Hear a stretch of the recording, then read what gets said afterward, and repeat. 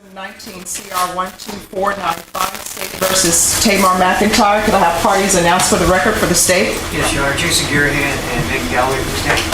John Hunter, Jerry Goldstein, and Thomas Lane for Mr. McIntyre, Your Honor, and Mr. McIntyre's present. All right. And are you all ready to proceed? Yes, Your Honor. Okay.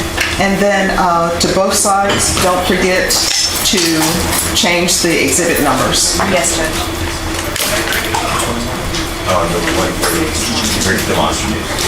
I need to pass out their microphones. Okay.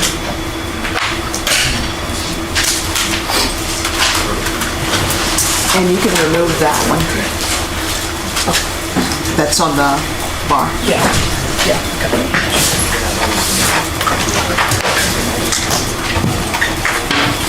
And State, do you have your next witness? Yes, Judge.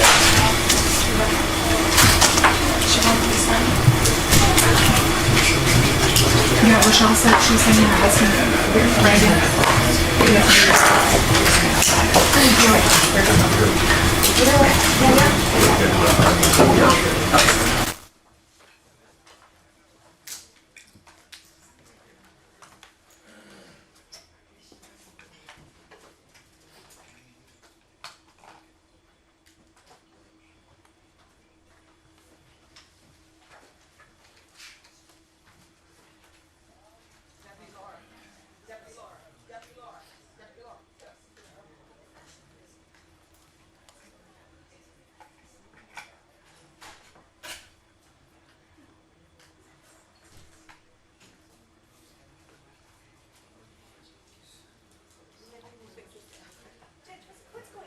I have no idea.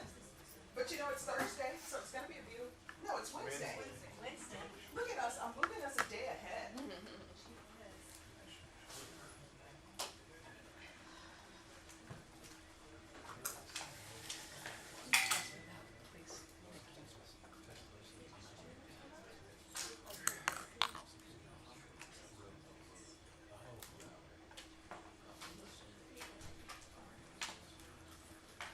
That's it, Judge?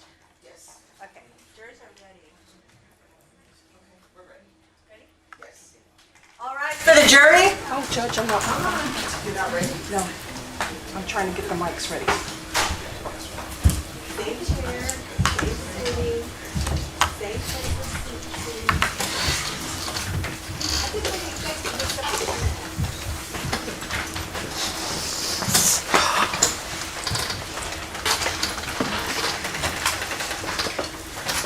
All right, everyone, please be seated.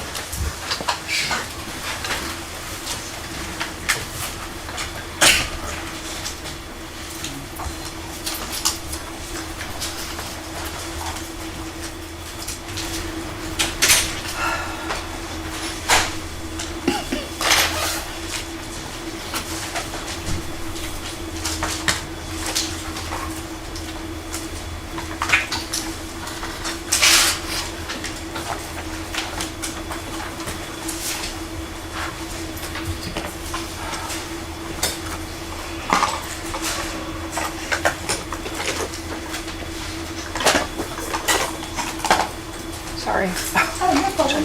Don't rush.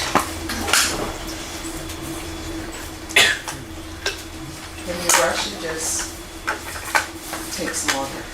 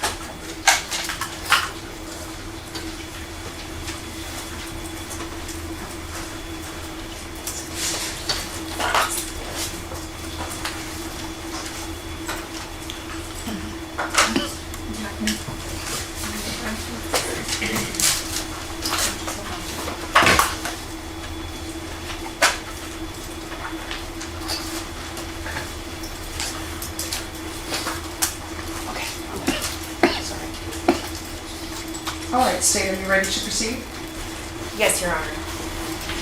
Regarding yesterday, the witness David Pendleton, the state offered State's Exhibits 36 and 37, which were admitted into evidence, but we are moving to renumber them as 136 and 137. Any objection? No, Your Honor. All right, then, then ladies and gentlemen, Those were demonstrative. ladies and gentlemen, State's Exhibit 36 and 37 will remain the same content, but they're just renumbering it, and so 36 will now be 136 and 37 will now be 137. Does everyone understand? All right, State, call your next witness. Judge, really quick before the next witness, at this time the state offers State's Exhibits 59, 60, and 61, which were authenticated through Officer Halliburton, and defense has previously reviewed the exhibits. No objection. All right, State's Exhibit 59, 60, and 61 are admitted. Thank you. The state calls Christina Vachon.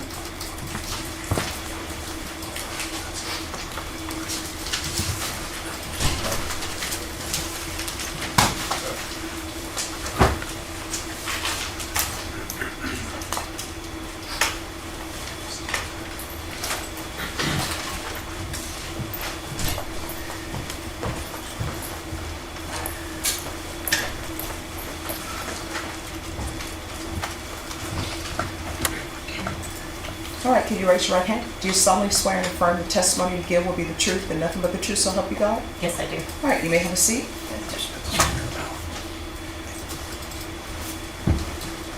All right, if you make sure that you keep your voice up so that members of the jury can hear, and also if you could state your name and spell your last name, please. My name is Christina Vachon. My last name is spelled V-A-C-H-O-N. All right, State, you may proceed. Thank you. Ms. Vachon, how are you currently employed?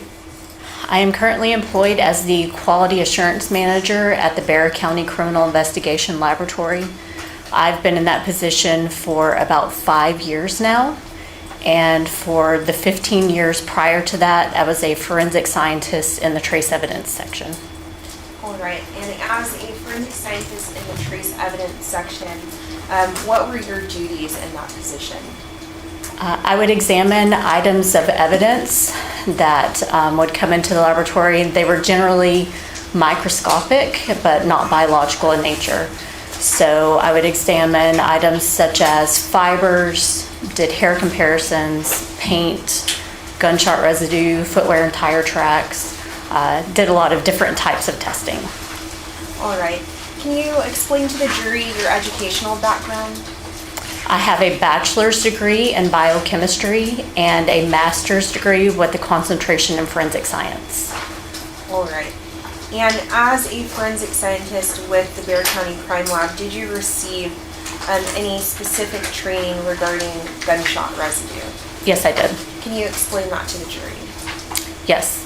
I attended the Lehigh University School of Microscopy for training on the instrument that we use. I also received training from the manufacturer of our instrument on the software that we use.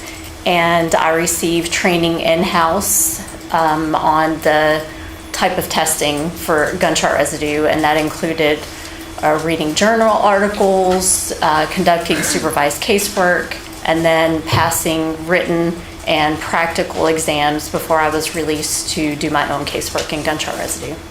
Okay. And have you testified as an expert witness in the area of gunshot residue before? Yes, I have. And has that been including in courts in Bexar County, Texas? Yes. Okay. Now, regarding the Bexar County Crime Lab, can you explain to the jury if the lab has any credentials or certifications? We are accredited. Okay. And in the Bexar County Crime Lab, do you have the ability to conduct a gunshot residue analysis? Yes. Okay. Now, I'm going to show you what has been marked as State's Exhibit number 17. Well, it's been entered into evidence. If you could just take a look at that and tell me if you recognize it.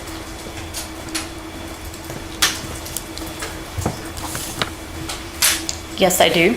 Okay. Is that the kit that you received to conduct analysis? Yes. Okay. Now, As part of your records, do you maintain the chain of custody for your portion of State's Exhibit number 17 at the Bear County Crime Lab?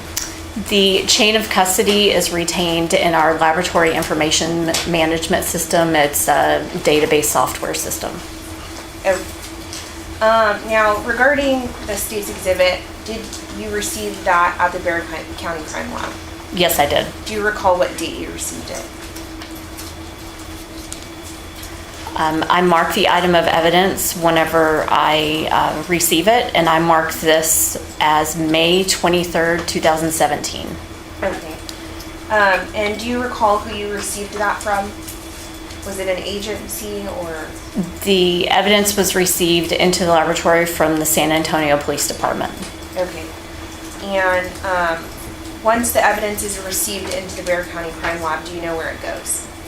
Yes, it is kept in the evidence receiving section of the laboratory in the vault there until I'm ready for examination. And then I will take custody of the evidence and take it to our scanning electron microscopy room, which is where I do gunshot residue testing. Okay.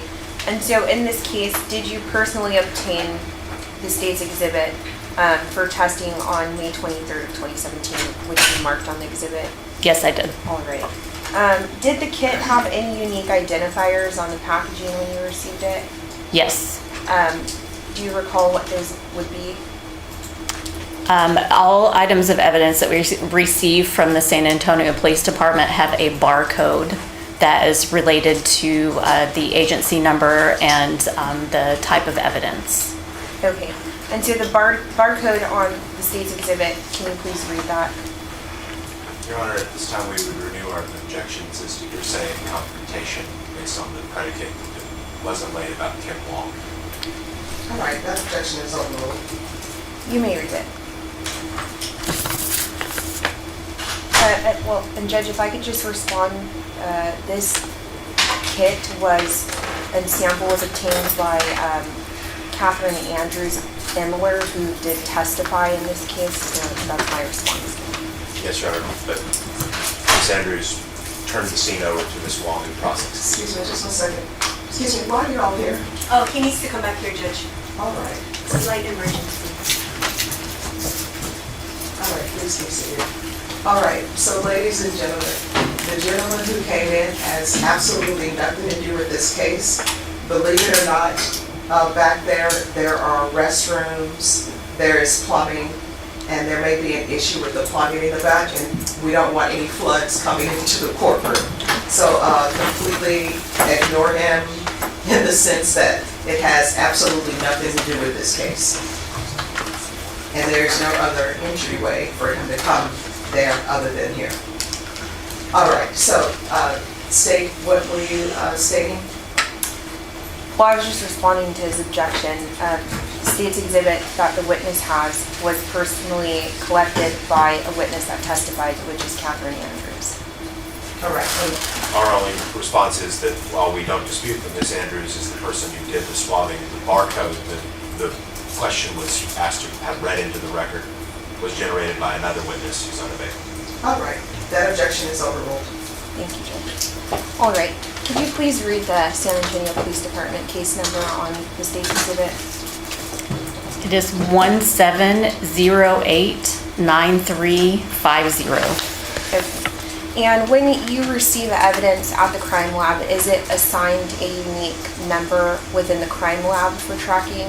Yes, it is. And what would that be in this case? In this case, that was 17-03268.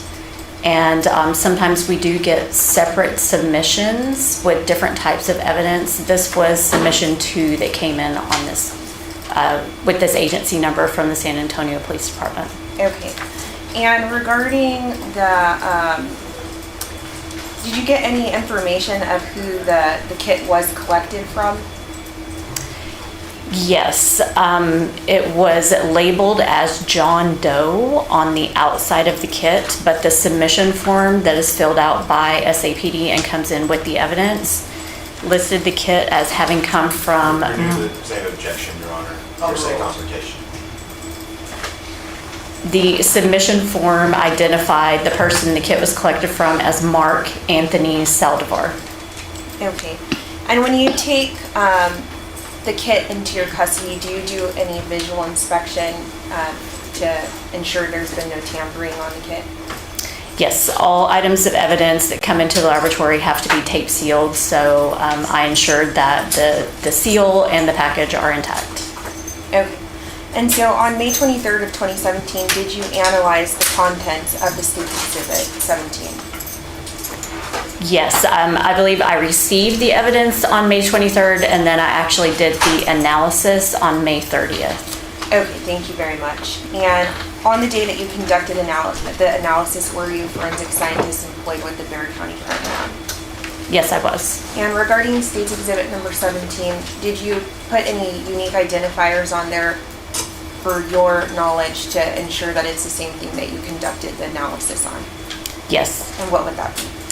Evidence that I take into my custody, I will write the criminal investigation laboratory number, the date that I receive it, the item number, and my initials. And then whenever I have completed analysis, I will make a tape seal and write my initials and the date that I seal it. And I see both of those here. Okay. Would you please explain to the jury what gunshot residue is? Yes, I have a model if I may use it.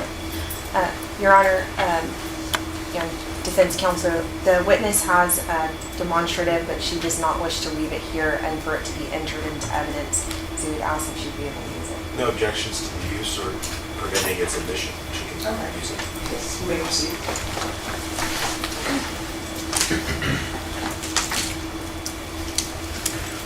This is a model of a round of ammunition, and you may have seen it with the firearms examiner as well. I'm going to show you something different with it. So what happens whenever a trigger is pulled on a gun, it will release the firing pin of the gun. The firing pin will strike the primer cap area that you see here, the silver area, and that contains shock-sensitive chemicals. So whenever it receives that strike from the firing pin, there will be an explosion in this primer cap, which blows into the cartridge case area of the ammunition. Inside the cartridge case, there is nitrocellulose, gunpowder, and that will ignite and burn very quickly, and the gases expand inside the cartridge case. And it's those expanding gases that actually push the bullet out of the cartridge case and down the barrel. So whenever I am looking for gunshot residue, I'm looking for the components of the primer cap area. And it contains the metals lead, barium, and antimony. And those will evaporate in the explosion and then condense back together to form particles. And those particles are forced out of any open areas of the gun, and they will land on surfaces around the gun when it's fired. Okay. And the analysis, how do you conduct it? With what instrument? I use a scanning electron microscope with an energy dispersive X-ray detector. Okay.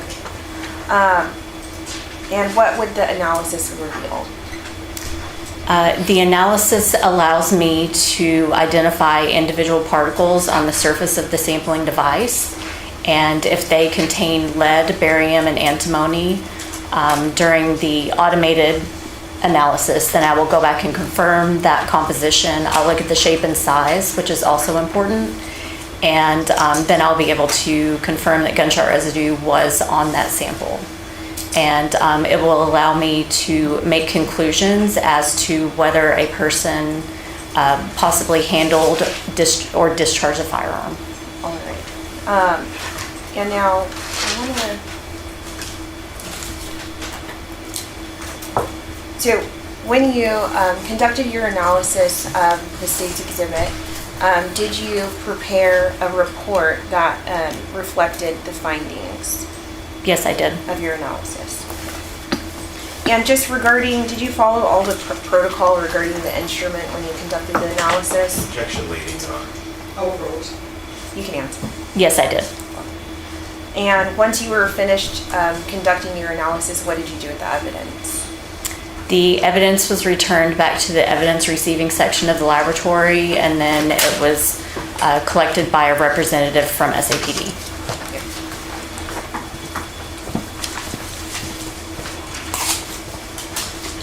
Now, I'm going to show you what has been marked as State's Exhibit number 139. If you could take a look at that and tell me if you recognize the document. Yes, I do. Okay, is that a copy of the report that you generated in this case? Yes, it is. Okay, and does it reflect your findings of your analysis? Yes, it does. Okay, and was it State's Exhibit number 39 created at or around the time that you conducted your analysis? Yes, it was. And are you a custodian of records for the Bexar County Crime Lab? Yes, I am. Is State's Exhibit number 139 a true and accurate copy of the report and your findings? Yes, it is. And just regarding, is that your signature or electronic signature on the report? Yes, it is. And is this report kept in the regular course of business? Yes, it is. We're tendering to defense for inspection. At this time, we would offer State's Exhibit 139.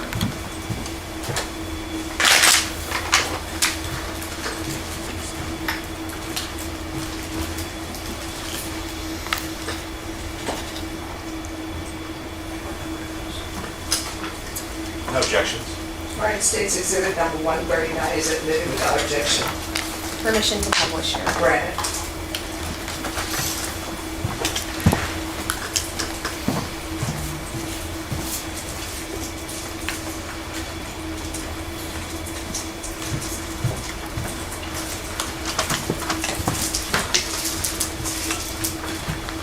All right, Ms. Vachon. So I am publishing State's Exhibit number 139, which you've stated is a copy of your report. Can you please explain to the jury what the result of your analysis was? I identified 10 microscopic particles containing lead, barium, and antimony on the sample that was collected from the right hand of Mark Anthony Saldivar. And I found 10 particles containing lead, barium, and antimony on the sample that was collected from the left hand of Mark Anthony Saldivar. And is there any significance in the microscopic particles? Yes, I will confirm up to 10 particles on each sample. So that means that there were possibly more than 10 particles on these sampling devices. Okay. And so based on the identification of these particles, what was your finding regarding Mark Anthony Saldivar? My conclusion was that based on the morphology and the elemental composition of the particles I found, Mark Anthony Saldivar may have discharged a firearm, handled a discharged firearm, or was in close proximity to a discharging firearm. Okay. Now, in your training and experience, have you examined gunshot residue kits for victims of gunshot wound? Yes, I have. Okay. And is it common for victims that suffered a gunshot wound to have gunshot residue present? Objection, relevance. Overruled. You can answer. In my experience, it is very common for victims of gunshot wounds to have gunshot residue on their hands. And why is that? It is because as I said before, it's the force of the gases that are pushing the bullet down the barrel of the gun and toward the target. So most of the gunshot residue is going to be forced in that direction because that's where all of the pressure is going. So whenever a gun is pointed at a target, then a majority of the gunshot residue will be traveling in that direction toward that target. So if a person is being shot, it would be common sense, it would make sense for them to have gunshot residue on them if they're close enough to the gun. Okay.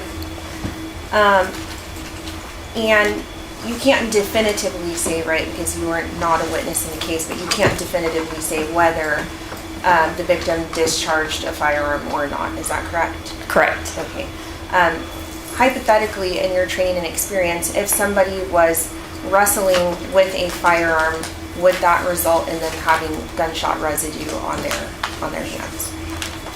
That is possible. One of my conclusions is that the person may have handled a previously discharged firearm, and if they are struggling over a gun, then they would be touching the gun. We pass the witness, Your Honor. Thank you, Your Honor. Good morning, how are you? Good. A couple of things.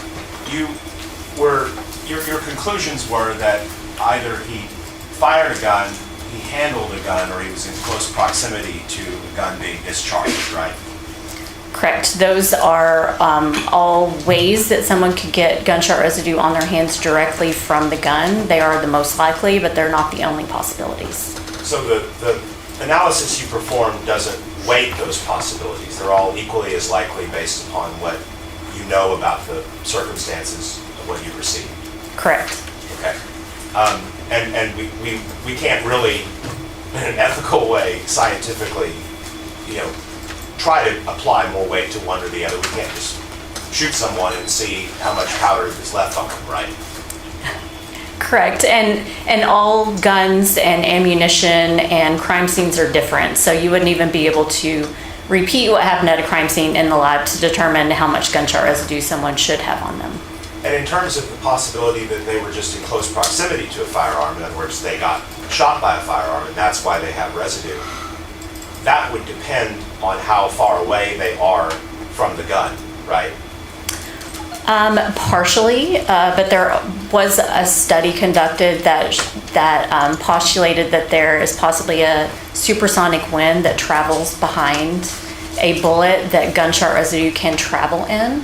So that residue can be deposited on someone that's further down range. But generally, gunshot residue will stay in the vicinity of the gun where it is fired. And so there's a study that is considering that as a hypothesis, but it hasn't been established as a well-recognized practice or thing to rely on in your field, right? Correct. Okay. You indicated in your remarks that it would be recommended that the known firearm and ammunition be submitted if further testing is desired.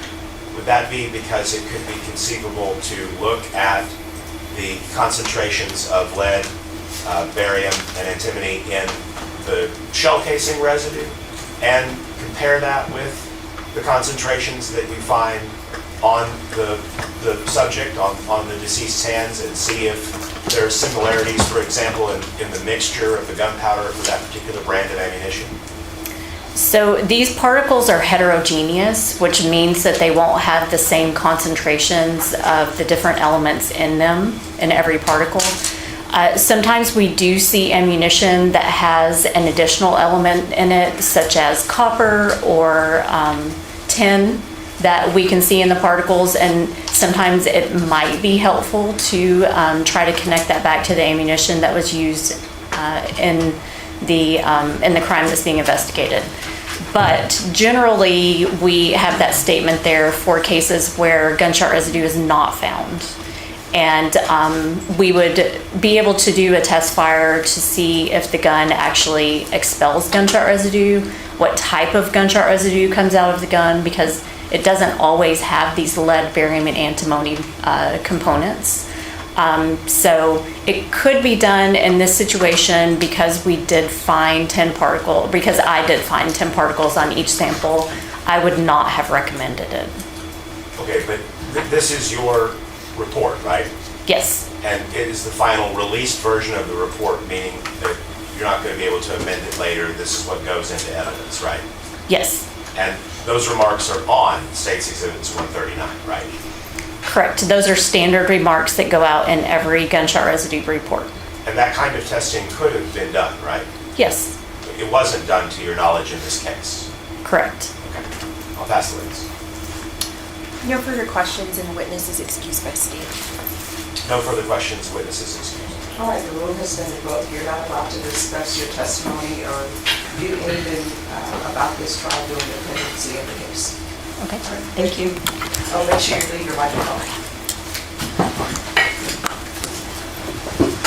State, call your next witness. Yes, Your Honor, the state calls Denise Serrano. I'm having a hard time hearing. Can I take a look? Thank you.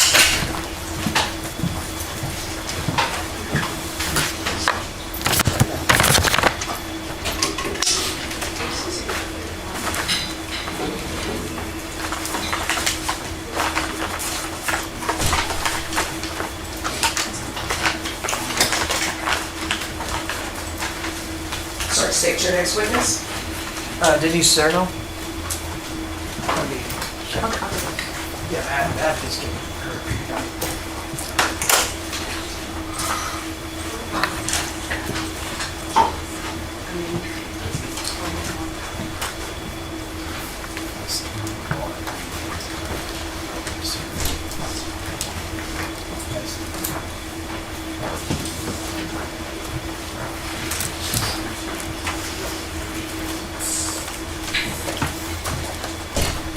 And just put this on your collar.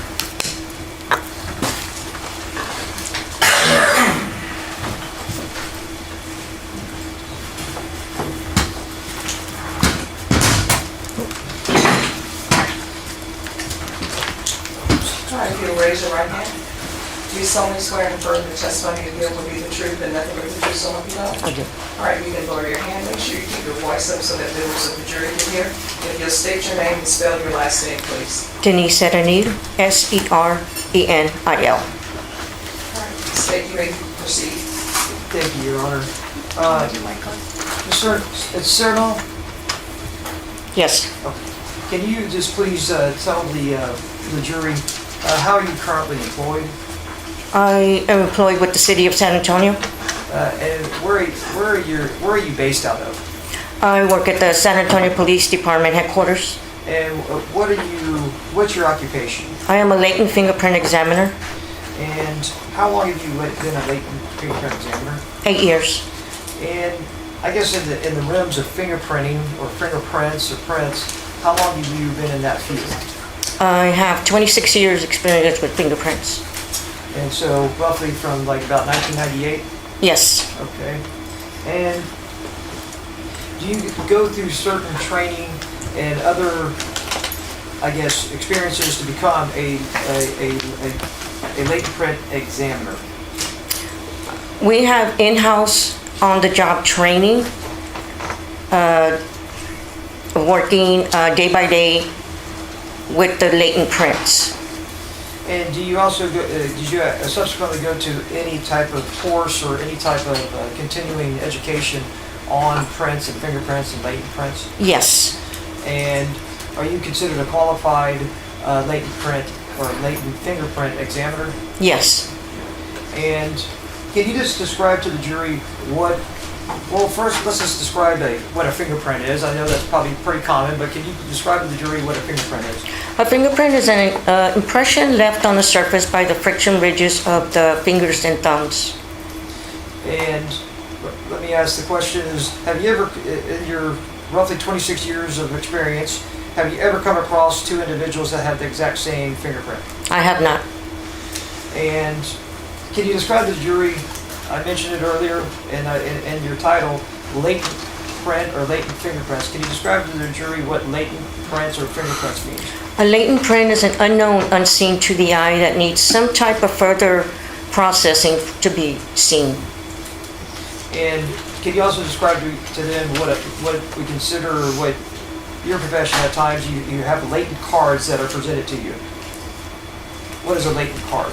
A latent card has the prints, the unknown prints that are lifted at crime scenes with the detailed information on it.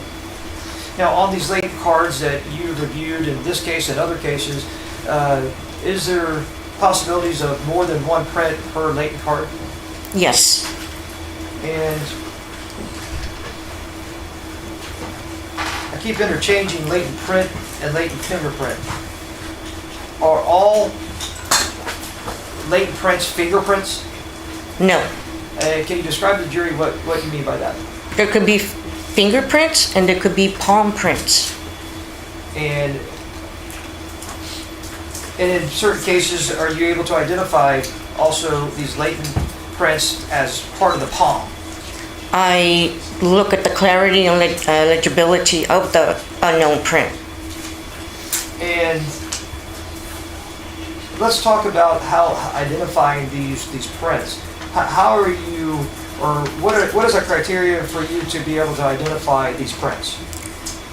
I look at the ridge characteristics to identify a specific point on my unknown to my known.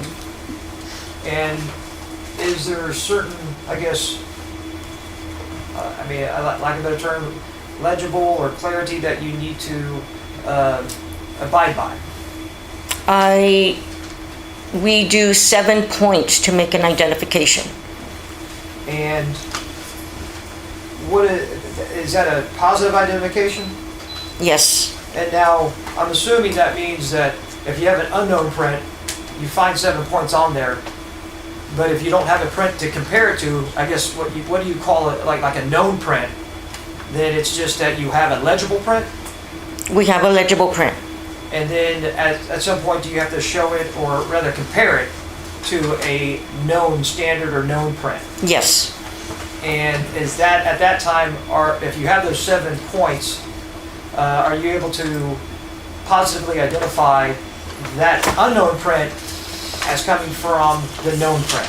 yes, And that's in the general category of how you determine if an unknown print to a known print. Is that correct? correct.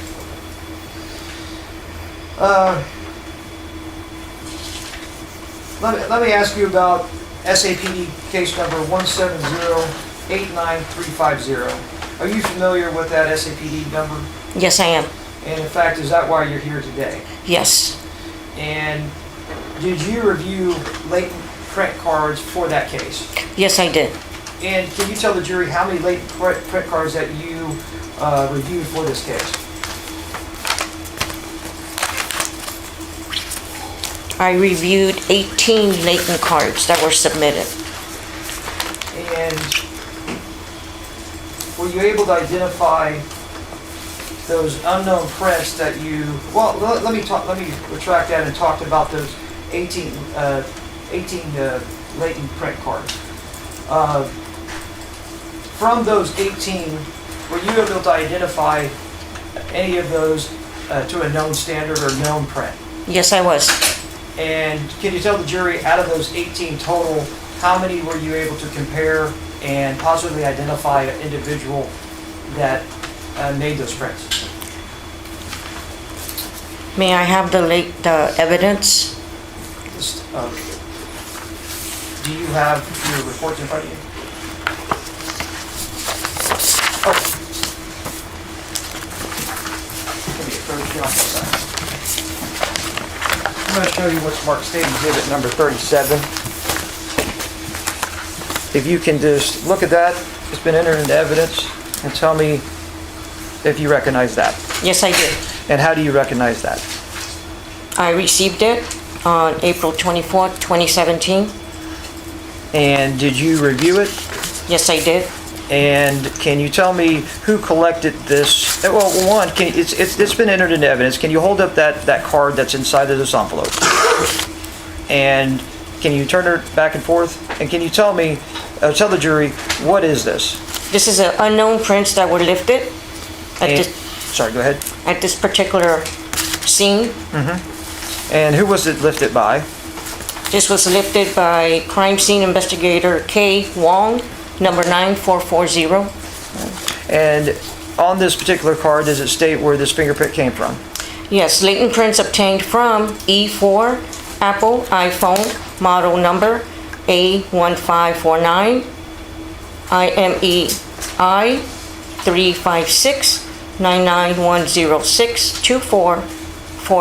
356-99106-2443-296. Okay, thank you. And Your so, Honor, at this time, we would request a hearing under 702 for the witness. All right, ladies and gentlemen, I'm going to have you step outside. You heard some evidence. In this case, you're not allowed to discuss with yourselves or with anyone else, do any research, or to begin deliberations. Does everyone understand? So I'm going to have you all step outside and I'll call you back in shortly. Everyone please rise for the jurors.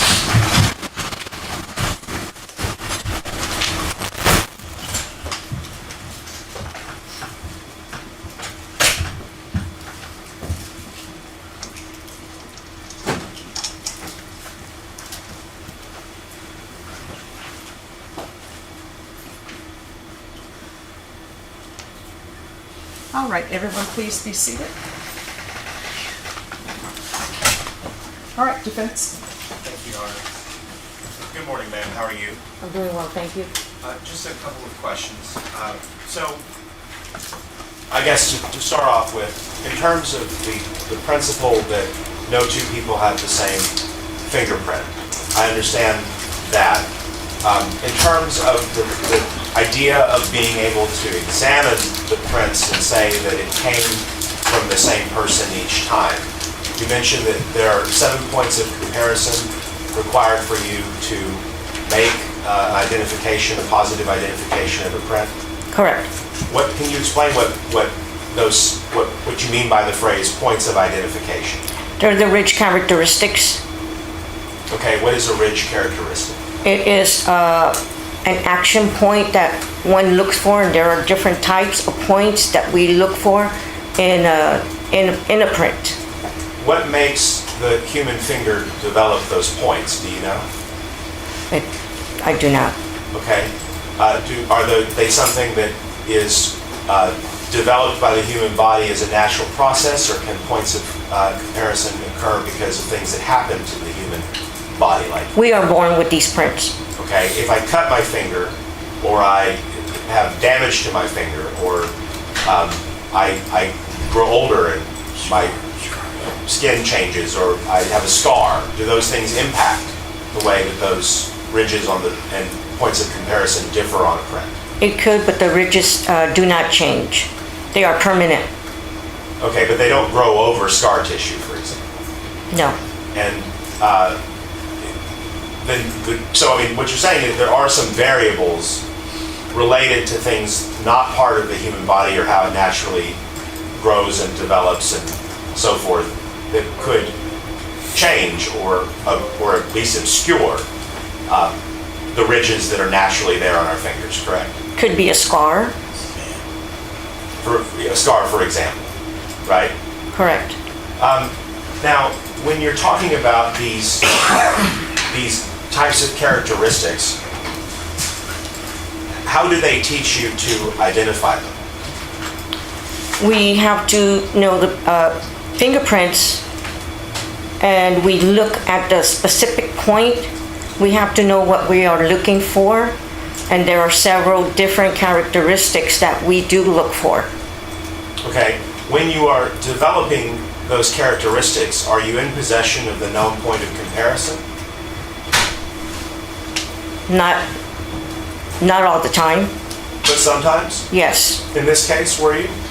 No. Okay. All right, so here's my question. Are you challenging her as an expert? Are you challenging the scientific method of fingerprinting, or are you just doing a cross-examination? I'm challenging the method of fingerprinting, Your Honor. I'm also going to be challenging the way in which the methodology was applied on the occasion in question.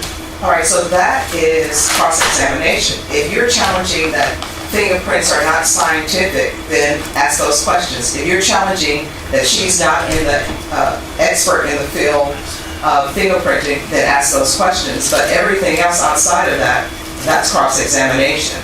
So is that what's happening here? You're challenging her expertise? Well, Your Honor, respectfully, I believe that under Daubert and Kelly, the purpose of this kind of a hearing authorizes me to ask questions about the underlying scientific theories. Respectfully, I'm asking, are you challenging her ability as an expert? Are you saying she's not an expert in her field? Or are you challenging and stating that fingerprints are not a part of scientific method? They haven't been proven, that I am assuming that there are fingerprints that can be the same from two different persons. What I'm trying to figure out from your question is, what is your challenge to this witness? If it's just for you to cross-examine, then that needs to be done in front of the jury. But if you're challenging her expertise in following Rule 701, 702, 703, then you need to have your questioning limited to 701, 702, 703. Your Honor, as I was saying, I believe that to make the inquiry, the court must be apprised of what the scientific principle is, what the method used to apply that principle is, and whether that method was done correctly on this occasion. Then respectfully, those are the questions that need to be asked. Yes, Your Honor, I All will right. try to Thank to you. be more tailored to that. Your Honor, also, just to streamline it, I'm also entitled under Rule 705 for disclosure of the underlying facts and data. So I would like to ask the witness a couple of questions about that because it will inform my inquiry and shorten it. Well, haven't you already received that from the state? Well, yes, but the record is entitled to be made all at the same No, time. I understand that, but I'm trying to make sure that you have received that. I am aware, I believe I've received it. I mean, I'd like to ask the witness All right, now. proceed. Okay, real quick, ma'am. You mentioned that you looked at a print that was taken off of a blue iPhone.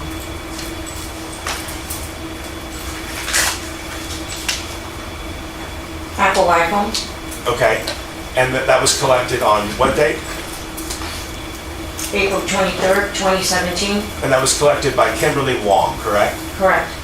And then you also received a comparison print, right?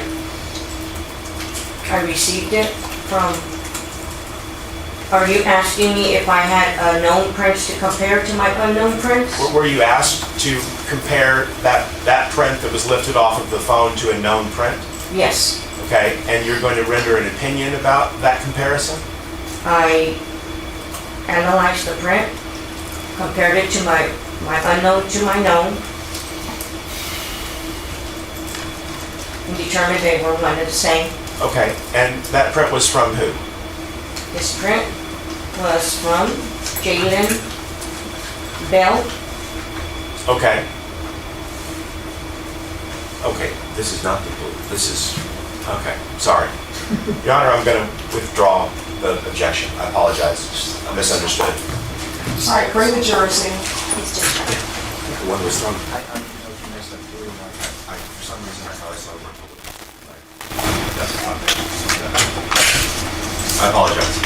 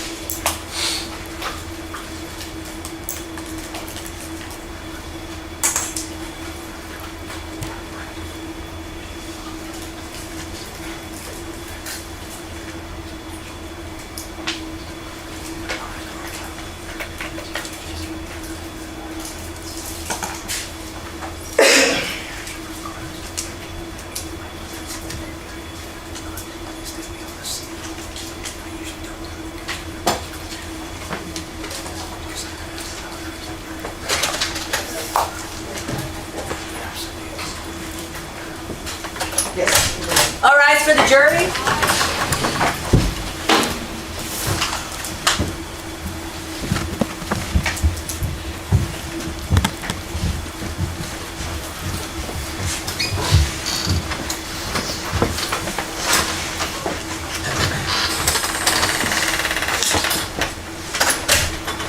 All right, everyone, please be seated. All right, State, you may proceed. Thank you, Your Honor. Oh, just We're one. missing, they're coming.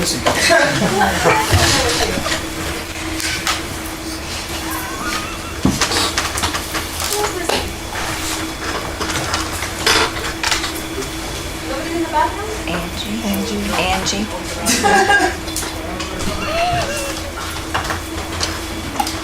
They're just coming slowly, trickling from the restroom. Okay. All right, we can wait. And we're missing Mom. Who's missing next to you? Angie. Angie?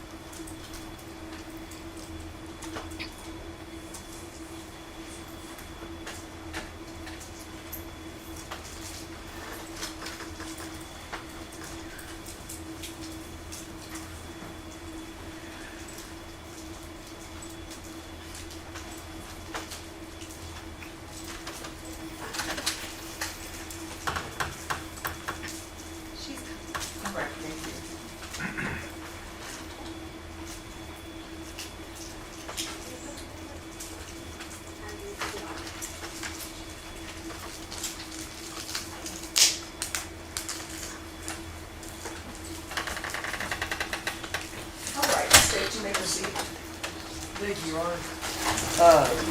Ms. Randolph, I believe I was asking you about state exhibit, can you tell the exhibit number on that? State exhibit number 37, and you had obtained the card, what you call the latent print card? Correct. And that's what was in this. And you stated that you were able to compare the prints on that card with a known individual, is that correct? That is correct. And you stated just earlier, just to rehash, just to make sure that we're on the same page, this was collected by Kimberly Wong on April 23rd, 2017. That is correct. And who was the individual that you were able to identify that made the prints on this particular cell phone? I identified to Jalen Bell. Thank you. And then I'm going to show you what's marked state exhibit number 106. Can you please look at that and tell me if you can identify that envelope and its contents? Yes, I received it May 1st, 2017. There were 10 latent cards submitted in this check. And who were they submitted by? They were submitted by Crime Scene Investigator R. Hurtado, number 9414.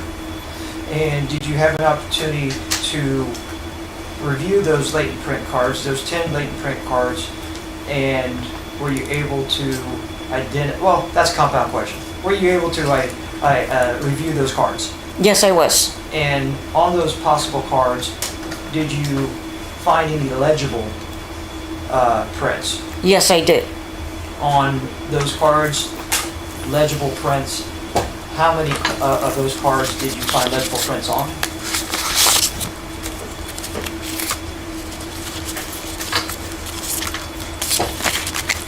I found 2 cards with legible prints.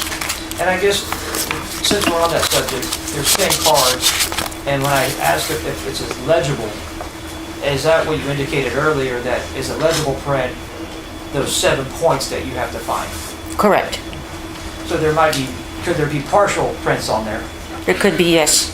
And that, under your qualification of a latent fingerprint or print examiner, you cannot determine a positive ID with less than 7 points. That is correct.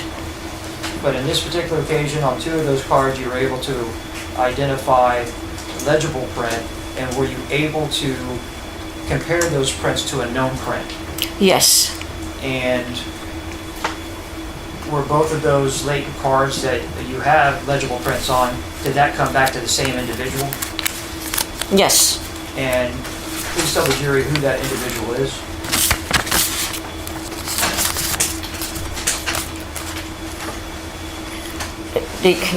Jeremiah Rodriguez. Thank you.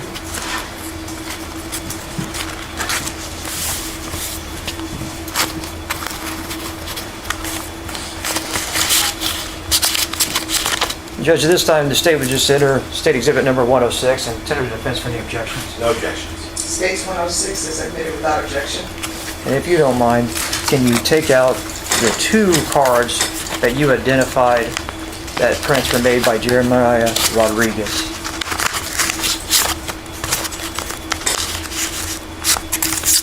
And can you please just hold those up and show them to the jury?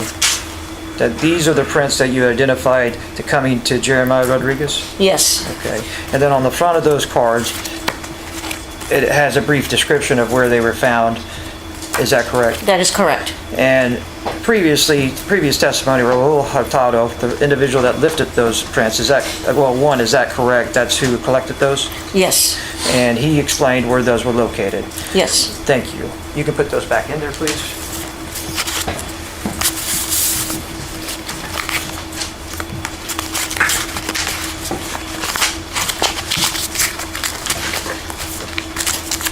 Now, that's a total of Kimberly Wong turned in 1 latent print card, and then Mr. Raul Hurtado turned in 10. You said 18. Where are the other 7?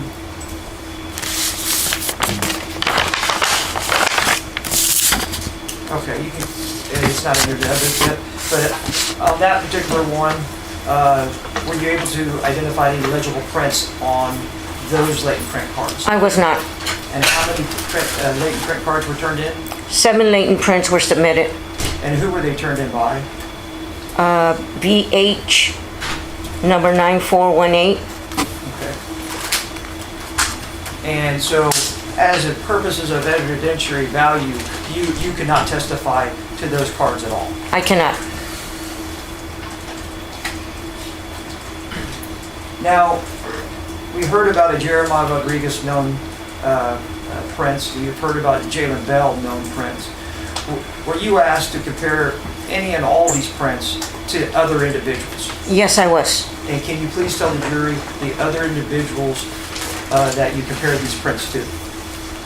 Your Honor, may I get my notes? Defense, she is asking to review her notes. Oh, no objection.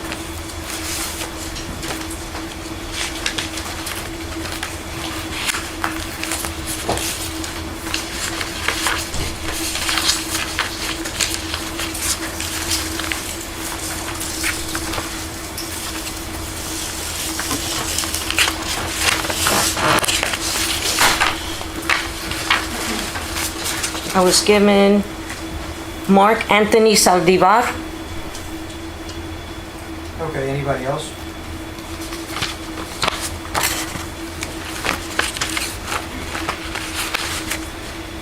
Taymor McIntyre, And anybody else that you compared these to? Joanna Reyes. Thank you.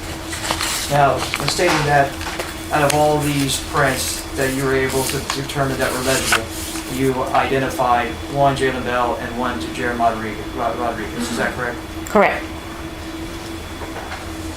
Thank you, Mr. Nels. We'll pass the witness. No questions, Your Honor.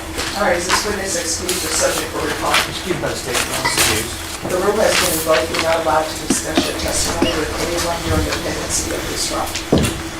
Thank you. Thank you, Judge. And if you'll just leave the exhibits with the court reporter.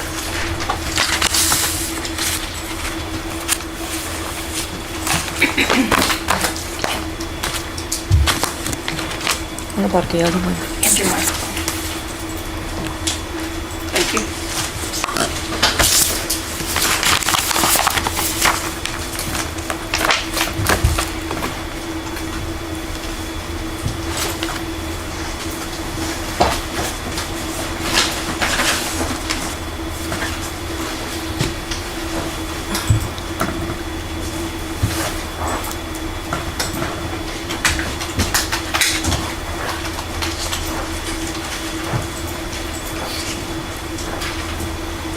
All right, state, call your next witness. The state calls Lindsay Patton.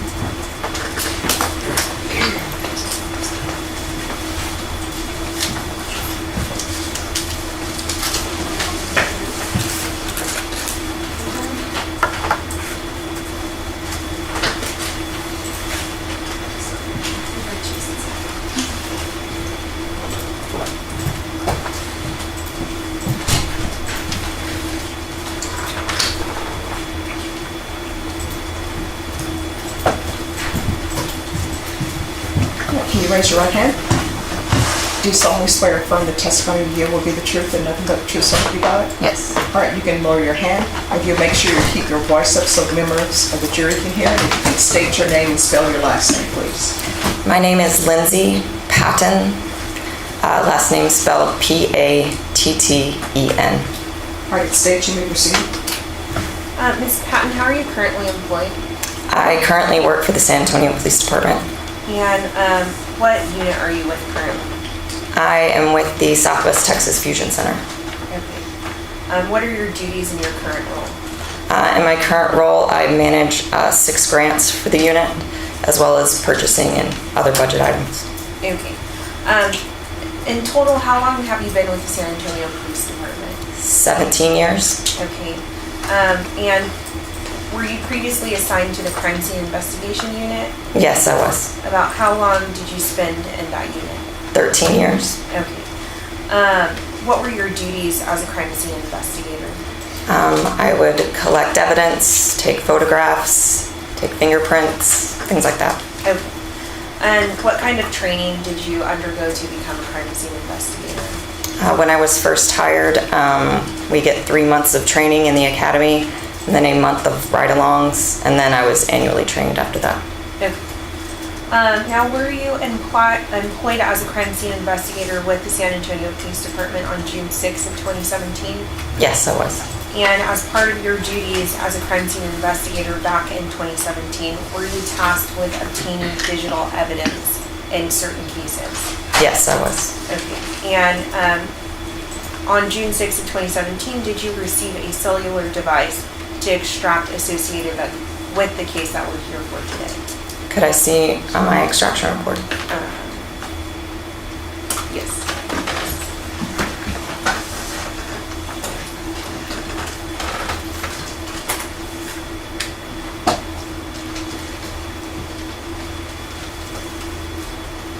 Well, I don't have a printout of it, but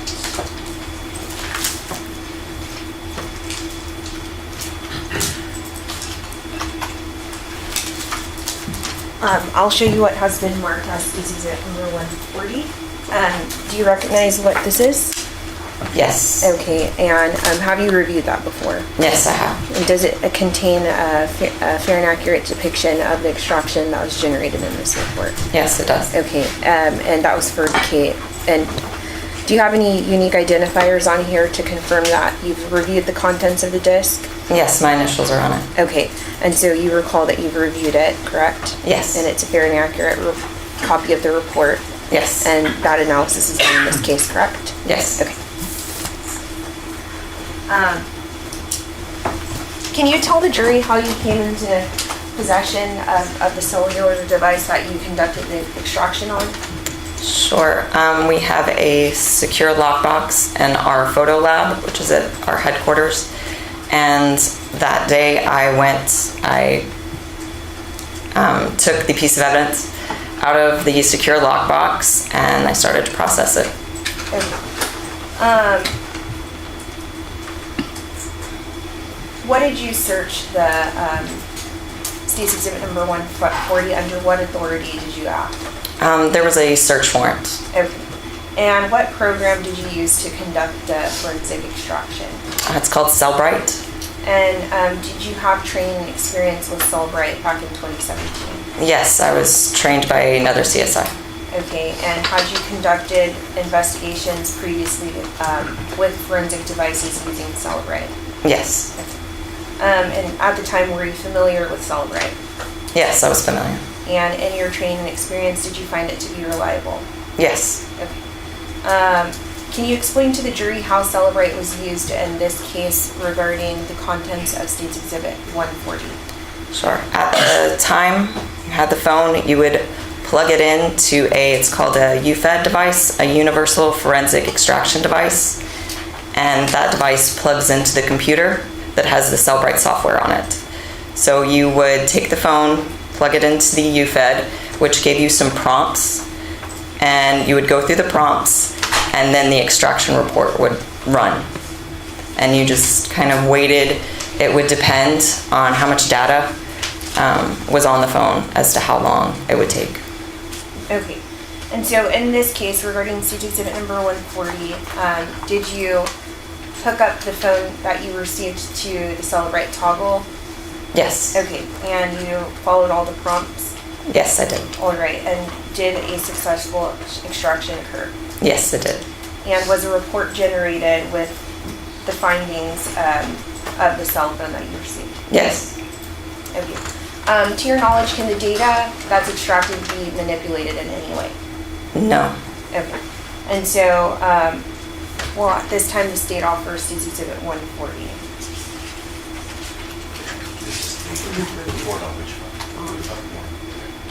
No new objection. All right, State's Exhibit number 140 is admitted. Permission to publish, Your Honor. Granted.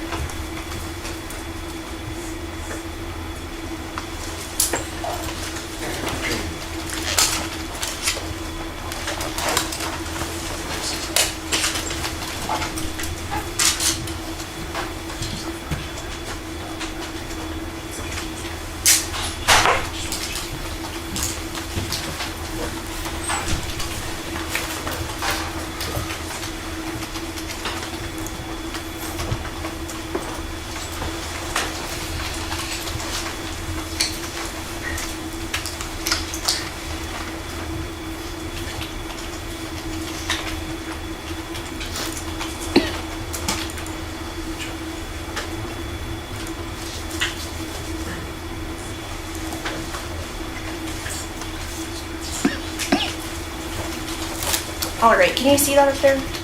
Yes, yes. Okay. Now, if you take a look at state exhibit number 140,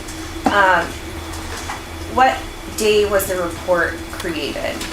It was created on June 6th of 2017. Okay. And regarding the examiner name, who is that? That's me. Okay. And is that your badge number? Yes, it was.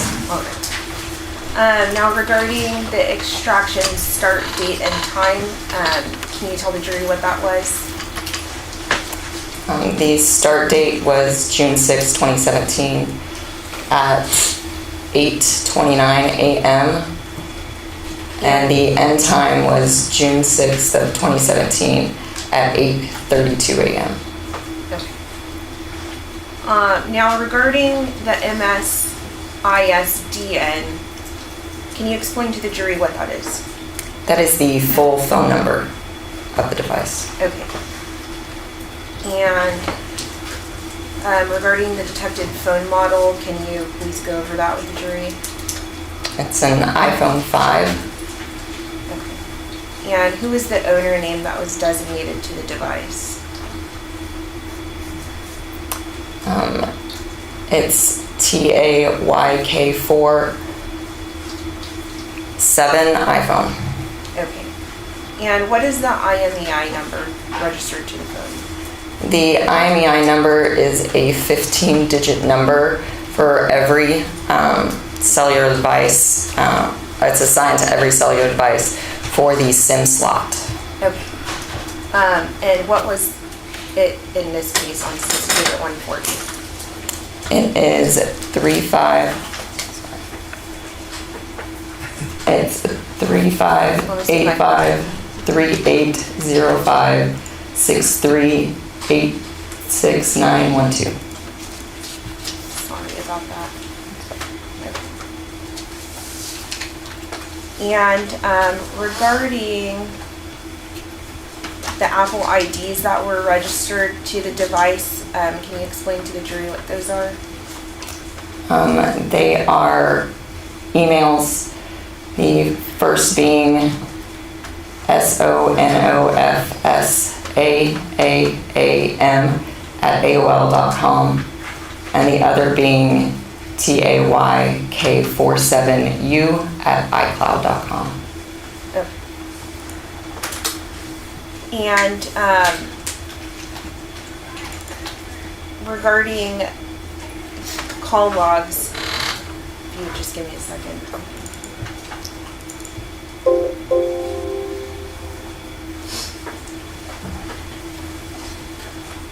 You've previously reviewed this, and this is a fair and accurate depiction of the calls that were contained on the device, correct? Yes.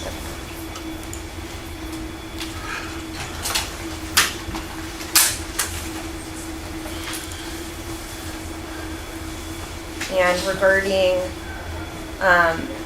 this iMessage, can you explain to the jury regarding the item listed as 67, who the participants in that iMessage thread were? It's going to be tayk47u@icloud.com. Okay, and the other number associated with the text thread?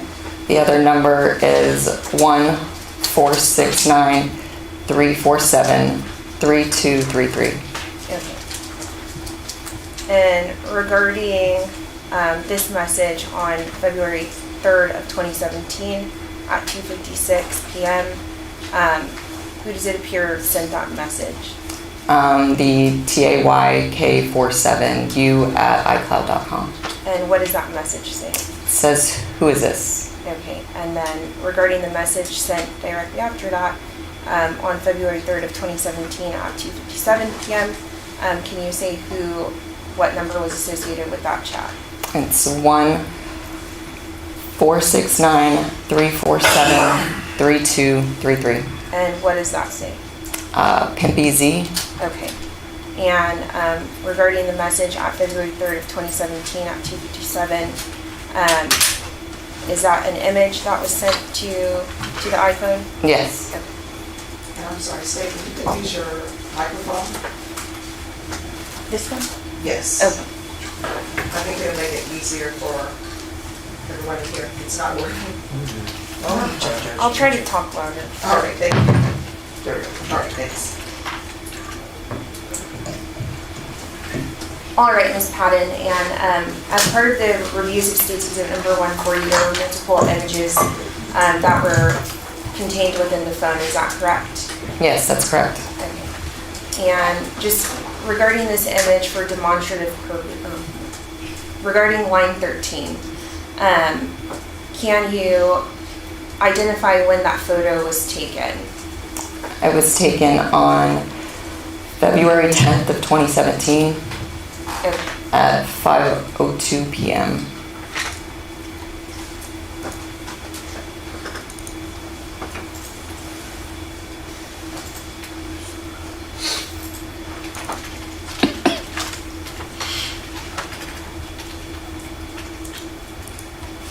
Okay, regarding State's Exhibit, or the item listed as 140, can you tell when that image was created? It was created on March 3rd, 2017 at 3:16 p.m. Okay, and line 141, It was taken on March 3rd, 2017 at 3:15 p.m. and 142, It was taken on March 3rd, 2017 at 3:15 p.m. and 143. Also on March 3rd, 2017 at 3:15 p.m.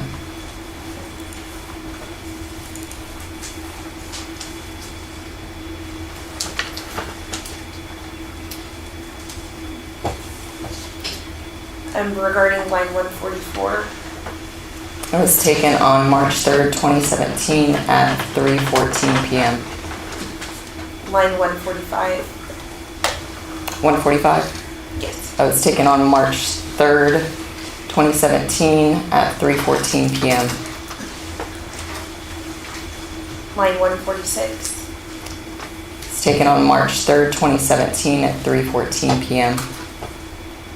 line 147, It's taken on March 2nd, 2017 at 8:38 p.m. and line 148. It was taken on March 2nd, 2017 at 8:38 p.m.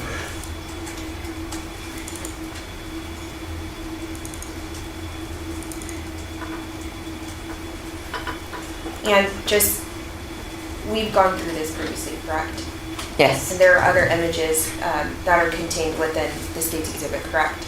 yes, And you would be able to tell the date and time that they were taken by looking where, if you could show the jury, please.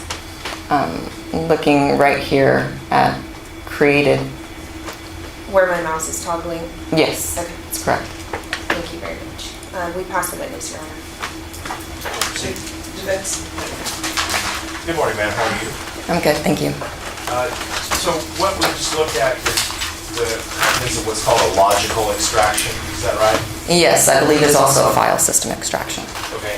And there are different grades of extraction, right? Yes, that's correct. And logical or file system is the lowest level, lowest tier of extraction, correct? Yes, sir, that's correct. So for example, it won't tell you what's in the deleted files or in the cache of different applications, right? Yes, that is correct. If you wanted to look at messages that were sent on platforms like Instagram or Snapchat, things like that, you wouldn't be able to access it. No, sir. And what ultimately this kind of a logical extraction produces is a PDF That's of correct, what's on sir. the phone, right? Yes, sir. So it's not like we can go in with a mouse and, click on Instagram and scroll through or things like that. Right, not with this version. And at it this wouldn't time. give us detailed GPS data either, right? I don't know that answer. You don't know one way or the other? No, sir. That wasn't something you were asked to look at in this case? Right. Okay. In order to do a more thorough extraction, we would need what's called a UFED reader, right? In this case, I believe a more thorough extraction would have required the passcode to the phone. And then you would also need to do a full file system extraction. Yes, sir. okay? And then you would need to have special software to actually interact with the contents from that full file system extraction, correct? Yes, in 2017, Cellbrite did not have that technology. Okay, and it's proprietary software, right? To Yes, sir. Cellbrite? Yes, sir. So, I mean, do you know how many thousands of dollars it costs to have that software at your disposal? Objection relevance. What's the relevance? To explain how complicated it is to get more information from the cell phone. All right, objection is the same. Pass the witness. No further questions, and she's excused by the state judge. Excused. All right, the rule has been invoked. You're not allowed to discuss your testimony with anyone during the pendency of this case or do anything. Do you understand? Yes, I do. All right, thank you. Thank Make you. sure you leave your microphone behind, and if you'll leave the exhibit with the court reporter. Okay. State, call your next witness. Yes, Your Honor, the state calls Detective Raul Flores.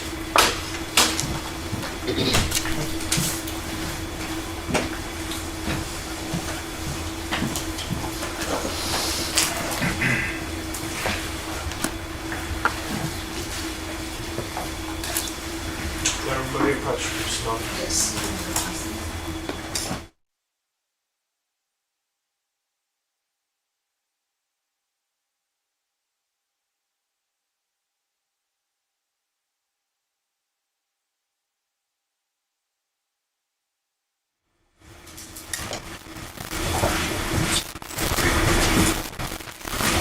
All right, ladies and gentlemen, being informed by both parties that this is going to be a lengthy witness, potentially.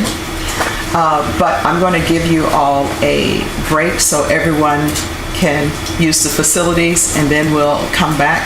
But I'll make sure that you do have a lunch break, but I want to make sure that we continue with this witness. Then after this witness, I anticipate giving you your lunch break at that time. Are you all okay with that?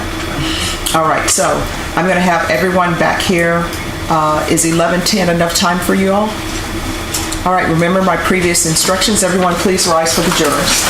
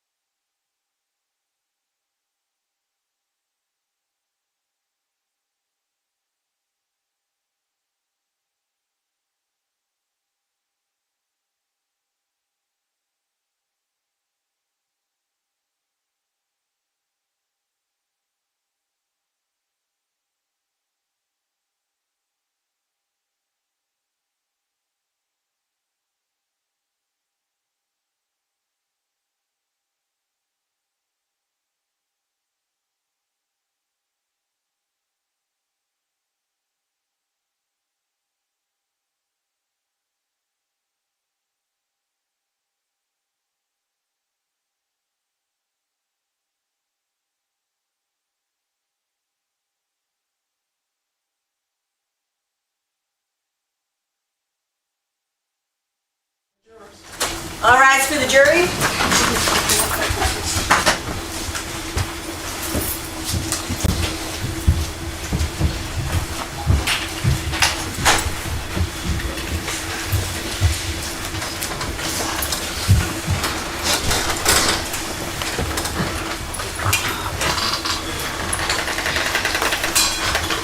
All right, everyone, please be seated. State, call your next witness. State calls, the sergeant of the rural Royals. All right, could you raise your right hand for me?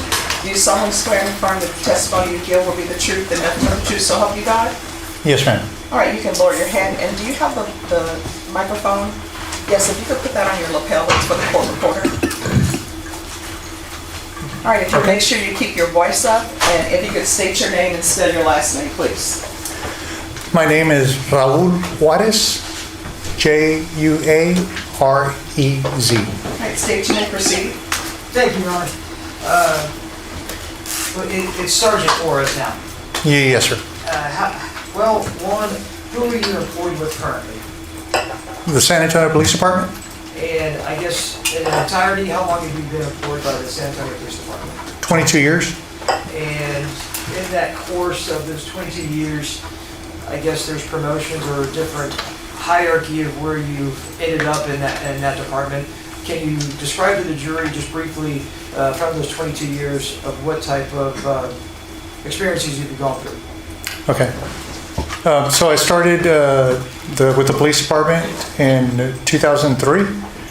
I worked for approximately 3 years on patrol as a uniformed patrol officer on the south side overnight. From there, I went to the tactical response unit and the gang unit for, again, approximately 3 years.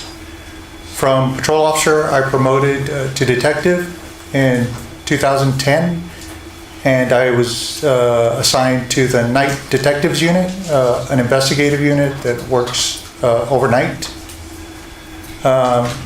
In 2015, still a detective, I transferred to the homicide unit, and I was assigned to the homicide unit until I promoted to sergeant in December of 2023. And you stated that you're a detective in the homicide unit. How long were you a detective in the homicide unit? I was a detective at the homicide unit for 8 years. I was a detective total 13 years. And can you just, again, briefly describe to the jury what exactly is that, the homicide division, and what type of cases that you'll deal with? So the homicide division is actually broken up into several parts. They investigate, everybody assumes it's just murders, but it's also in San Antonio, they also investigate traffic. There's a traffic investigation section, a misdemeanor section, an aggravated assault section. Those are things such as shootings, stabbings, those kinds of felonies. And then there's murders, murder detectives that investigate not only murders or any kind of suspicious death, manslaughters, capital murders, and in San Antonio, also officer-involved shootings. Thank you. And let's go back into 2017. What division were you assigned at that point? I was assigned to the murders section at homicide. And particularly April 23rd, 2017, were you assigned to the murder subsection of the homicide? Yes, sir. And let's talk about SAPD number 170-89350. Were you the lead detective on that case? Yes, sir. And were you dispatched to the scene that's associated with that SAPD number on April 23rd, 2017? Yes, sir. And why did you make that location? Officers responded to the scene for a shooting. Once officers arrived at the scene, they determined that a person had died from a gunshot wound. And based on the initial details that the patrol officers called, so they hold down the scene, secure the scene, look for witnesses, but they request homicide out to the scene for the follow-up investigation. All right, excuse me, can I have parties clerk just read for this?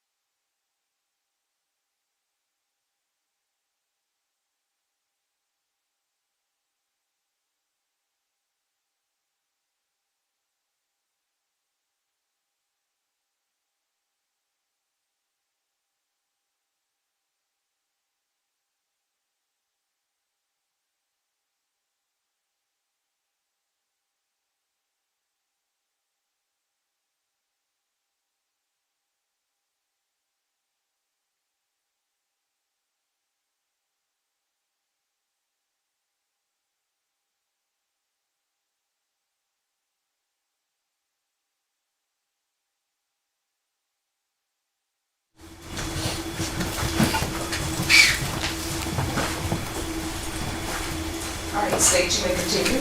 Thank you, Judge.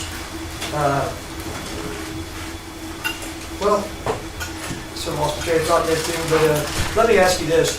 The location that you arrived at, was there establishment there? Yes, there was a Chick-fil-A restaurant at 27 Northeast Loop 410. And so is that location within Bear County, Texas? Yes, sir. And just to describe to the jury, what's across the highway that's sort of a landmark? Is there a mall or something across the highway? Yeah, there's a North Star Mall is located across the highway, approximately across the highway. So when you arrive at the scene, what are you doing? Are you delegating duties or assignments? How do you handle the scene? Generally, when I arrive at the scene, I look for either the first responding officer or the officer that's going to handle the report, that they're going to write the report. And I try to get an idea of what the officers have ascertained up to that point as far as what has led up to this incident. And any witnesses or potential bystanders that may have seen or have knowledge of what occurred. And speaking of, I mean, one, did you speak with the officers at the scene, get the initial, I guess, briefing on what was going on? Yes, sir. And then you stated about talking to witnesses and to get their, I guess, their initial accounts. Is that correct? Yes, sir. And did you speak with individual witnesses at the scene? Yes, sir. Now, did you personally speak with all the witnesses at the scene? No, sir. How is that handled? So when I got sent out to the scene, I went out with another detective, and we kind of divided the duties as far as witnesses. And since as we arrived, we determined that not only was the incident had started from what we know just down the street from the Chick-fil-A. And initially, when you're there, I think we had previous testimony, or rather other officers at the scene, are they also separating witnesses? Yes, sir. And then are witnesses kept at the scene and released from the scene, or are they taken places to get... So generally, once we determine which witnesses have seen anything, I mean, it's good that they are, telling officers that they're remaining at the scene to give us information. but we need statements from those people. So those witnesses were transported to the homicide office and to provide written statements. And I guess to be fair, are you able in every case or any case to get every witness that witnessed the incident? No, sir. And why is that, through your training experience? Generally, people don't want to get involved for a myriad of reasons. So not everybody stays at the scene. Sometimes people maybe feel they saw something but it really wasn't important. It might have caught their attention, but they didn't, link it in their mind that it was something greater. So usually that's the reason. So it's always a good thing when people do stay and cooperate. And I guess it's certain, through your experience with this case or any other case, or other cases for that matter, are there times that people stay at a scene and you determine that they're not an eyewitness or a witness that you feel that is useful? Yes. So, yeah, that happens. And let me ask you also, the initial evidence collection at the scene, was there any evidence that was brought to your attention pretty quickly at the scene?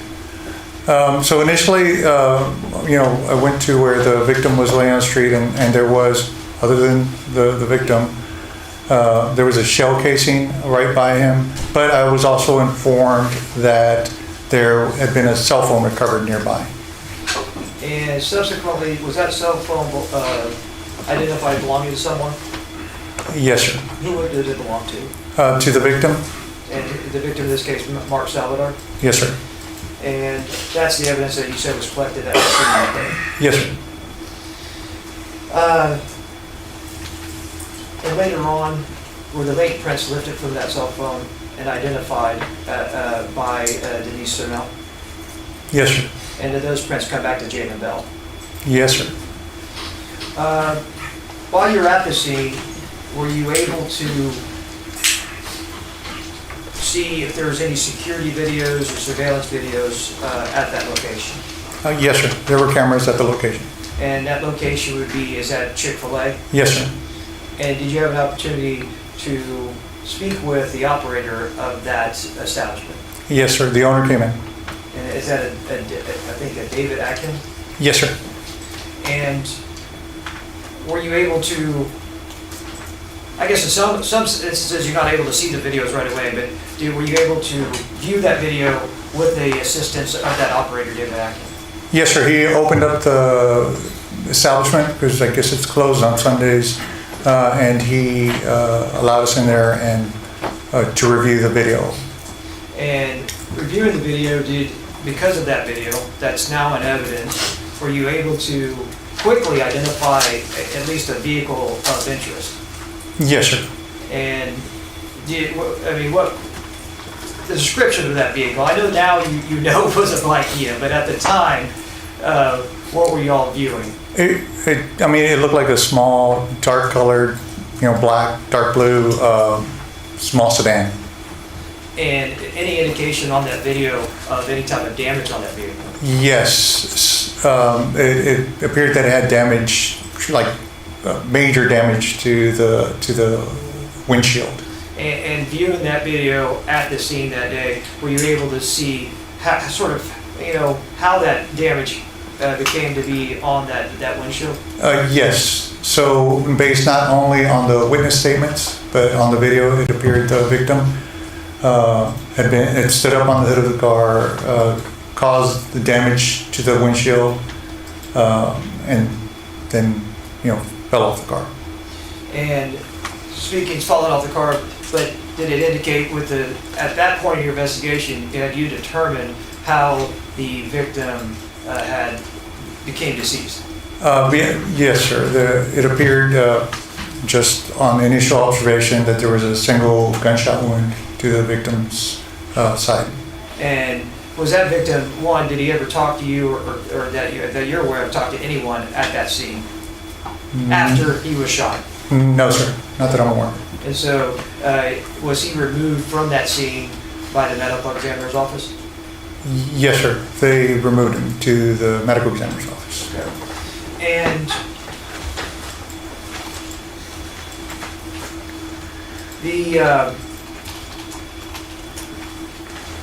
Going back to that cell phone from the scene, were you able to view that cell phone? Like the actual display? Yes, I could see the display. And were you able to gain access to any numbers that were calling that or texting that individual? So it was an iPhone, and the notifications popped up. So I couldn't access the phone, but when notifications came up, I was able to see messages and phone numbers.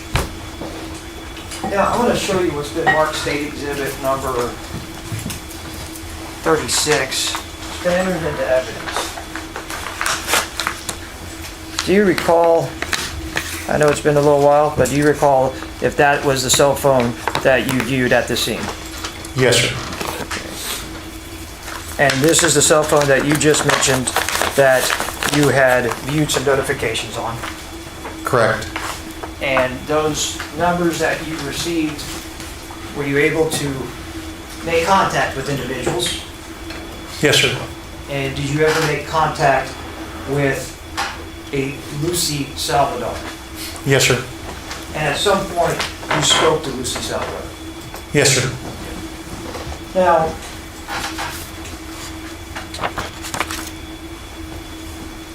after this initial investigation and your continuing investigation, and do you go down to a process of, in a sense, collecting other evidence? Let's say like 911 calls. Yes, sir. And in this particular case, did you collect and listen to any 911 calls? Yes, sir. There were 3 911 calls. Do you recall the individuals that gave those or made those 911 calls? Yes, one of them was Ana Delgado, and she stayed at the scene. We got a written statement from her. Okay. The other one was Elizabeth, and she gave a recorded statement. The third one was a lady who did not want to identify herself. And did those 911 calls assist you in your investigation? Yes, sir. And were those renditions and consistent with what you've been gathering already? Yes, sir. And then on April 26, 2017, were you able to identify a person of interest as a Joanne Reyes? Yes, sir. And how were you able to determine that she's a person of interest in this case? So I had applied for a search warrant for the victim's phone, and in reviewing his phone records, after having spoken to his mother, I knew the approximate time he left home, and I knew the approximate time where he was murdered. So I looked for the phone records at that time to see who he was communicating with, and that's how I developed that phone number. And is that how you developed Joanne Reyes was associated with the phone number? Yes, sir. And did you try to contact her? I did. And were you able to contact her at that time? No, sir. Did you ever contact anybody associated with Joanne Reyes? I spoke to her parents. And were you able to identify the vehicle, the black Kia Forte, through them?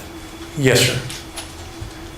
And at that time, did you, since you did have her number and she was associated with the case, were you able to apply for a search warrant and obtain one for her phone records? Yes, sir.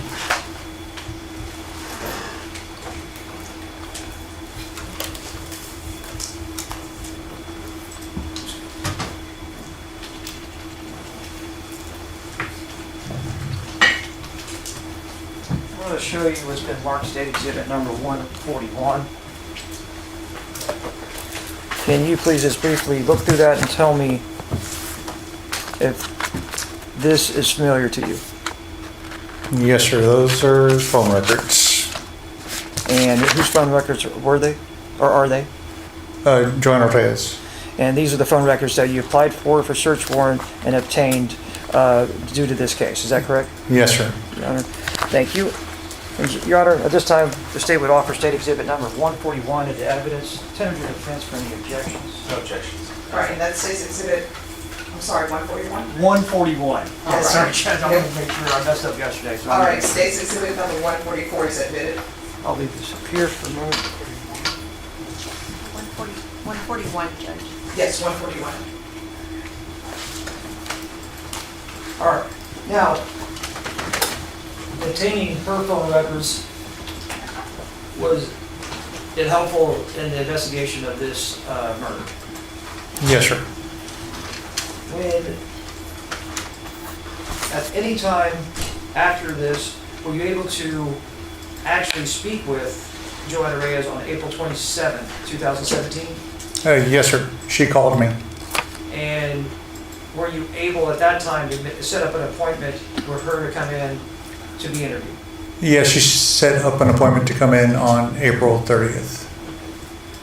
Well, let's move on to April 28th and 29th. Were you able to,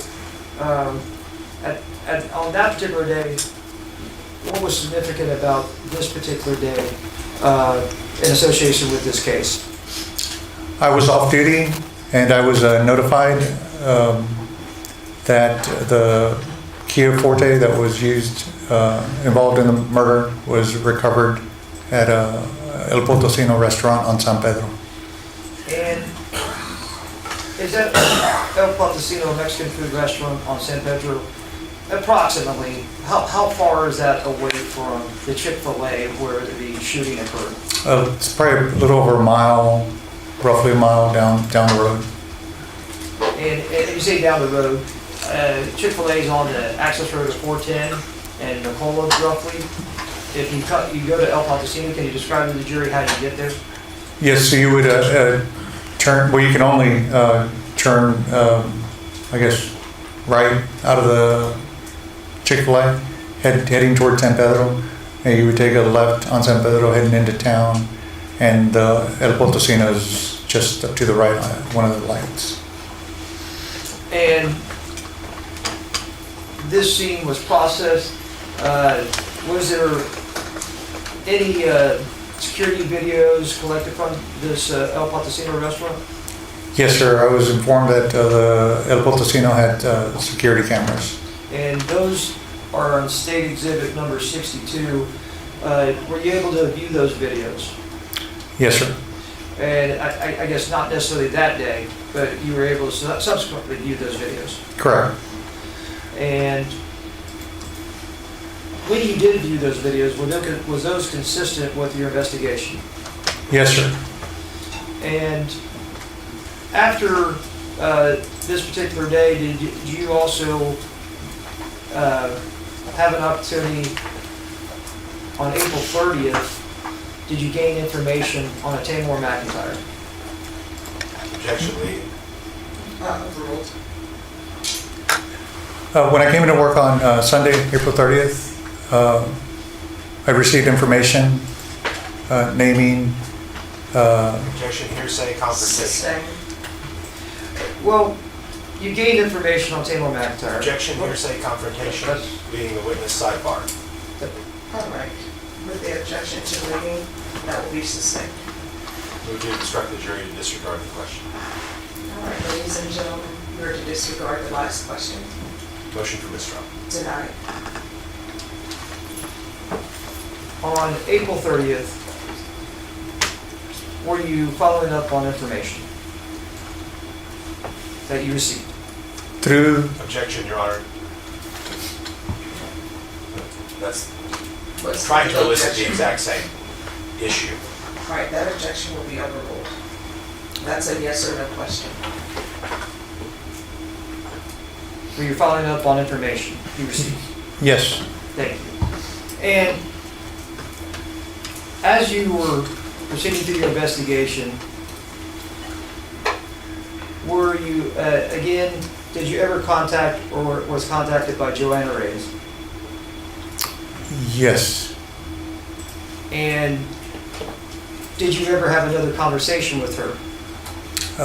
Yes. And I mean over the phone. Yes. And this is April 30th, which you stated in previous testimony that she was supposed to come in on April 30th for an interview. Is that correct? That's correct. Did she come in for that interview? No, she didn't.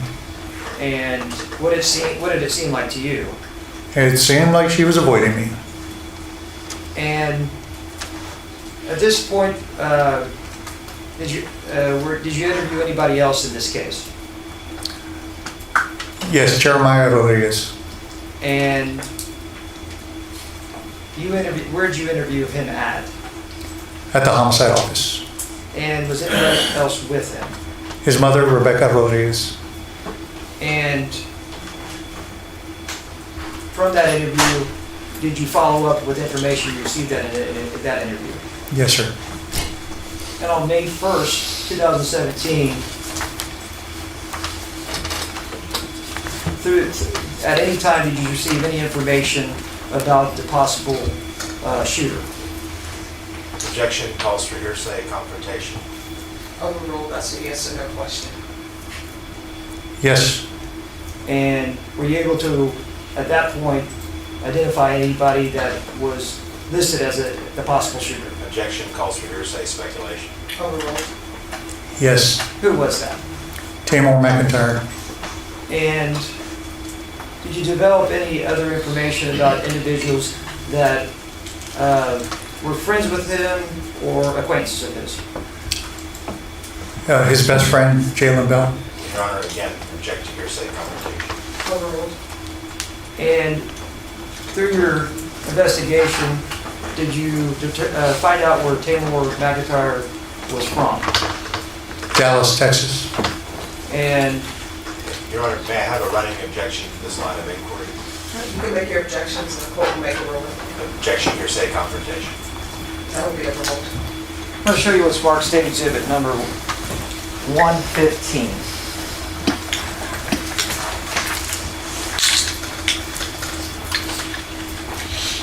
Yes, sir. Are you familiar with this? Yes, sir. Where was this collected from? This letter was collected from the Kia Forte when it was processed by CSI. Bustamante. And so this was found in the Kia Forte. Yes, it was photographed. This was photographed. This is I guess, can you describe to the jury what they're looking at? It's an envelope with it's being mailed. The sender is from New Jersey, and the receiver is Mr. McIntyre. And it has an address for Mr. McIntyre on there, is that correct? That's correct. And what's the city location? Fort Worth, Texas. Thank you.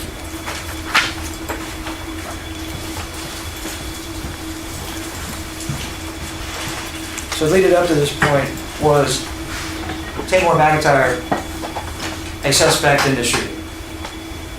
Yes, sir. And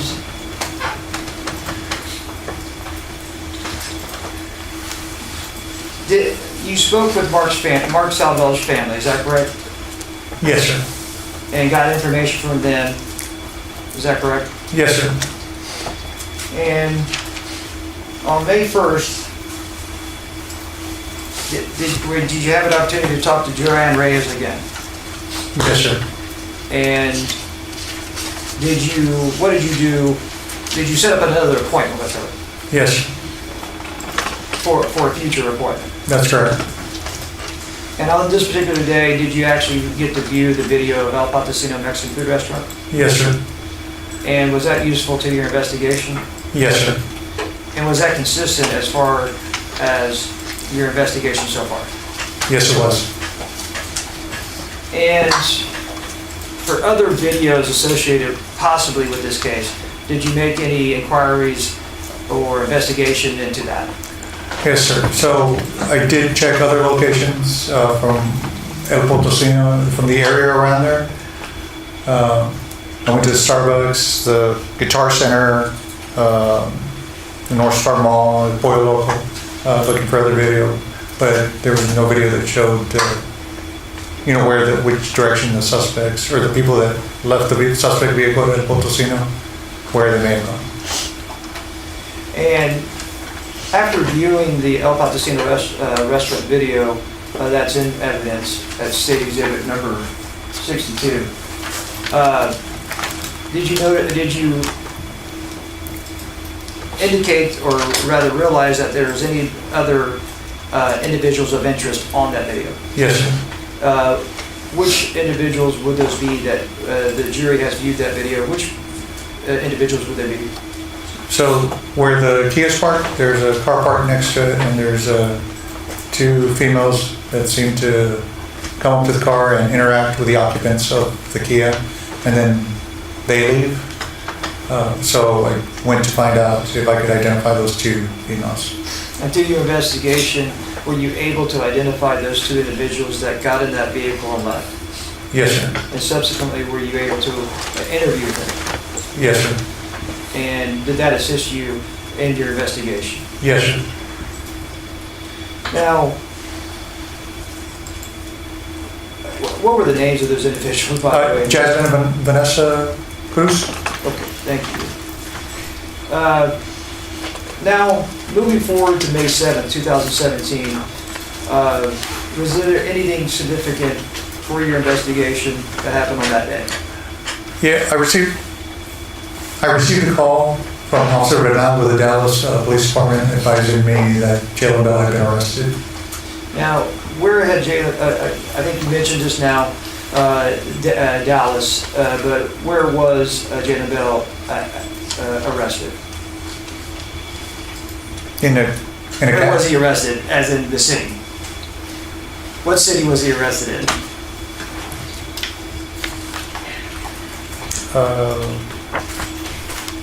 Mansfield? No. Oh. I'm asking you. Oh, like Dallas, Texas? Yes. Oh, okay. Bad question. That's my fault. I apologize. But he was arrested by Dallas PD in Dallas, Texas. Yes, sir. Thank you. Now, something significant that was found upon Jalen Bell was that 9mm handgun. Is that correct? Yes, sir. And subsequently, you requested this handgun from the Dallas Police Department. Is that correct? That's correct. And actually, numerous times did you request it? Objection, leaving. Sustained. How many times did you request it? At least 3 or 4 times over a period of months. And then moving on to May 9th, I think I just addressed that with State Exhibit number 115 about the letter that was addressed to Taymor McIntyre and that Fort Worth address. Is that correct? That's correct. And again, that was found in the vehicle, the Kia Forte, the black Kia Forte. Yes.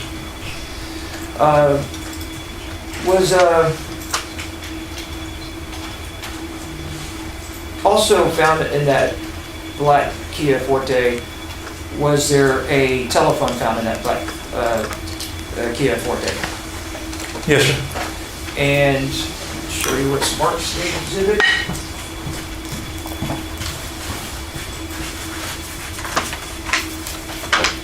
State Exhibit number 115. Is this the phone that was found in that black Kia Forte? Yes, that's the one that was found in the glove compartment. And subsequently, were you able to identify who this phone belonged to? Yes, sir. Who did it belong to? Taymor McIntyre. Thank you. Now also, looking at the photos or CSI photos from the scene at the El Patrocino restaurant on this day, were you able to view a wallet that was located near the black Kia Forte? Yes, sir. And I'll show you what's marked State Exhibit number 78. Was this that wallet? Yes, it is. And now this wallet in State Exhibit number 78 was found near that vehicle. Were you able to ever identify whose wallet that was? It was Mark Saldivar's wallet. And how were you able to identify that? I showed his... Objection, confrontation, hearsay. Sustained. Now, On May 15th, 2017, did you make any requests that day? For the gun in Dallas? Yes. Yeah. And we spoke about it just previously, but I'd like you to, I'm asking you, did you request that gun that day also from Dallas Police Department? Yes, sir.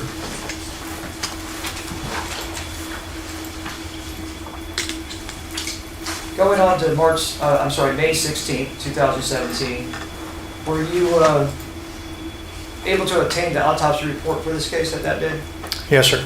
And was it determined that Mr. Mark Salvador was shot by a handgun, or rather a firearm, Yes, sir. and was deceased because of that? Yes, sir.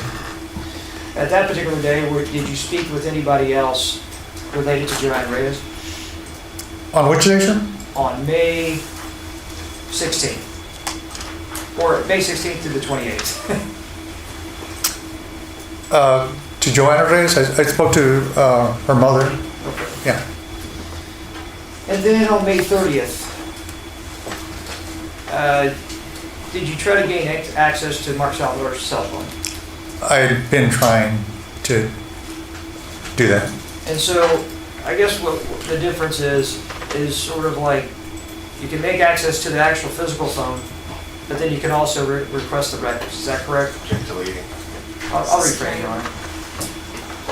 How do you, I mean, one, what type of records can you obtain from a cell phone?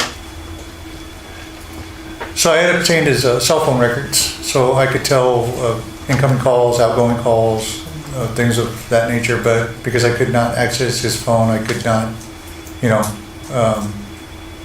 access anything else from the phone itself as far as like apps or call logs, contacts, things of that nature. And this is the individual, Mark Salvador, that you testified earlier to, that you got phone records. That's correct. And that's different from the actual cell phone? Yes, sir. Okay, thank you. Also, at the scene of El Patacino restaurant, an SD card was found. Were you able to view that or analyze it yourself? So it was found. I tried to. It was damaged, but I still tried to put it into multiple SD card readers. It didn't work. I eventually ended up sending it to our tech unit. Maybe they have a way of getting information, but they were unable to retrieve any information from that SD card. And moving on to May 31st, did you ever speak to a Jameson Medina? Yes, sir. Did you gain information from that individual? Yes, sir. Did that assist you in your investigation? Yes, sir. And during this time, did you also speak with Jeremiah? Yes, sir. And again, gained information from this individual? Yes, sir. And did you speak to Olivia Reyes, mother of Joanne Reyes again? Yes, sir. Now, on June 20th, 2017, did you ever receive any type of gunshot residue results? Yes, sir. And who were the gunshot residue results? Sorry, go ahead. For Mark Salvador.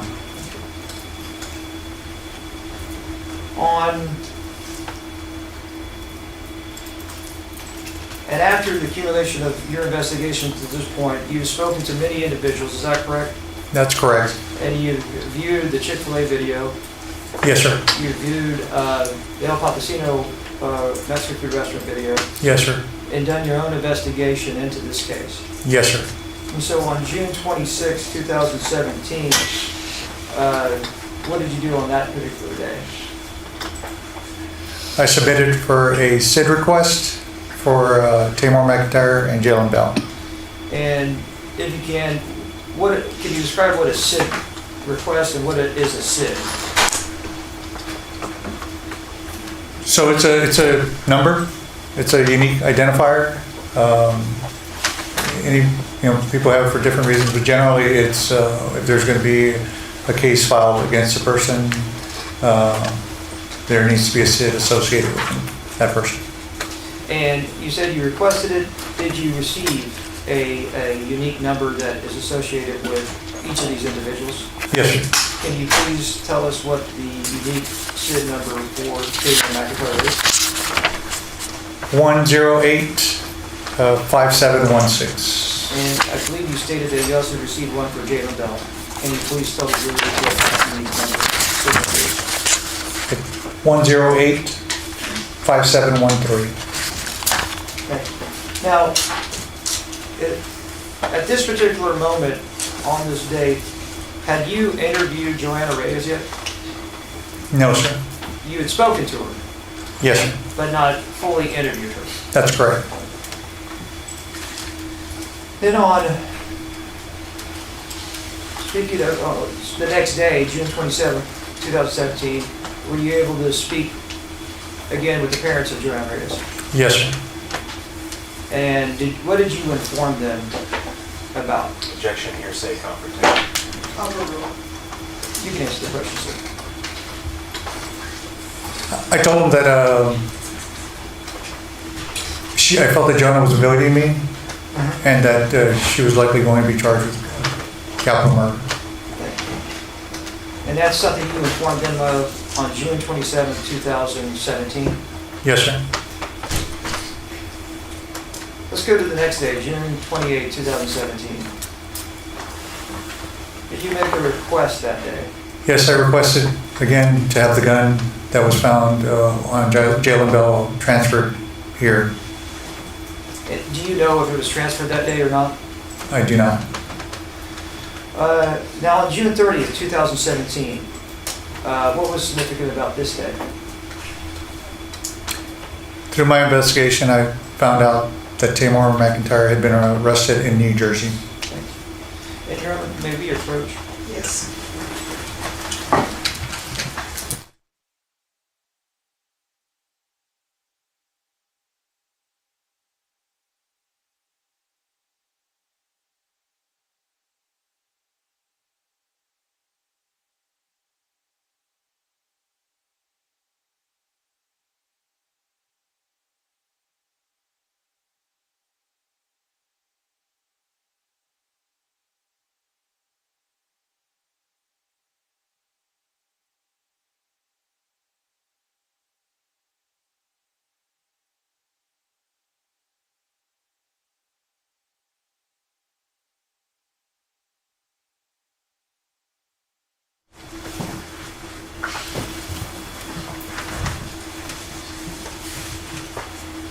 All right, ladies and gentlemen, there's a matter that I need to take up outside your presence. So it's probably going to take 5 or 10 minutes. So I can have you all wait for us 5 or 10 minutes, or either I can send you on your lunch break now, and then I would have you all back here by 1:30. So do y'all want your lunch break now? All right, I see some head shakes. All right, please be seated, everyone. Let me give you your instructions that I've been giving you at each break, and hopefully at some point in time, you're gonna memorize it before I even say it. So, make sure your badges are always visible, because sometimes people will talk about different cases, but if they see your badge, they'll know that you're on a jury trial and they won't talk around you. The other thing, if you hear someone talking about this case or see anything, ignore it, don't look at it. Everything that you're supposed to know about this case is supposed to come from here. All right. Everything that you need to know about this case is supposed to come from? Yes. Don't do any investigation. Don't start deliberating with yourself or with each other. Does everyone understand? Yes. All right, so you all will meet back in the jury room at 1:30, and I'm going to release you for your lunch break. Everyone, please rise for the jurors.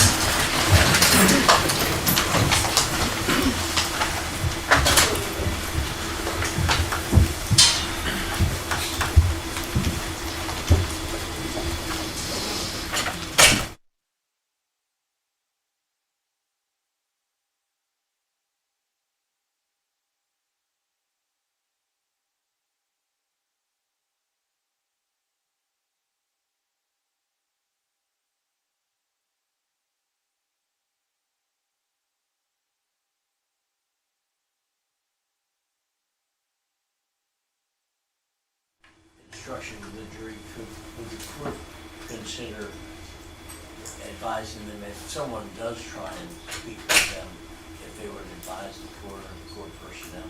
Yes. Thank you. You're welcome. All right, so, State, you mentioned that you were going to ask questions about an extradition from Tarrant County. Well, no, actually from New Jersey to Tarrant County, Judge. All right, so what is the purpose of asking about his extradition to Tarrant County? Well, the purpose of the honor is to direct rebuttal to the defense's opening and also to some of the cross that they have questioned some of the officers or what other witnesses on. In particular to the 7-year gap or 7.5 to 8 year gap that was mentioned numerous times in defense's opening and mentioned numerous times throughout this trial. And I believe that it's leaving a false impression that the state, at least Bexar County, was not expediting this actual case. And so it's a rebuttal to that to say that he was extradited to Tarrant County. Well, I mean, ideally, to stand charges for capital murder, I can understand how that might be prejudicial, Your Honor. And so we're not asking to get into the fact of what the charge was, but that he was facing charges in Tarrant County for that purpose, and that this officer... Is that opening the door? Close the door. All right. This detective has knowledge that this individual, Taymor McIntyre, was up in Tarrant County for several years, waiting to resolve those charges, and hence then he was extradited to San Antonio or Bexar County, Texas. So that does not leave a false impression that the state of Texas and Bexar County DA's office was not expediting this case, because when he was actually brought here, actually for a capital murder, he was brought to trial rather quickly compared to other capital murders that start from start to finish in Bexar County, Texas, Your Honor. So that's the purpose. It's rebutting the contention that defense put in front of the jury that the state had lagged on this one for over 7 to 7.5 to 8 years. All right, and your response? Well, Your Honor, while we have talked about the length of time as it related to the firearm and that issue, I do not believe that we have ever suggested that the length of time that is taken to prosecute Mr. McIntyre is part and parcel of why we've criticized the investigation. And if Mr. Graham could be a bit more specific as to what exactly it would rebut, we are not suggesting, nor do we plan to argue in closing, that this 7-year gap should be held against the state, other than just simply there was a piece of evidence that was sitting in the evidence room for 7 years, which might have had scientific bearing. But I don't think that that issue is in play either, because there's been nothing either, I think, in discovery or in any of the testimony that has stated that the reason the gun lingered in evidence was because of the Tarrant County prosecution. In fact, it sounds like the gun has been in police custody here in San Antonio until sometime later in the year of 2017 or early 2018. So I don't think that the issue about his extradition directly to Tarrant County rebuts anything that we've said. All right, and Attorney Goldstein? I'm going to do something probably that's going to make everybody mad. No, it will not. Well, it won't make me mad because I don't get mad. My co-counsel. I think we would stipulate that other than the fact that the gun was not processed, even though it was in their possession, we asked for continuances. I don't think we intend to argue and have not argued, have not questioned, and we would stipulate that they should not hold the length of time that it has taken to bring us to trial against the state in any way, Your Honor. I would reserve the issue of that wouldn't stop them from evaluating a piece of evidence that might have been critical to some of the officers. All right, well, this is going to be the court's ruling. With the caveat, if you all want to make a stipulation, you can make a stipulation. But without a stipulation from both sides, this is going to be the court's ruling. Number one, state you're not allowed to mention that he was awaiting charges for a murder case in another county. I would think it would be appropriate for the witness to be allowed to stipulate that the defendant was extradited to Tarrant County. And then, when was he extradited to Bexar County?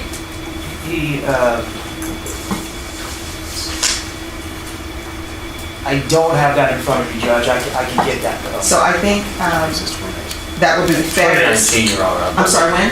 I believe 2019. All right. But I don't, we're not asking, and we don't mind the stipulating that none of that should be held against us then. Well, if you all want to stipulate, and again, it's completely up to you, if you want to stipulate that the defendant was extradited to Tarrant County, then extradited to Bexar County in 2019 or whatever year it is, I'll allow the witness to testify to that, or either you all can do a stipulation to it. But, sir, you're not allowed to, I'm sorry, Sergeant, you're not allowed to say what the reason he was extradited to Tarrant County. Yes, ma'am. All right. So whatever charges that were pending in Tarrant County are not to be a part of this trial unless for some reason a door is open to that to be discussed. Does everyone understand? Yes, I just have a question. Yes. Oh, sorry. The question is that he was extradited to Tarrant County, stopped there, or that he was extradited to Tarrant County for charges had pending, or just Tarrant County? Just that he was extradited to Tarrant County. Okay. And if this witness has information to say he was extradited to Tarrant County in whatever year that was. Okay. And then he was extradited from Tarrant County to Bexar County to whatever year that was. Okay. But no mention of the charges. Thank you. Your Honor, my only question about that is, I don't know what purpose we have in even mentioning an extradition to Tarrant County. The phrase, he was extradited to Tarrant County, means there was a judicial demand for him for a criminal matter. The jurors don't know what, I don't know if the jurors know what an extradition is. But they may. The phrase has one meaning, and someone may understand that. I mean, I don't understand what, because we're not using anything about the time it took to get Mr. McIntyre to court here in San Antonio against the state, it seems like this line of inquiry is unnecessary at all. Couldn't we agree that he was brought in custody to Tarrant County and thereafter brought to Bexar County in 2019? Well, one, I don't think he was brought in 2019 because it's 2025, and I think that he was brought here in 2020. What's that? I think. Because when it says, booked August 9th, 2019. Okay. Oh, This is juvenile. I'm sorry. As long as they show that he was in custody. I apologize. You're correct, because I didn't realize he was a juvenile. I'm going by what I had. Well, and that also, I mean, like. Well, here's the thing, time out. If y'all want to stipulate to something, you can stipulate to something. But I make early. Understood. Now, the other question is, to the members in the gallery, I usually don't allow children in the gallery because of the nature of our cases. And sometimes children, depending on their ages, they can't sit still or they want to be somewhere else. And then, just as a side note, the courtroom is filled with germs. There's germs on the carpet, germs everywhere. So there was a child that was in the courtroom, I don't know, approximately 4 or 5. Defense, did you have any objections to the child not being or asked to leave the courtroom? No, Your Honor. And they might learn bad habits from the counsel table. Okay. So, if anyone has, we can go off the record, so if anyone has any questions about the court rules and bringing children in, you can just let the deputies know. Yes? I have a question. Those are his nieces and his nephews and his sisters, and I just wanted to know, can they see him? I mean, I know they can't talk to him. Yeah. No, well, I will tell you, with regards to that, anyone seeing him, yes, ma'am, you'll have to do it with the deputies. Gotcha. Deputies are in charge of security. I'm a firm believer that everybody stays in their lane, so I don't try to do security. Okay. Yes. So if that's the reason, you'll need to talk to the deputies about that. And whatever they say about security, Okay. that's what they say. Thank you. All right.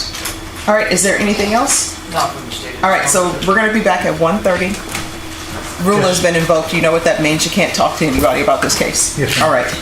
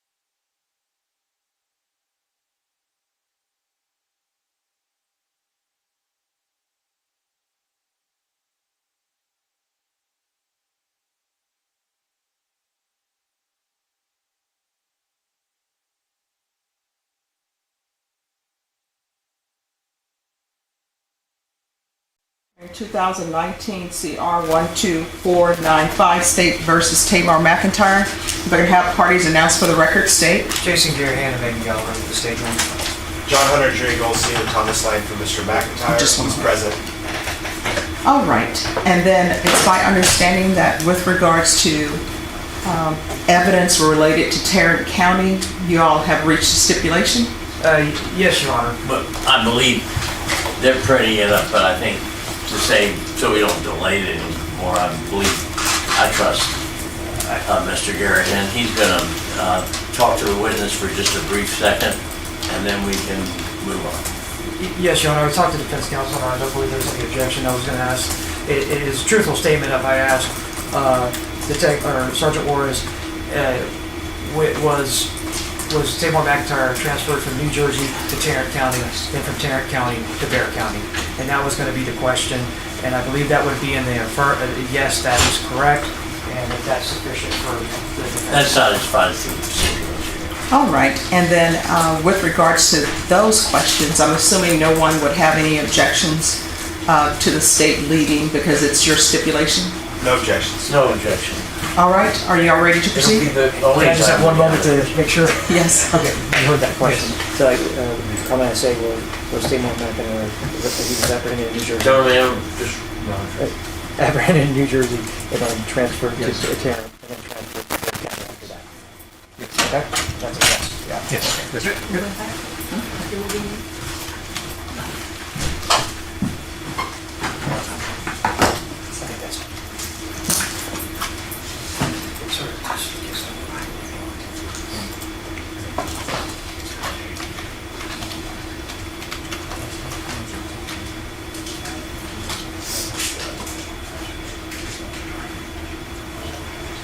So defense, are you ready?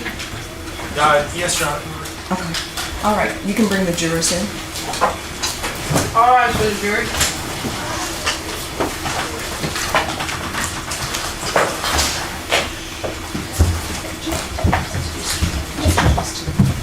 Yes. Thank you. Yes, sir.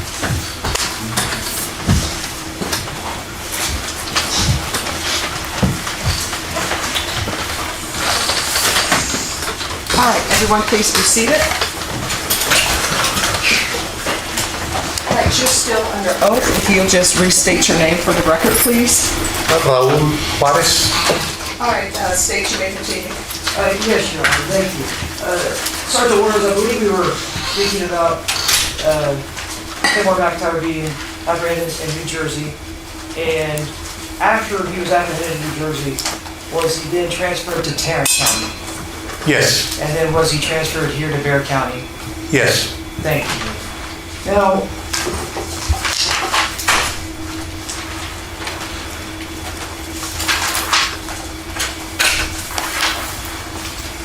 that was on, just after the lunch hour, that was on June 30th that, again, that Taymor was apprehended in New Jersey, is that correct? Yes, sir. Then let's fast forward to August 22nd, 2017. What is significant about that date? Joanna Reyes was arrested. And was she, where do you recall where she was arrested at? Hector County, Texas. And then was she subsequently transferred back to Bear County? Yes, sir. And when she was transferred back here, did you, or were you ever contacted to, that she wanted to speak to you? Yes, sir. And did you set up a interview with Joanna Reyes at that point? Yes, sir. And did you go to the actual jail or facility to interview her? Yes, sir. And were you given that opportunity to interview her at that time? Yes, sir. And did you speak to her about the case that we are here in court today for? Yes, sir. And did you show her any photographs? Yes, sir.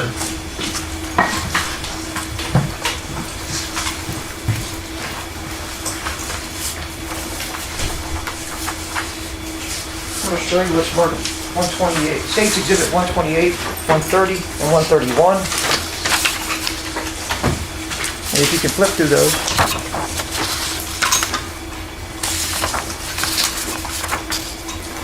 Yes, sir.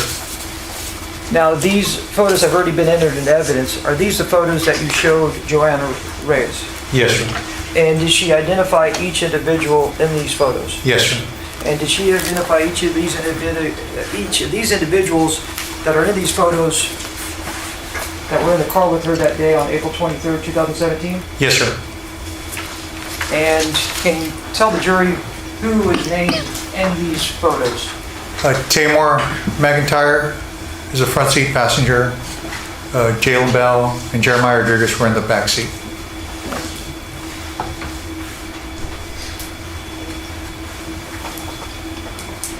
And after discussing this case with Ms. Reyes on that day, at the conclusion of that interview,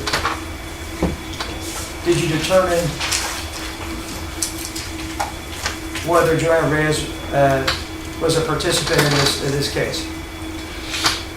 I told Joanna that I believe she was a participant in the case and that she was going to be charged with capital murder. Now, this is exactly, you had told in previous testimony today, before lunch, that you had spoken to her parents and told them that she was a suspect in this case. Yes, sir. And after the conclusion of that interview, did you reach out to a Jeremiah Rodriguez and Rebecca Rodriguez to obtain another interview? Yes, sir, the next day. And so on September 6, 2017, were you able to have that interview with Jeremiah Rodriguez and Rebecca Rodriguez? Yes, sir. And after that interview with those individuals, was that useful for this case in your investigation? Yes, sir. And at the end of that interview, let me retract that statement, that question. Let me ask you again, on September 6th, again, did you contact the Dallas Police Department? Yes, sir. And what did you contact them for? They had a backlog, still trying to get that stolen gun over here to Bexar County. And that's the gun that Jalen Bell was picked up with in Dallas, Dallas, Texas? Yes, sir. And do you know at that point, was the gun transferred to Bexar County on September 6, 2017? I don't think it was at that point, but I'm not positive when it got transferred, sir. And let's just talk about that firearm in particular. Are you aware of when it did make it to Bexar County? No, I don't. I'm not aware, sir. And in fact, do you recall when you became aware it was in Bexar County? Last 2024, last year. 2020, so last year. Yes, sir. And at that particular point was, what did you request about that firearm or what to do with it? The firearm was sent to the Bexar County Crime Lab along with the shell casing that was recovered at the crime scene at the Chick-fil-A for comparison.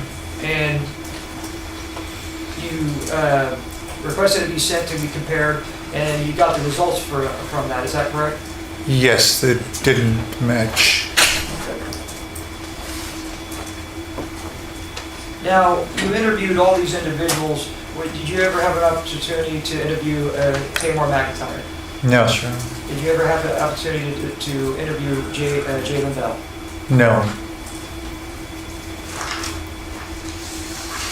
Now, this blue cell phone that we discussed earlier, it's entered into evidence, and you had a search warrant made for that phone, is that correct? Yes, sir.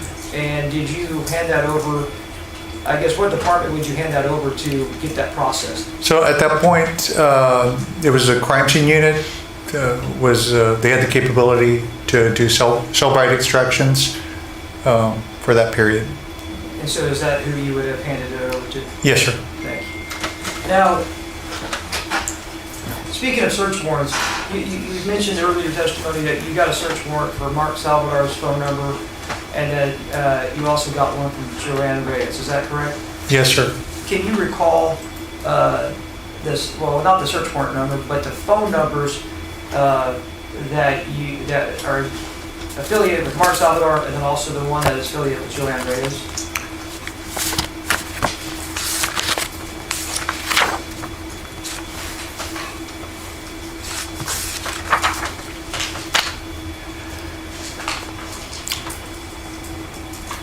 For Joanna Reyes, it's 210-331-8356. Thank you. For Mark,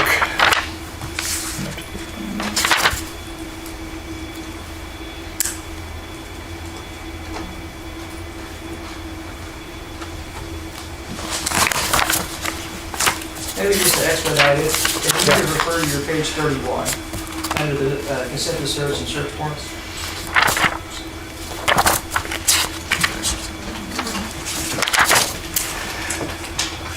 thank you. For Mark Saldivar, it was 210-382-3826. Thank you. And I know that we have to mark this, but the jury is seeing you flip through some pages up there. What are you looking at? This is my prosecution guide. It's pretty much my report. So that's your, in a sense, a police report of your investigation of this case? Yes, sir. Okay. Now, did you ever investigate anything about Taymor McIntyre's Twitter account? Yes, sir. And do you recall what, I guess, the handle or the name of that Twitter account was? Tay-K 47 USA. And how was that useful for your investigation? In identifying and getting a date of birth for Mr. McIntyre. And through this portion of information on Taymor McIntyre, was that the only information that you used to identify Taymor McIntyre?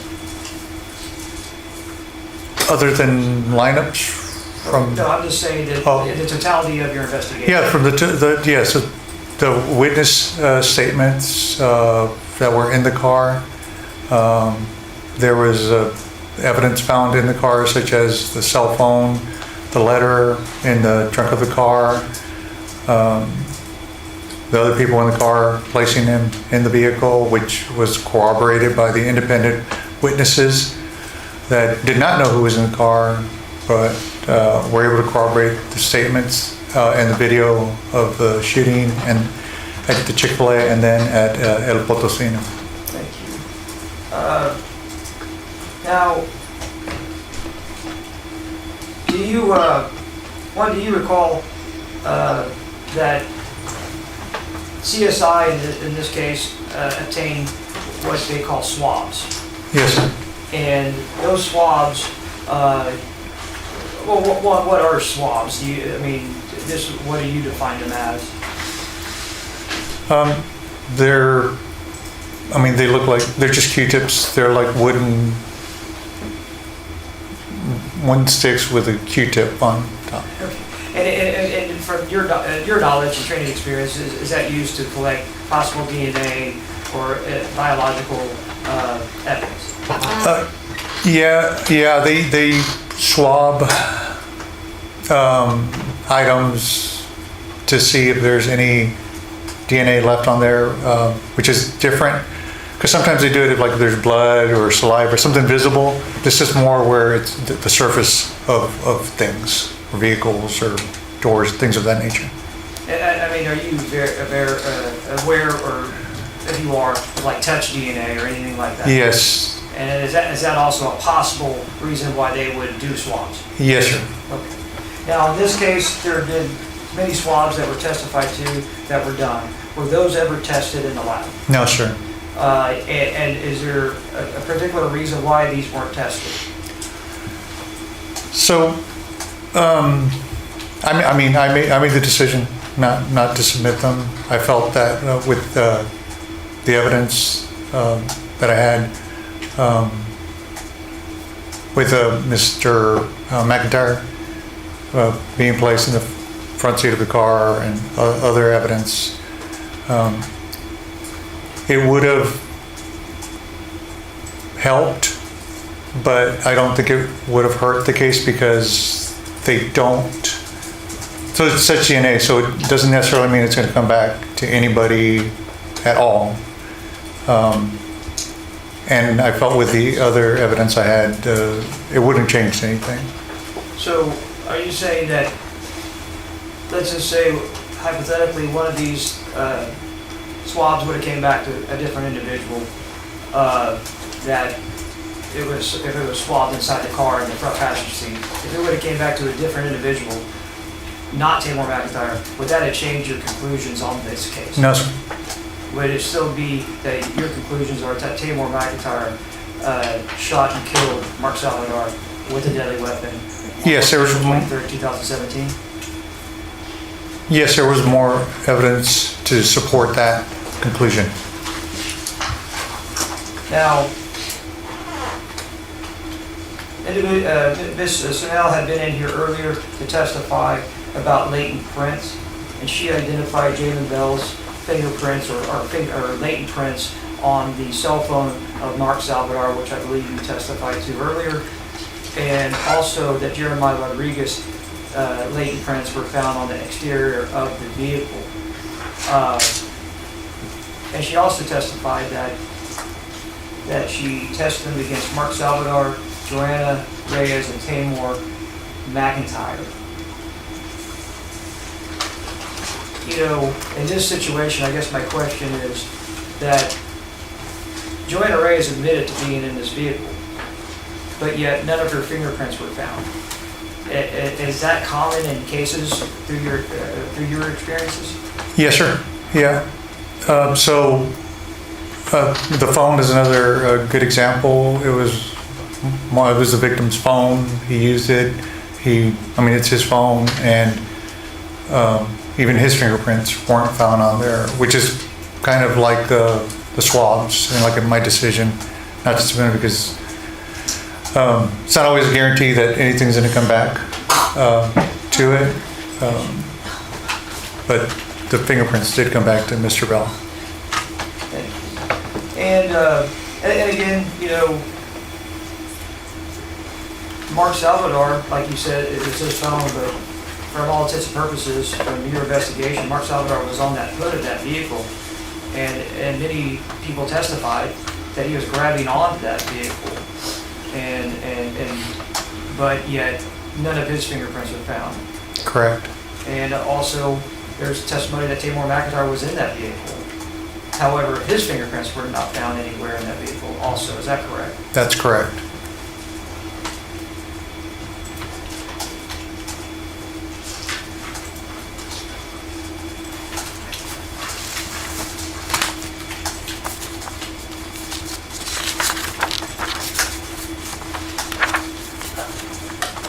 And through your investigation, you had determined that the death of Mark Anthony Salvador was caused by Taymor McIntyre while he was trying to commit robbery of Mark Salvador. Objection leading calls for the ultimate issue.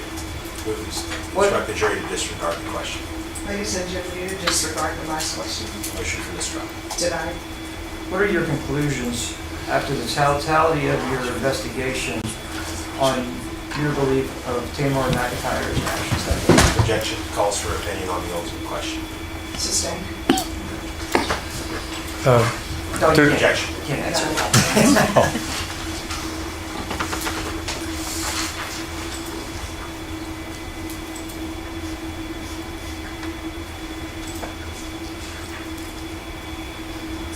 Were there also clothing items contained within that car that were related to Taymor McIntyre? Yes, sir. And so, including evidence of the letter and the phone obtained from that vehicle, is that correct? Yes, sir. Thank you, Your Honor. We'll pass the witness. Good afternoon, Detective. How are you? Very good, sir. I'm sorry, it's Sergeant now, right? It's okay, sir. So, fair to say, there are a lot of moving parts in an investigation like this, right? Yes, sir. And you rely on a lot of other people to do some of this granular, fine detail work, like fingerprint examination, extraction of cell phone data, collecting evidence at the crime scene, interviewing witnesses, etc., right? Yes, sir. You could not possibly do all of that as one person. No, sir. But of course, when you're delegating that many responsibilities, you're dependent on those people doing their jobs correctly, right? Yes, sir. You have to trust that when they report back to you something, that their conclusions and that their opinions are something you can rely upon, right? Correct. There's always human error, though, in every case, right? Yes, sir. Okay. So, I want to talk about, in terms of how this investigation developed, would it be fair to say that there's the physical evidence and then there's what people told you, right? Yes, sir. Okay, so let's talk about the physical evidence for a second. You know from physical evidence that Mark Saldivar is dead, right? Correct. And that he died from a gunshot wound. Correct. You know that there was a 9mm shell casing found next to his body. Yes, sir. You also know that there are shell casings all over the streets of San Antonio for all sorts of different reasons, right? Yes, but there was a body next to this one. Understood. But what I'm asking is, the examination that was done in this case never told you that that shell casing is definitively the shell casing that produced the bullet that killed Mr. Saldivar, right? So I have video evidence and witness evidence that a shot. And we're going to get to that in a moment. Yes, sir. I don't want to jump ahead. I'm just saying, as far as that 9mm shell casing is concerned, obviously, it's a shell casing next to the deceased person. You're investigating that man's death.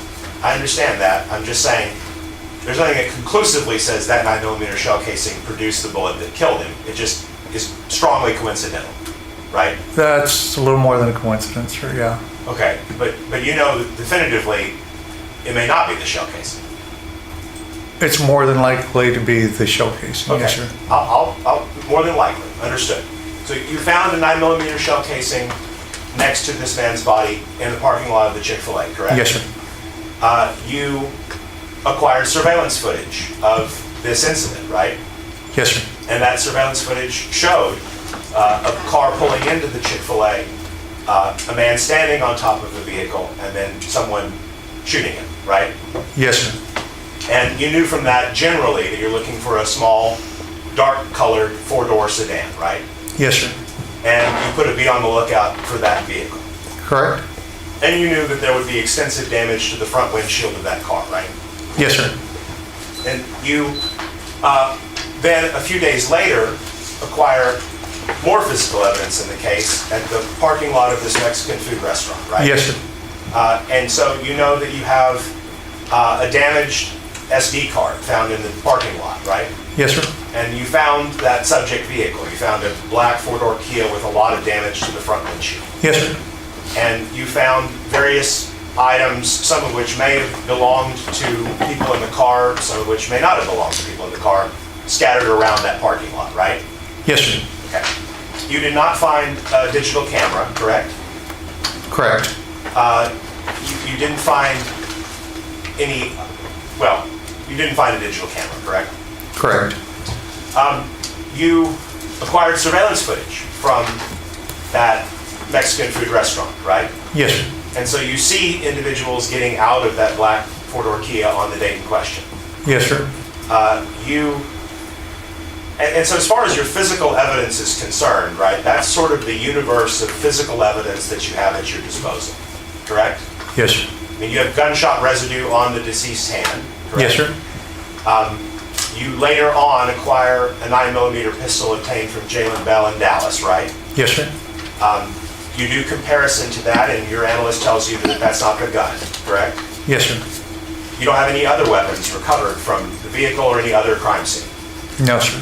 You do have multiple magazines, Yes, right? sir. 3 magazines, yes, sir. Some are 380 auto and some are 9mm. Correct. You don't have any fingerprints on those magazines? No, sir. Okay.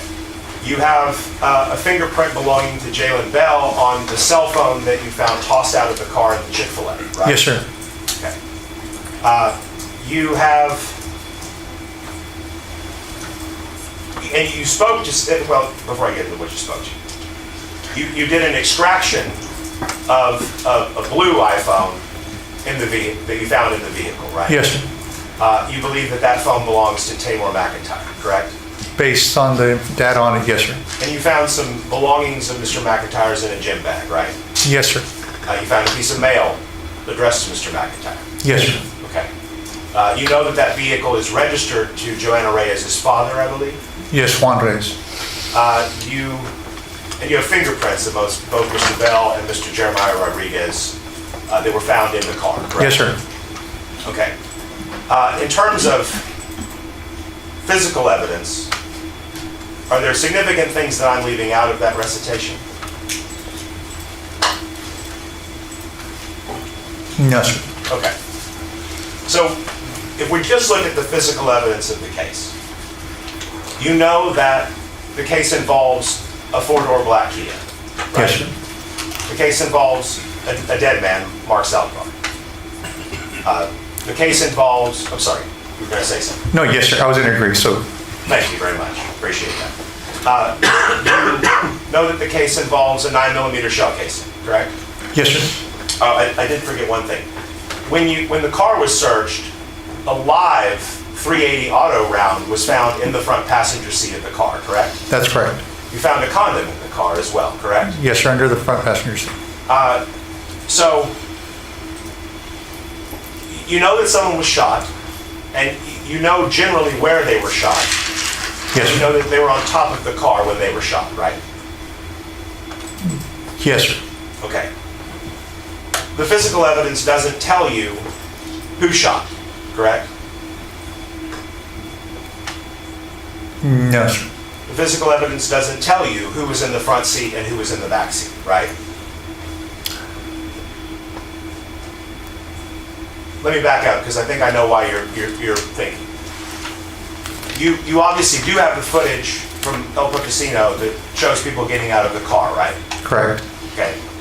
But you can't look at those images on the footage and say, oh, that's Taymor McIntyre, that's Jalen Bell. Like, you just, without any other information you've learned in the case, right? Well, yeah, without any information that I do have.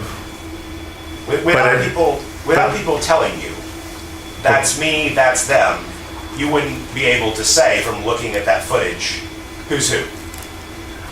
So, yes, the footage isn't clear enough, but I do have that information. And we'll get to that in a Okay. moment. I'm just trying to take Yes, stock sir. of what you've acquired physically. Yes, sir. Okay. And you don't know whether that black four-door Kia went directly to that Mexican food restaurant after it left the Chick-fil-A parking lot, right? That's what I was told, that it went directly there, sir. So that's what I have to go by that. I'm just asking, does the physical evidence tell you whether the Chick-fil-A parking lot, whether that car went from the Chick-fil-A parking lot directly to El Casino No, sir. restaurant? So the physical evidence could be consistent with that, and it could be consistent with them making a pit stop someplace, or stopping some other location, right? Yes, sir. They could have had a Chinese fire drill and everybody changed their seats. The physical evidence wouldn't tell you one way or the other. No, sir. Okay. The physical evidence doesn't tell you which gun was used to shoot Mark Saldivar, right? No, sir. The physical evidence doesn't tell you what was stolen from Mr. Saldivar, correct? So the physical evidence includes the video, a backpack was taken, and Mr. Bell was seen slinging a backpack. Okay. So you see Mr. Bell in the video putting on a backpack. Yes, right? sir. But let me ask you this: there's no footage of Mr. Saldivar getting in the car with a backpack. That's correct. And so, in terms of just what the physical evidence shows us, you see a man putting on a backpack. Yes, sir. It does not tell you that the backpack was stolen, right? By itself, no, sir. Okay.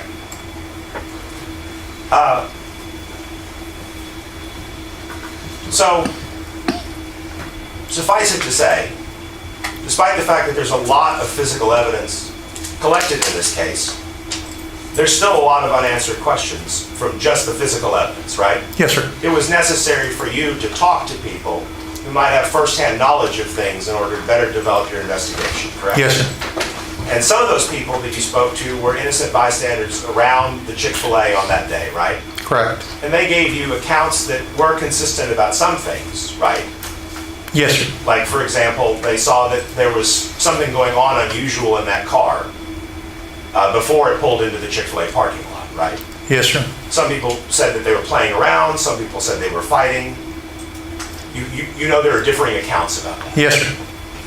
Some people describe the people in the car as all Hispanic. Some people describe the people in the car as being African American, right? Yes, sir. Some people said the African American in the front seat had an afro with a blonde streak in it. Some people said he had short cropped hair. Yes, sir. So a lot of people got a general idea of what happened, but I mean, is in your training and experience that pretty par for the course for innocent bystanders watching something like this happen? Yeah, people on a Sunday afternoon minding their own business and something like that happens, they have different perspectives of it. So it gives you and impressions. a rough sketch of what happened, but not like the kind of detail you need as a detective to really drill it home. Yes, sir. Okay. And then, so if we take the physical evidence plus the innocent bystanders, there's still a lot of things that you don't know. Yes, sir. From that information, correct? Yes, sir. Like, we still don't know why they were playing around or fighting in the car. Correct. We still don't know who was in which relative seat in the car. Yes, sir. We still don't know who shot the gun.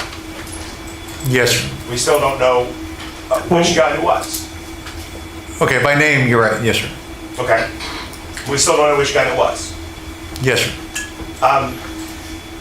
Accounts also differ about how the gun is used from those innocent bystanders. Mm-hmm. You'd agree, right? How, sir? Well, you recall some of the witnesses told investigators that the gun was pointing up. Yes, sir. And some investigators said the gun was pointed at Yes, sir. the deceased. And some people said that the gun was being used as a bludgeon instrument. Yes, sir. And some people said that the gun was in a different hand and that the blows were coming with just a closed fist. Yes, sir. So we still don't know exactly how the fight unfolded in the car, right? No, sir. Just everybody's perspective of what they saw. Right, and there's no real way for you to weigh one or the other, right? No, I just put all of their input into the investigation. Understood. The accounts differ as to how many shots were fired, right? Yes, sir. I think we have some people that say 1, some people that say 2, some people that say 3. Yes, sir. Okay. So, you've got a general idea of what's going on, and you have some physical evidence that does give you a sense of who was in the car. But you'd agree with me that without someone talking to you about what happened inside of that car, you wouldn't be able to file a capital murder charge on anybody, right? Oh, yeah, because I don't have names. Well, sure, you don't have names, for one. Yeah. Right? Sometimes when people die in a gunshot-related incident, it's murder, right? Yes, sir. Sometimes when people die in a gunshot-related incident, it's self-defense. Yes. Defense of property could be a reason someone takes another life with a gun, right? Yes, sir. So those things are things. Defending a third person could be a reason to take another life with a gun, right? Yes, sir. Those are all things that without input from people who were there, you don't have enough information to rule those things out, right? Correct. Okay. So that leads us to Joanna Reyes and Jeremiah Rodriguez, right? Yes, sir. These are people that you were able to interview. Yes. Correct? And from their interviews, you learned that they're the ones that tell you that Mr. McIntyre was the one who produced the pistol, right?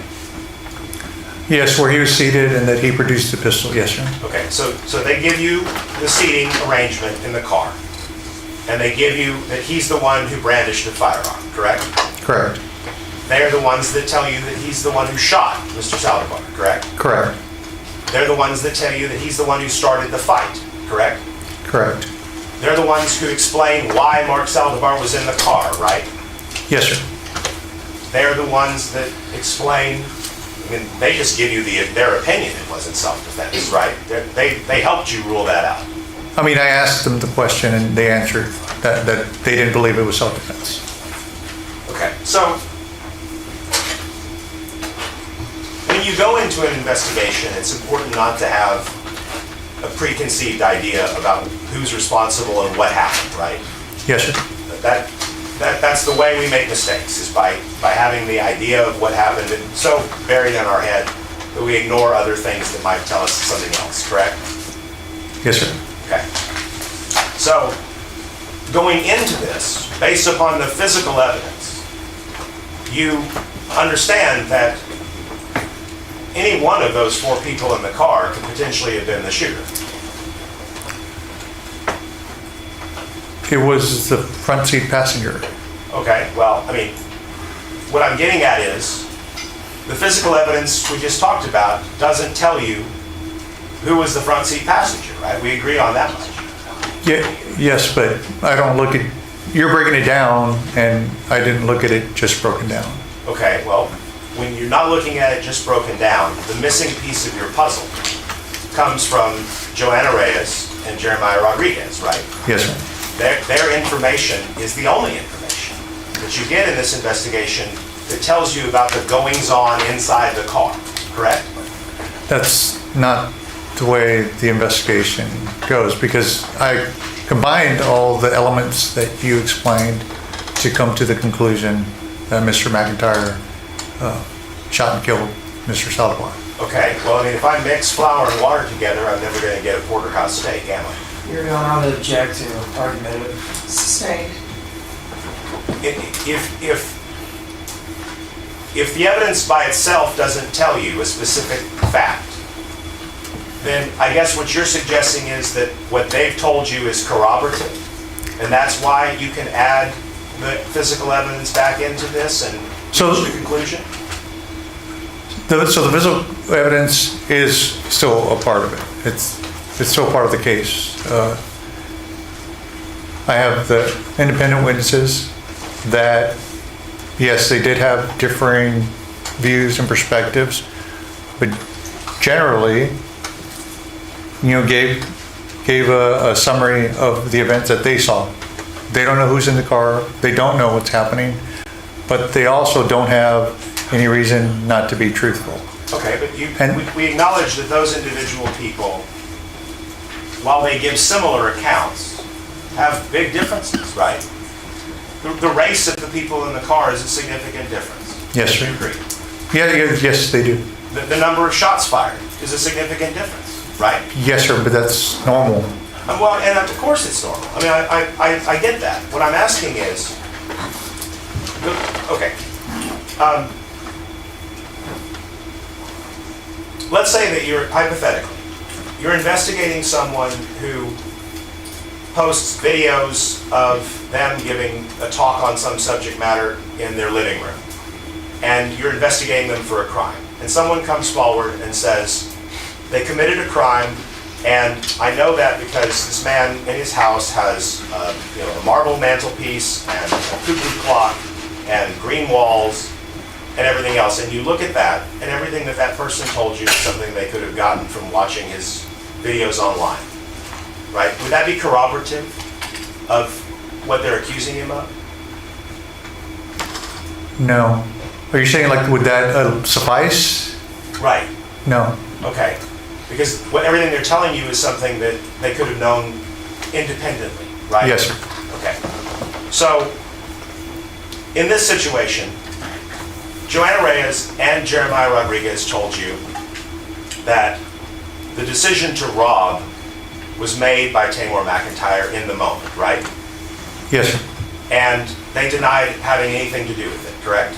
Yes, sir. They were totally surprised that this had occurred. Correct.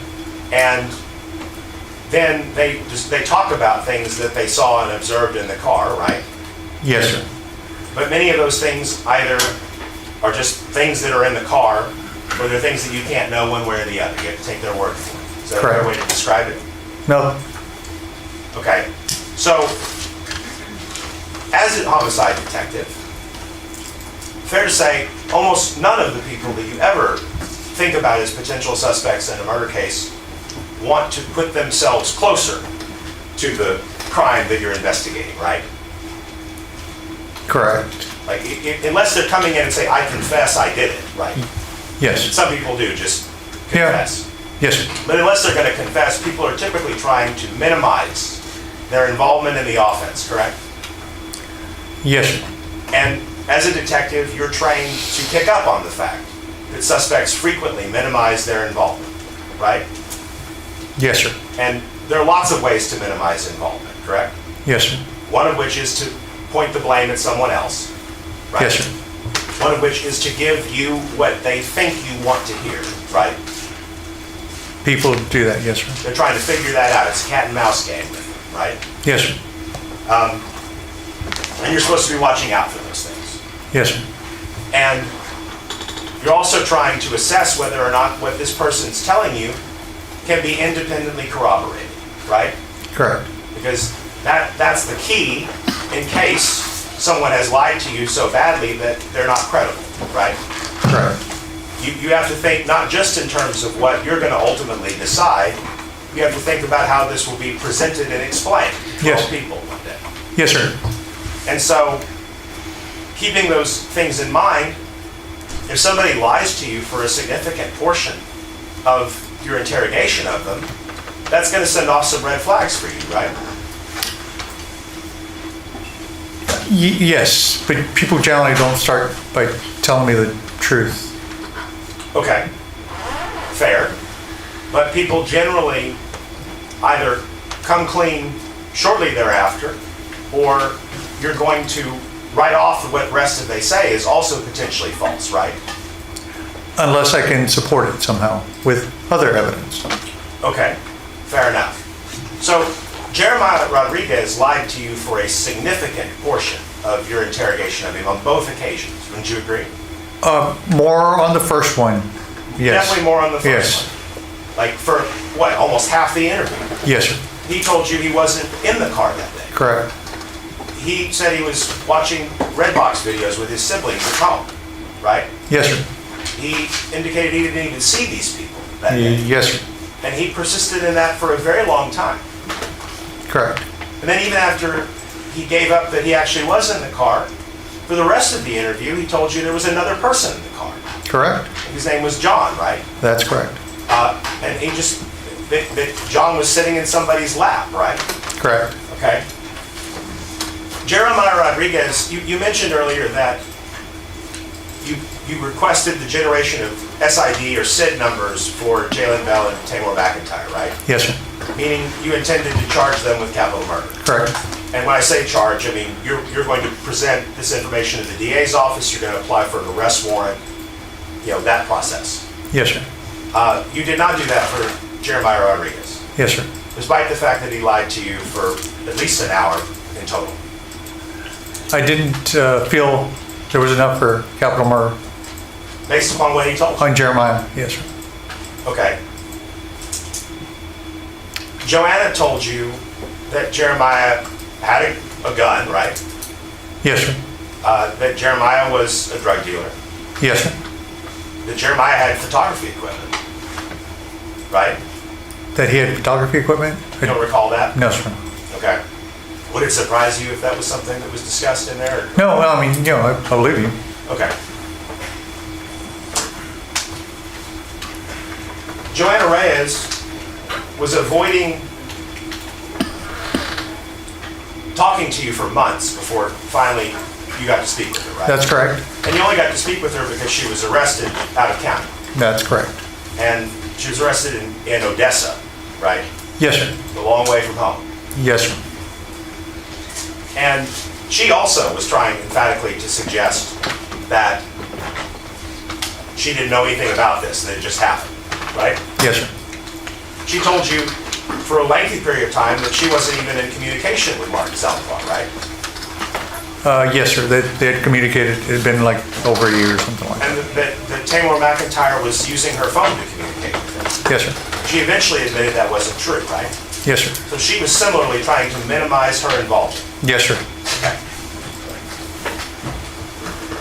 And so You didn't ask Joanna Reyes for her phone in that interview, did you? No, I didn't, sir. And Joanna Reyes in that interview never told you that someone else broke that phone? No, sir. Okay. Yeah, it's good practice to try and get the phones of people involved in homicide or this, at least witnesses this close to the action in homicide, Yes, sir. right?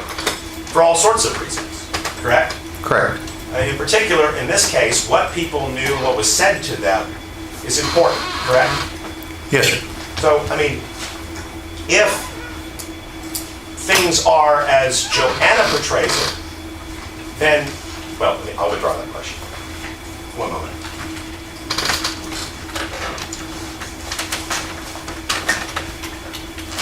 You were asked some questions, and there was an objection, so I don't want to go into the substance of it either. But you were asked some questions at one point about information that you received from someone other than Jeremiah or Joanna. I'm just going to ask you, did you receive a Crime Stoppers tip in this case? Yes, sir. And fair to say, you later learned that Crime Stoppers tip was from someone who is one of Jeremiah's friends, right? Yes, sir. So I gather the thought crossed your mind that Jeremiah was trying to feed law enforcement information through the Crime Stoppers tip. I didn't think that, no, sir. Okay. It didn't strike you as unusual that a Crime Stoppers tip came in that eventually would be traced back to someone very close to Jeremiah Rodriguez? It was an anonymous tip. It's a Crime Stopper tip, so I have to work and develop them. It's not trying to determine so you're trying to say if it's false, but well, let me ask you. Because I could corroborate details of the Crime Stopper tip. So things that mentioned in the Crime Stopper tip, I already knew. Okay, well, let me back up. If somebody wants to try and sell you on a particular version of the story, and they encourage other people to go in and corroborate their version of the story through an anonymous tip, then that isn't really corroboration, right? So, again, sir, I didn't just go with that. I had other evidence, the physical evidence, the witness statements, which still supported what the Crime Stoppers said. And I did still talk to people and mention in the Crime Stoppers tip. Okay. Eventually. When we talk about the witness statements, we're talking about Joanna Reyes and we're talking about Jeremiah Rodriguez, right? I meant the independent witnesses also, sir. Who we've discussed at length, accounts differ as to what they say, right? It's what they saw, sir. Each of them what they saw, right? Yes, sir. Okay. You don't, because it's an anonymous tip, there's no way for you to understand if the tipper has a motive when you're receiving the information, fair to say? At that point, no, sir. Right, but in this case, you did later learn that there might be a motive for that Crime Stoppers tip. I didn't believe there was a motive as you're presenting, no, sir. Okay. Similarly, like you didn't believe that you needed to walk a warrant for Jeremiah Rodriguez for capital murder. Correct. Okay. Even though you know that some of the accounts indicate that Jeremiah Rodriguez attacked or hit Mark Saldivar. Yes, sir. Okay. And there's at least some account among all these different versions we've discussed where Jeremiah Rodriguez may have been armed, right? That's correct. And the physical evidence indicated that there might be at least 3 firearms in that vehicle during the time period that this occurred, right? Yes, sir. Okay. But we didn't walk a charge on Jeremiah Rodriguez. Correct. Okay.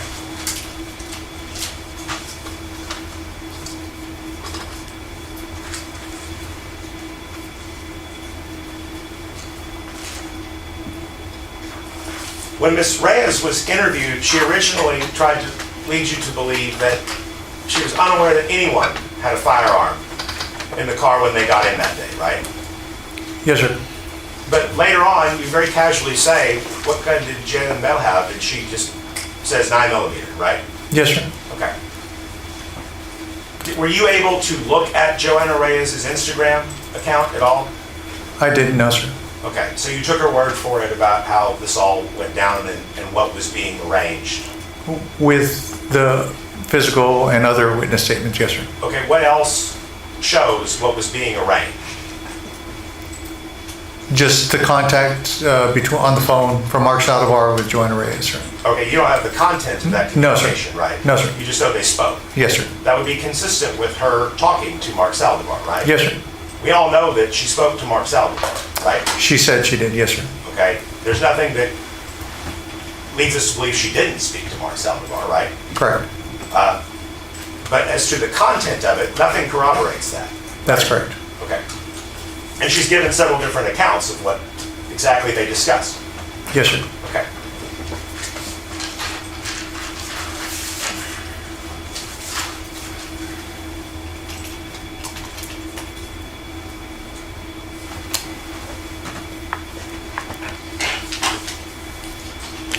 When you are investigating, you were asked several questions earlier about search warrants. You recall that questioning? Yes, sir. And that's pretty standard because of the Fourth Amendment. You need to get warrants to search certain places that you suspect might be involved in a crime like this. Yes, sir. And the information you received from these cooperators was that after the shooting, everyone went back to Jeremiah Rodriguez's house, right? Correct, sir. Did you execute a search warrant for Jeremiah Rodriguez's house? No, I did not, sir. Okay. Did you execute a search warrant for Joanna Reyes's house? No, I did not, sir. Or a search warrant for any other place that they indicated to you they might have stayed in the last 2 weeks? No, sir. Okay.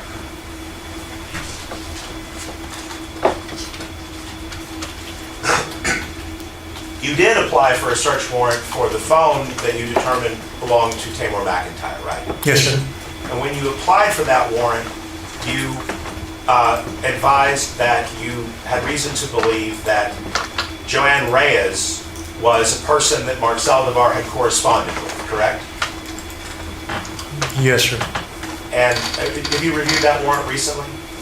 No, sir. Would it refresh your recollection to have the warrant in front of you while I ask you about it? Yes, sir. Okay, one moment. I'll find that for you. That's right, yes. Thank you.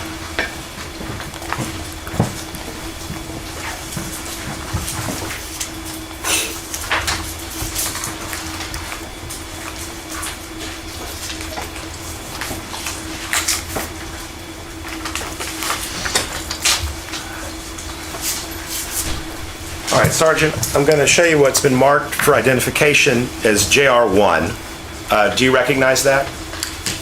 Yes, sir. And is that the affidavit for search warrant for the iPhone that we've been discussing? Yes, sir. Okay. If you have any questions that you don't recall, please feel free to refresh your recollection of that. So when you all found, and I guess let me back up. In order to get into that phone, you first applied for a search warrant to search that black Kia that was found in the parking lot of the Mexican food restaurant, right? Yes, sir. Okay. And then you discovered this phone through that search. Yes, sir. Okay.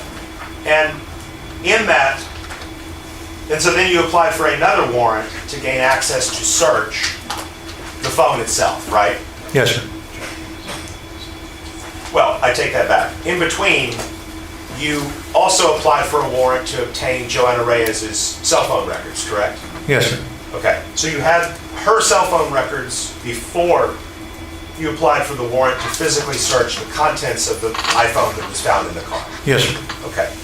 And the reason why you were able to get the warrant to obtain Ms. Reyes's phone records was because you had taken Mark's phone that was handed to you, someone from SAPD at the scene at the Chick-fil-A, and you had mentioned that you were able to access the notifications that were coming up on the screen, right? Yeah, they were just popping up on the screen, sir. And so you were able to call numbers Yes. off of that. And looking at that phone and looking at those notifications, you were able to see that he had been corresponding with a phone number that you later determined to be Joanne Reyes's, correct? Not on the phone. Not, you're talking about through the notifications? Yes, sir. No, sir. Okay. So how did you find out that that number was Joanne Reyes's? So I through the phone, through the notifications, I found that it was somebody that appeared to be family members of Mr. Saldivar's. those are the numbers I reached out to. One of them was his brother. I told them who I was. I went out to the location and I spoke to them, gave them the initial information of what we thought was going on. They identified him. I couldn't give them identification for Mr. Saldivar. They gave me his number. I applied for a search warrant for his phone records. Once I got his phone records, I looked at the approximate time that Mr. Saldivar was seen leaving the house and when the shooting occurred, and that number came up, and so in researching the number, at that point, back in 2017, you could punch numbers into Facebook, like you just find people by their phone number, and Joanna Reyes' name came up, so through that process. Understood. So, but let me back up. You did call numbers directly off of Mark's phone, correct? Oh, yes, sir. Okay, and who did you call directly off of his phone? There were different people that I spoke to, sir. Random people that Yeah, you yes, spoke sir. to that day? Okay. Yes, sir. And you were able to do that even though you couldn't unlock the phone? That's correct. Okay. And you were calling through, was Joanna Reyes' number one of the numbers you called? No, sir. Not that I spoke to, no, sir. Well, did you ever call anybody that you didn't get a hold of? Did you ever try to ring Joanne Reyes' number through Mark's phone? Through Mark's phone, it was locked, sir. Well, I understand, but you indicated in your reporting that you had Mark's physical phone from the Chick-fil-A parking lot, right? Correct, sir. And as you're trying to figure out who is this man, is this phone, whose phone is this, how is it connected, you indicated that you had called numbers off of the phone. Oh, I'm sorry. I didn't mean I called them through the phone itself. I wrote the numbers down and then called them from the office phone.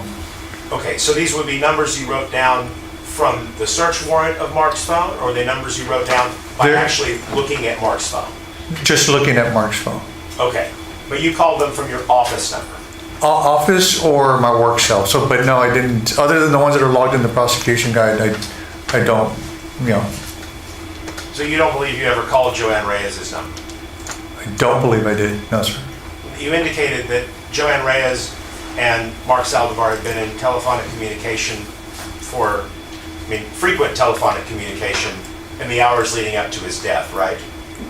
I mean, they had been in communication since like midnight the night before. Okay. Yes, sir. So fair to say those would have been the most recent numbers? Yes, sir. In Mr. Saldivar's phone? Yes, sir. But you didn't call them?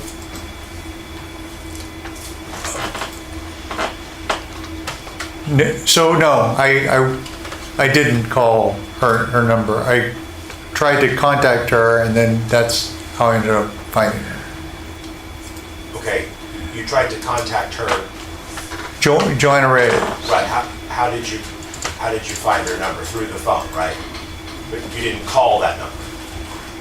No. Let me kind of narrow this down. I understand because we're talking about everything at once, and we're talking about a narrow span of time. Okay. I want to focus this questioning on the time period leading up to when you applied for a search warrant for that blue iPhone that was found in the car. Okay. Okay.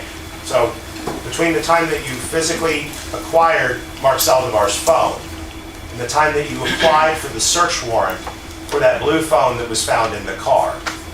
Let me just ask it this way. Did you ever believe that that blue phone that was in the car was Joanna Reyes' phone? I didn't know whose phone it was, sir. Okay. Did you suspect it was Joanna Reyes' phone? No, I just didn't know whose phone it was, sir. Okay. But you had spoken to Joanna Reyes before you unlocked the phone or after? You're talking about the blue one? Yes, sir. After. Okay. Had you determined whether or not, had you acquired Joanna Reyes' call logs before you applied for the blue phone warrant? Yes, sir. Had you called any of the numbers on Joanna Reyes' call logs? No, sir. Okay.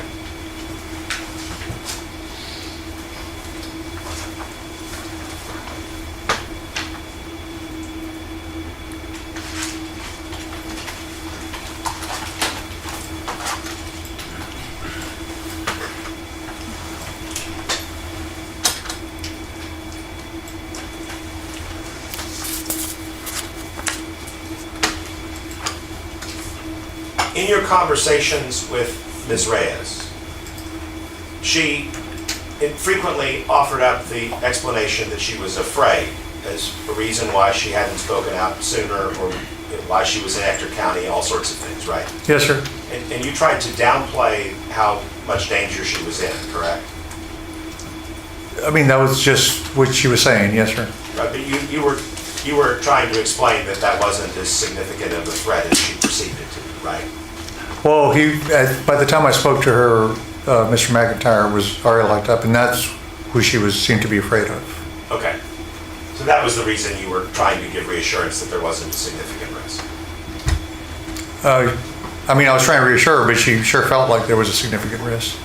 In terms of what transpired after she gave you her whole account of things, you explained to her that she would likely be let out on bond, right? For the warrant, for the reason she was there. Right. Yes, sir. Right. That she would be at liberty after your interview. She would be able to walk out of the room. Well, I mean, sorry, that she would be able to post bond and walk out of jail, that there would be an independent reason to hold her.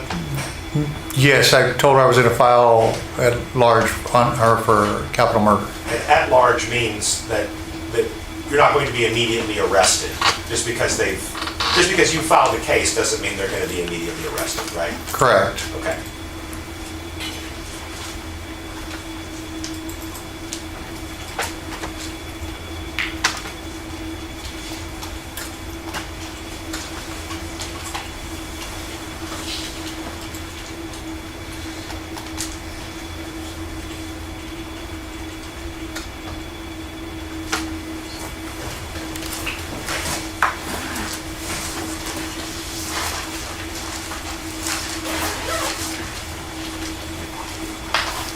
So you said that she's appeared to be afraid and concerned when she was talking to you, right?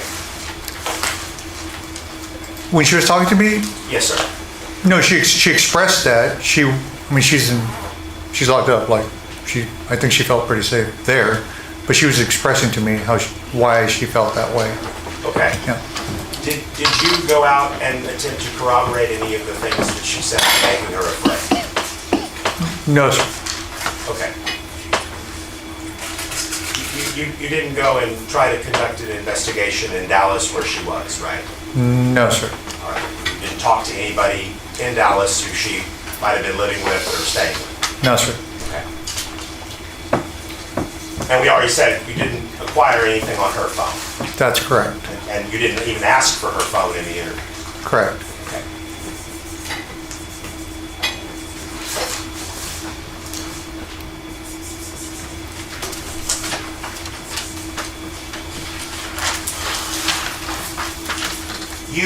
You mentioned that you acquired DNA swabbing from the suspects, right? Like physically from the suspect? Physically from the suspect? You requested it? For Mr. McIntyre. Just for Mr. McIntyre? Yes, sir. Did you have any DNA swabbing done on Mr. Bell? No, sir. Did you have any DNA swabbing done on Joanna Reyes or Jeremiah Rodriguez? No, sir. Okay, just Mr. McIntyre? Yes. Okay. And you indicated that you never requested that that be processed against anything on any of the items of evidence, right? Yes, sir. And your explanation for that was basically you made the decision that you had enough to proceed forward without that information, right? Through the course of the investigation, yes, sir.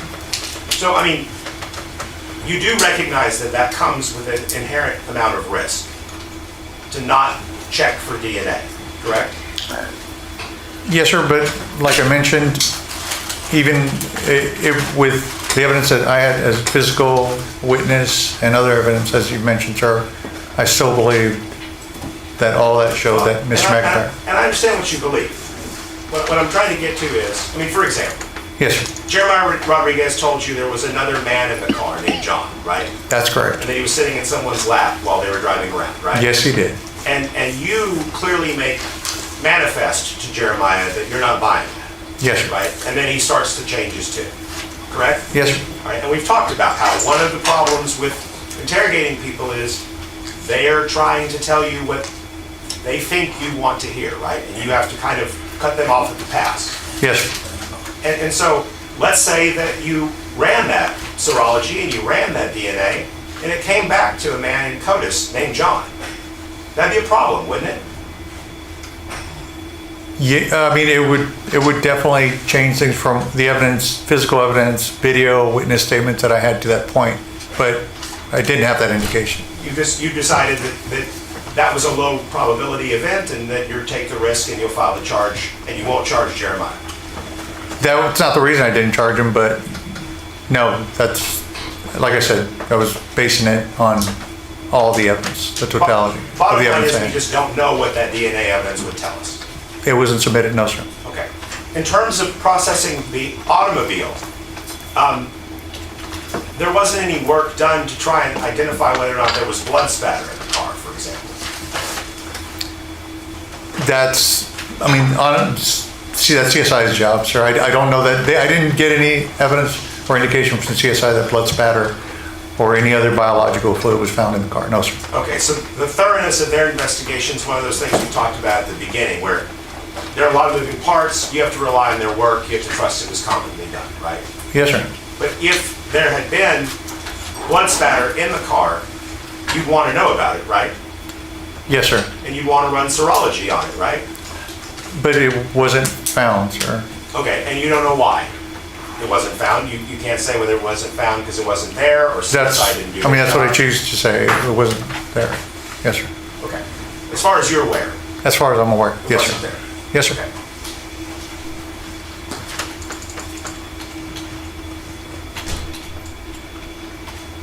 Going back real quick to the issue of her fear and Joanna's fear, right? One of the things that you point out to Joanna in that interview that I'd like to ask you about is Taymor and Jalen Bell obviously leave town. Taymor is found in New Jersey. Mr. Bell is found in Dallas, right? Yes, sir. And your understanding from talking to Ms. Reyes is that she went to Dallas and then she went to Ector County. Yes, sir. And maybe somewhere else we don't know. Yes, sir. No one was keeping tabs on Jeremiah in San Antonio as far as you know, right? As far as I know now, sir. Okay. And you even asked her, well, if you're so worried about this, why would they just leave Jeremiah by himself? Yes, sir. You were asking that? Yes, sir. Okay.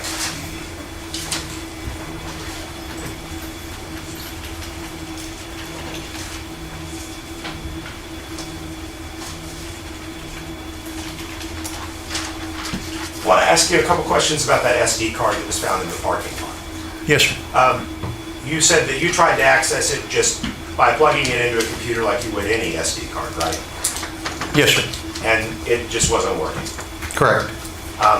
So you sent it off, you said for analysis. Can you just explain for us a little bit what exactly, who did you send it to? So I sent it to, San Angelo Police Department has a video investigation technical unit. They're the ones that generally collect surveillance video. They help us out recovering photos, sometimes from SD cards, not just on criminal cases, on other stuff. They help CSIs out with that. So that's kind of what they do. They're detectives. Okay, and you sent it to them and they said, we can't get it to work, we can't do anything. Correct. And was there any follow-up after that? Are there any additional steps that could have been taken to try and restore that SD card? They're the subject matter experts, sir. They didn't indicate that there was anything else that could be done, no, sir. So okay. I would say no. You deferred to their experience? Yes, sir. Okay. So, I mean, as far as the SD card is concerned, you don't know if it's a random SD card that someone else dropped in the parking lot, or if it belonged to the deceased, or if it belonged to someone else? That's correct. Okay. Did they generate any kind of a report to you? Yes, they did. I'm pretty sure they did. Okay.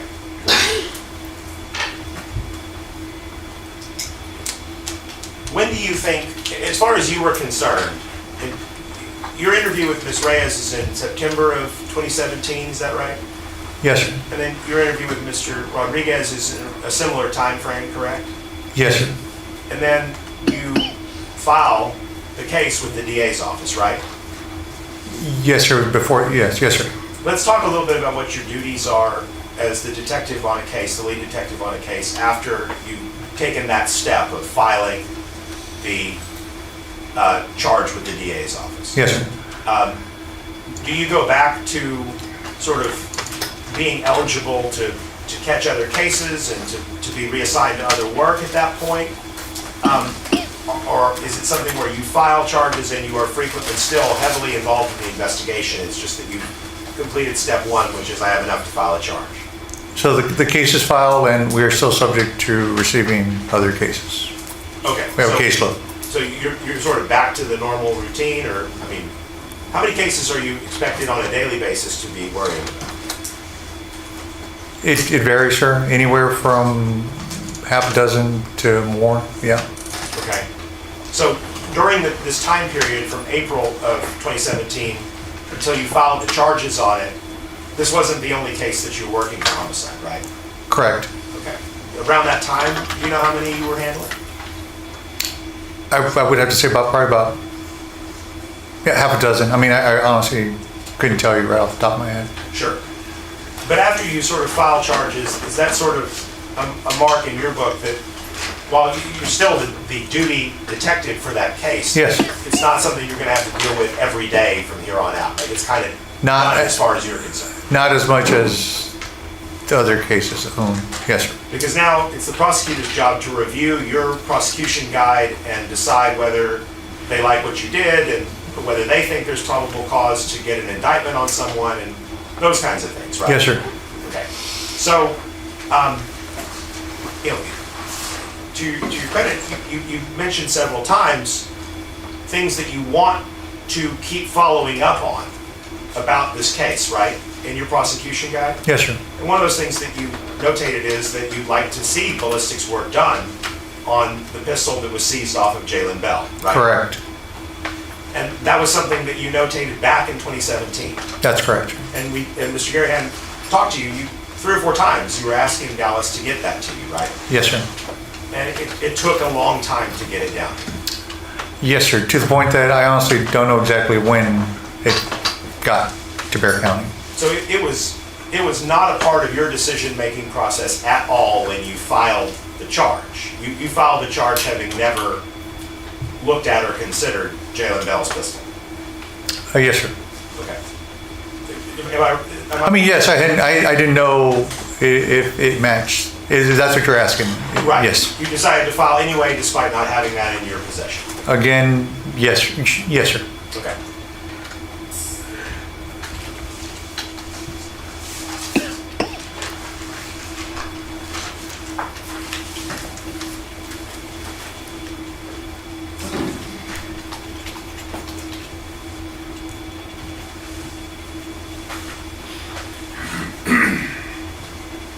You mentioned, like, we're talking about delegation of duties again. You sent the SD card off to those people, and they come back and they say, in our expertise, there's nothing more we can do about this. You're like, okay, that's noted. Moving on to the next question. The collection of evidence itself is also not a detective's responsibility per se. That's left up to the crime scene investigators, right? Generally, yes, sir. I mean, you have authority to tell a crime scene investigator, go process that, go collect that, photograph that, but it's their job to also be doing that without your direct input, right? Yes, sir. Okay. And there were several crime scene investigators involved in this case, right? That's correct. And each of them, when they get out to the scene, is notating their E1, E2, E3 for the thing that they're processing, right? Yes, sir. That gets confusing, can it? Yes, it does. And the goal is that eventually someone figures out what everything is and which scene it came from, and they give it that barcode, right? Yes, sir. And that's designed to kind of put the matter to an end and say, okay, this barcode belongs to this piece of evidence, and that is what it is, right? Generally, that's the idea, yes, sir. Okay. And in this case, the barcodes for the scene at the Chick-fil-A were generated by Kim Wong, right? I believe so, yes, sir. Okay. And Ms. Wong's no longer with the department, correct? As far as I know, no, sir. Okay. But you wouldn't have had anything to do with how they labeled their evidence or how the barcode is generated or anything else? No, sir. Now, in terms of, in this case, we have two pretty evidence-intensive crime scenes, right? We have the Chick-fil-A parking lot and we have the El Potosino parking lot, right? Yes, sir. And then, I mean, obviously the car is taken to a secure evidence bay where it's internally processed, right? Correct. But at the time that the car is discovered in the Mexican food restaurant parking lot, there's a be on the lookout for it, correct? Yes, sir. Who generated the be on the lookout? I did. Okay. When you do that, back in 2017, was there a way to link up information? I mean, like, if I'm a patrolman and I'm just going about my ordinary business as a patrolman, and I see something that matches your be on the lookout, and as a result of that, crime scene investigators are brought out to process a scene, how did they get the benefit of the notes and the field work and everything that was done at the first crime scene? How is that communicated to them? So there's a record, back then, there was a record management system, and that's kind of like the way we have now. We have a report, Mark 43, it's a report management system, which is where we put our reports, and you're able to see other people's reports. Okay. Would it trouble you to learn that we've heard testimony in this case that some people had not seen any reports when they made the El Potosino parking lot scene? No, sir. That wouldn't surprise you at all? I mean, I don't know if they did or didn't, you know. It's the resources available. Sure. Yeah. And you have to rely on what they know, what they don't know. Yes, sir. Okay.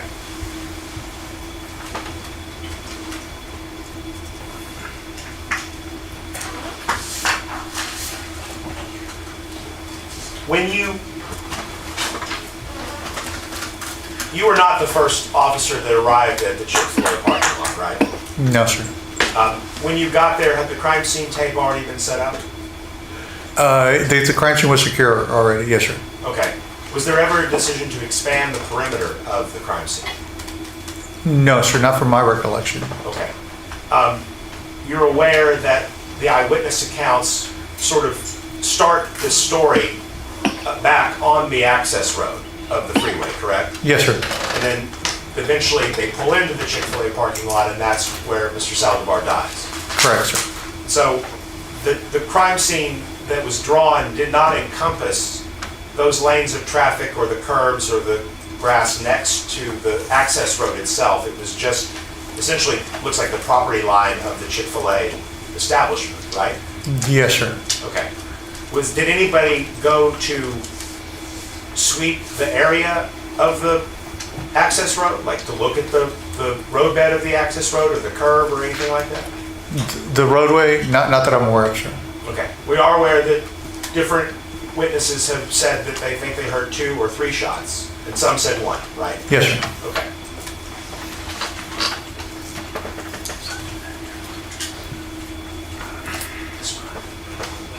I'll pass the witness.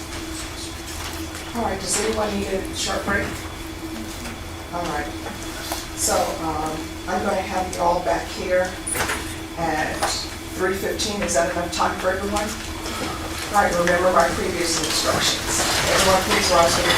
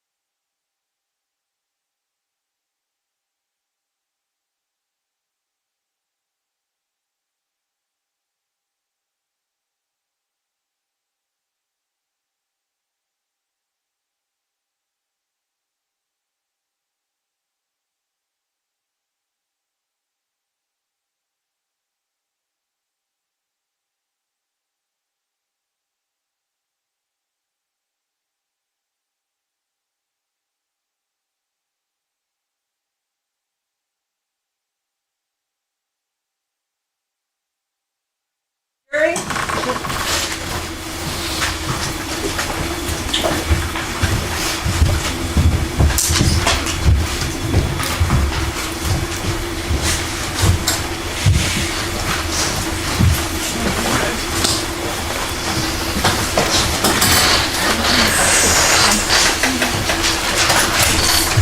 All right, everyone, please be seated.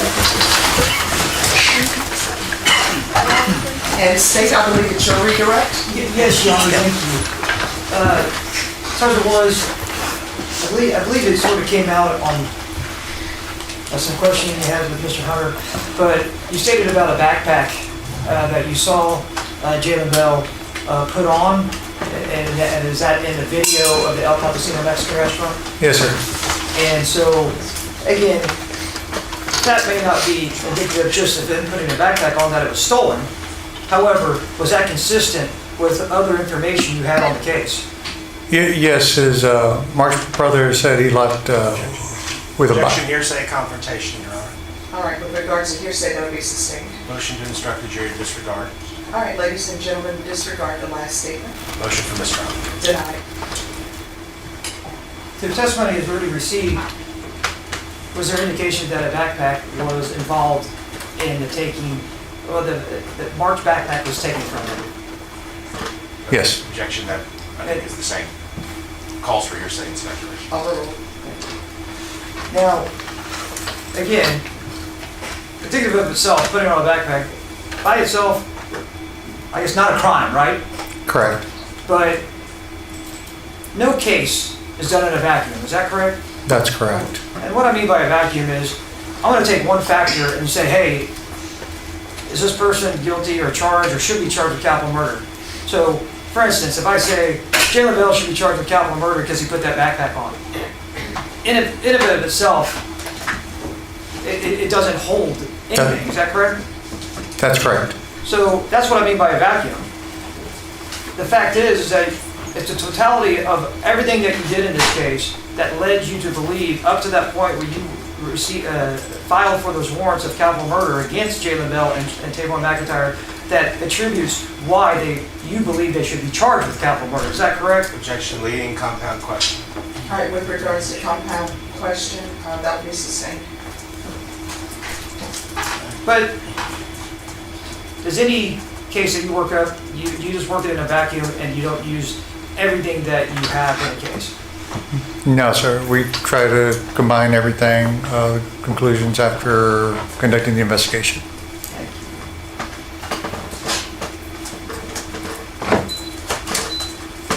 Now,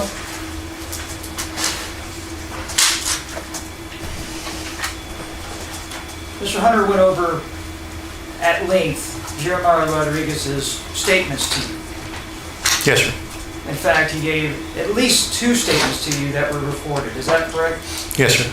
And at length, Mr. Hunter went over of statements that Mr. Rodriguez told you in those statements, in that video. Is that correct? Yes, sir.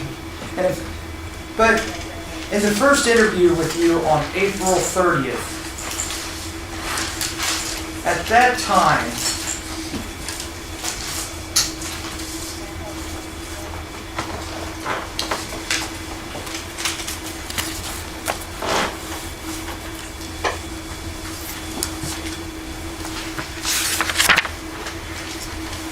had you developed a suspect of Taymor McIntyre?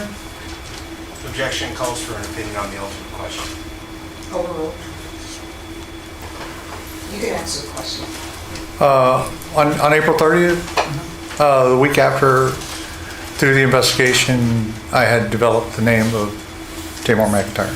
And so, when you interviewed Jeremiah Rodriguez, for all intents and purposes, as testimony was elicited from Mr. Hunter, that he minimized or was untruthful or lied to you at the beginning of that interview on April 30th, 2017. Is that correct? Jeremiah? Jeremiah, yes. Yes, sir.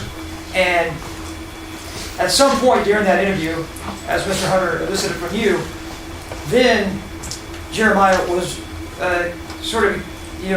admitted some parts of what he was involved in of this case. Is that correct? Your Honor, I'm going to object to hearsay and confrontation.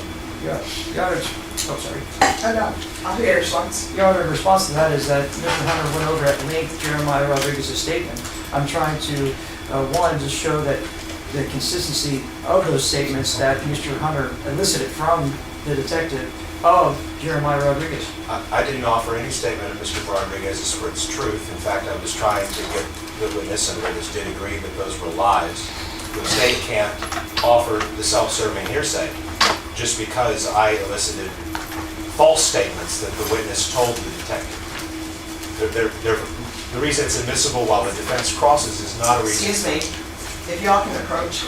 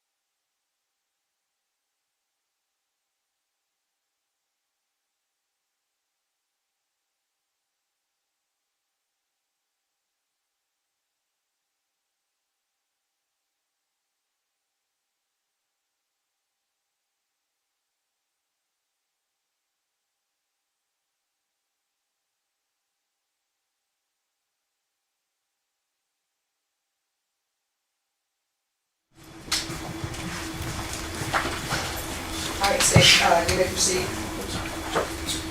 All right, well, let me ask you this, Sergeant Morris.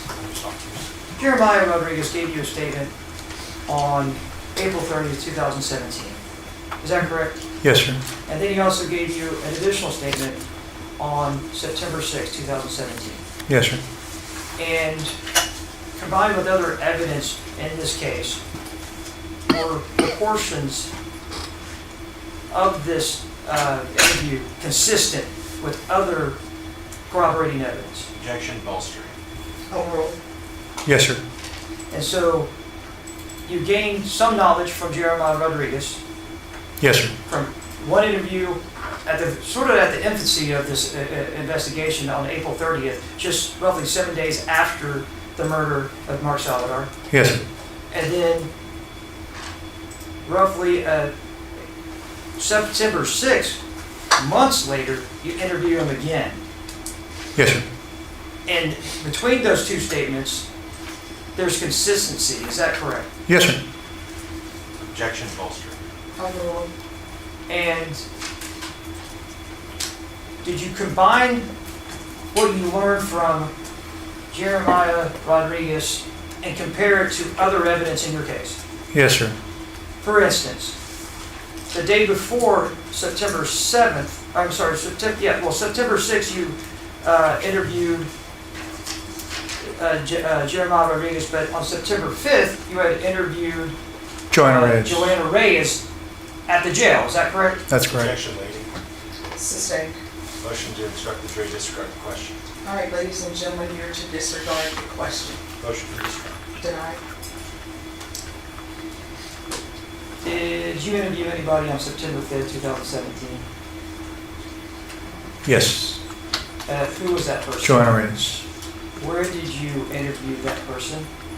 at the Bear County Jail. And with the interview that you performed with her, was that on, I guess, video and audio? It was recorded on DVD, yes, sir. And with her interview, did portions of that for your investigation, was that consistent with other evidence in this case? Objection, bolstered.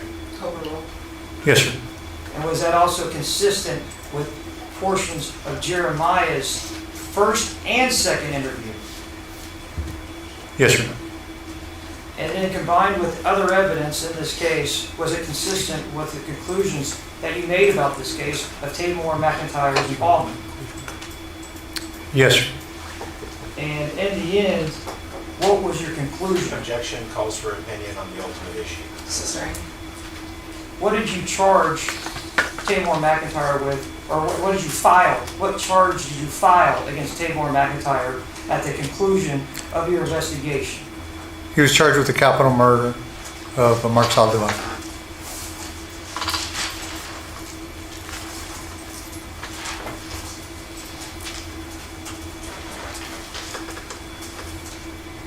And just to clear up one portion, Mark Salvador's phone. Were you able, I think there was some confusion earlier. I want to clear that up.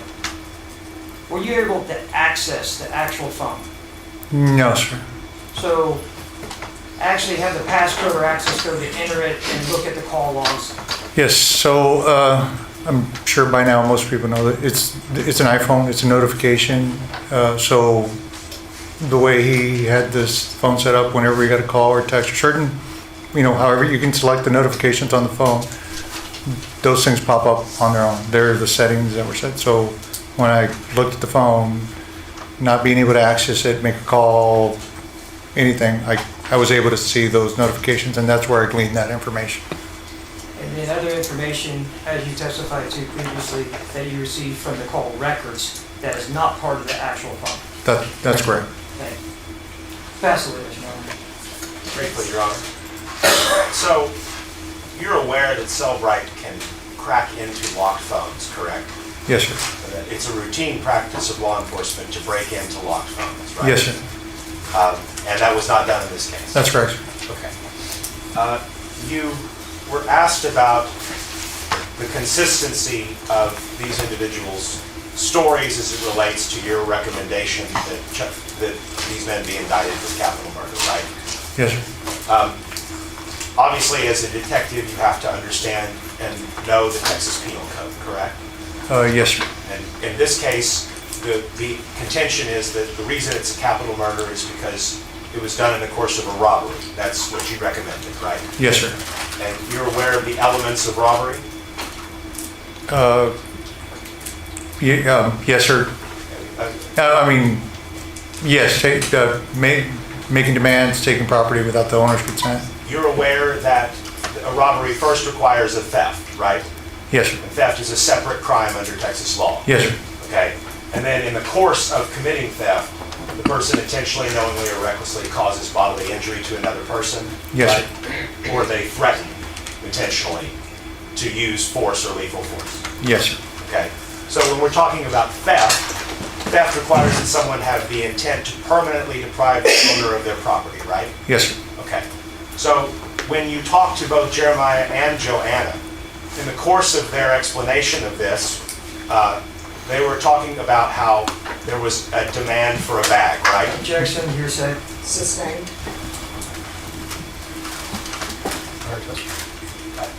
I think as far as Joanna's concerned, that'd be prior sworn testimony. Objection here, City Owner. Sustained. Okay. There was was it your understanding, based upon your interviews with Joanna and Jeremiah, that they were consistent with each other in that they were indicating that this was a demand for a bag? Objection here, City Owner. Sustained. There's nothing about the statements that you took from Jeremiah Rodriguez on either occasion, or Ms. Reyes, where they indicated to you that there was prior knowledge the bag would be stolen, right? Objection here, City Owner. It's been asked and answered. Sustained.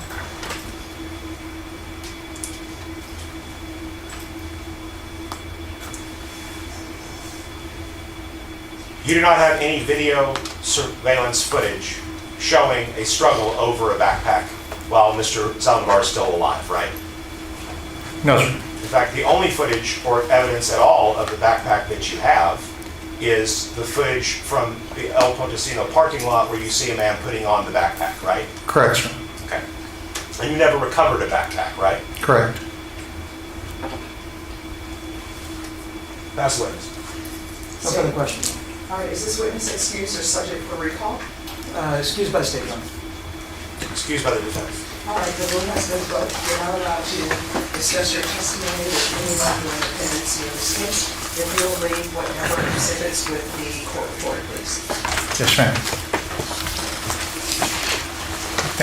State, call your next witness. In the microphone. The state calls Luis Lopez. Got away with it. Thank you.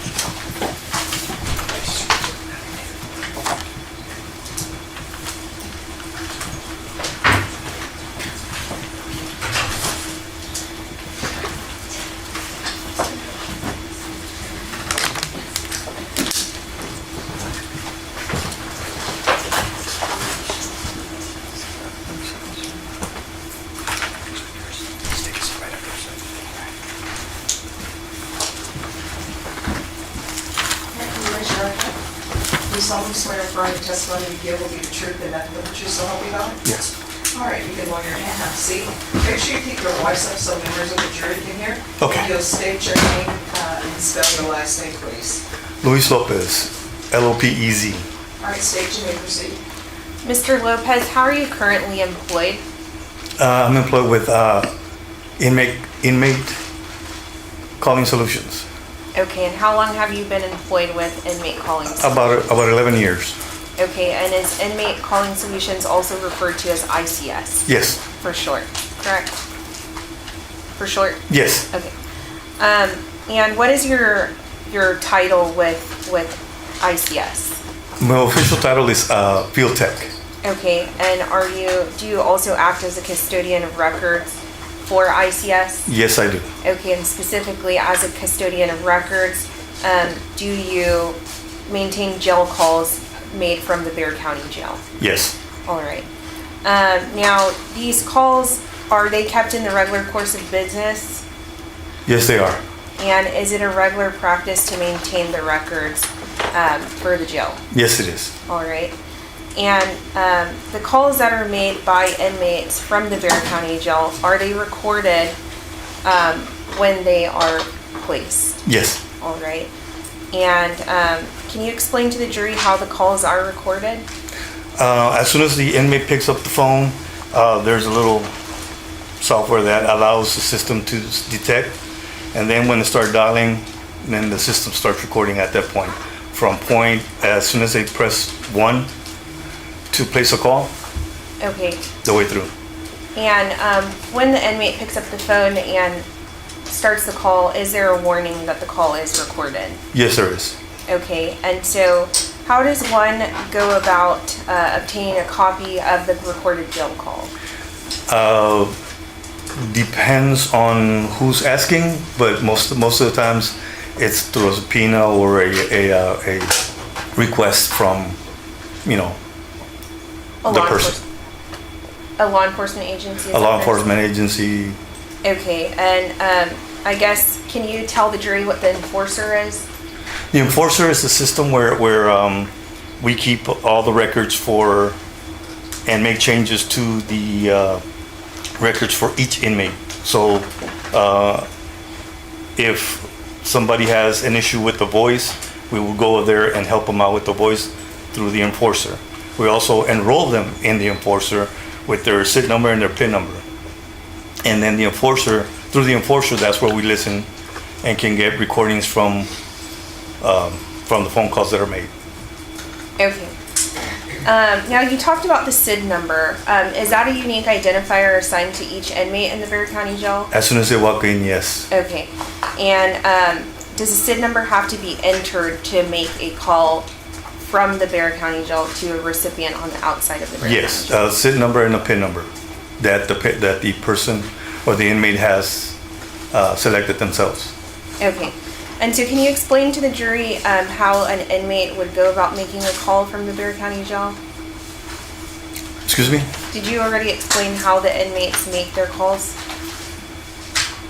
How they make their calls? Yes. They'll pick up the phone, they'll hit 1 to place a call. After that, the system will ask them to enter in their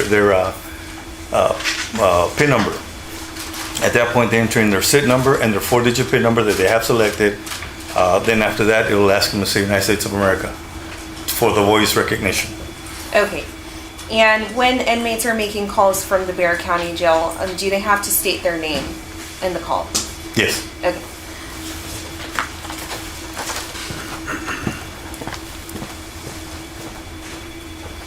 Now I'm going to show you what has been marked as State's Exhibit number 118. I'm going to take it out of its envelope, but do you recognize this disc? Yes, I do. And have you listened to the contents contained within State's Exhibit number 118? Yes, I have. Okay, and are they a fair and accurate depiction of the recordings that are maintained by ICS? Yes. Okay, and do you know what unique identifier they were made from, or SID number they were made from? Yes, they have the calls all have their SID number and a CSN number also that tracks the call. Okay, and regarding State's Exhibit number 118, who is the inmate and his SID number that made the calls contained on the State's Exhibit number 118? Last name McIntyre. First name? You don't. Taymor. Okay. Can you say it in the Oh, Taymor. Okay, and what is the SID number associated with that inmate? It's 108-5731. Okay, and you've listened to the contents of State's Exhibit number 118? Yes. And they're an accurate copy of the conversations? Yes. Okay, and they were recorded on a device that's capable of making an accurate audio recording? Correct. Okay, and have they been altered in any way? Not that I saw, no. Okay, and at this time, Your Honor, the state would offer State's Exhibit number 118 to bring to defense for inspection. Your Honor, Madam Boyd Dyer. Yes. Good afternoon, sir. How are you? You've reviewed the contents of States 118? Yes, sir. And how many calls are on this disc? 4. There are just 4? Yes, sir. You know how long each of them is? About 15 minutes each. Okay. Your Honor, may we approach? Yes.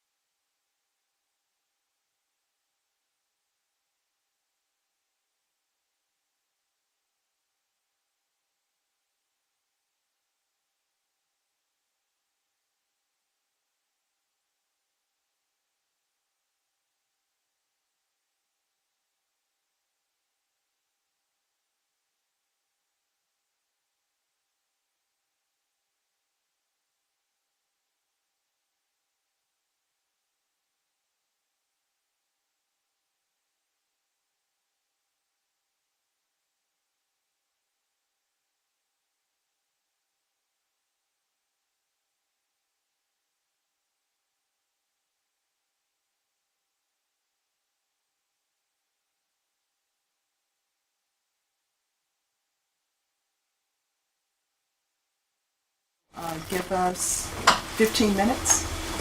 Thank you. All rise for the jury.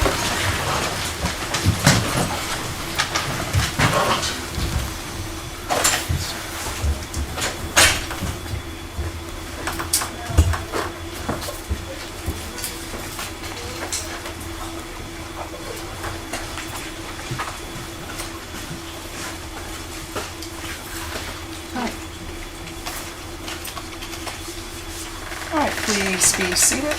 And Cindy, if you need to take a break, you can take a break. I'm just going to listen to this. You want me to play it on the work computer? Because I don't know how to detach the sound from all around. So I didn't. Oh, no, you can just go ahead and play it. Okay. The money one that you're referring to is just one of them, right? The other ones don't discuss that. Yeah, one. I think that's the one probably the court needs to hear. Well, I'm offering all of them, so Okay. All right, let me hear. An hour to hear all of them. they're 60 minutes each. Unless you're not objecting to the other ones. No, I just think that since. All right, let me hear it. Thank you. We'll hear it.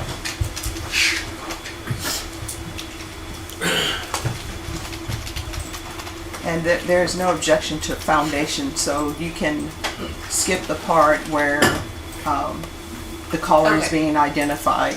And if I remember, I think that's probably about 5 minutes. Yeah. I'm just going to publish it on Sure.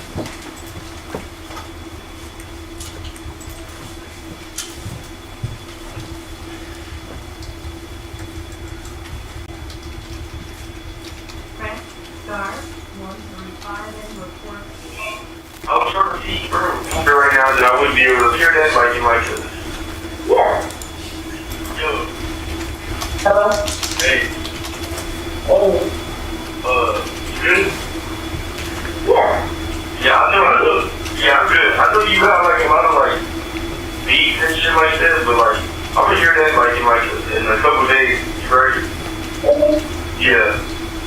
Like, cause even if I did hear it right now, then I wouldn't be able to like really just hear it. You know what I'm saying? Yeah. But I was trying to see this kind of what I'm trying to do, right? Never mind. Okay. I had you show me one time and then I'll tell you if I'm trying to do this or not. It's real simple. You know what I'm saying? Yeah, I did.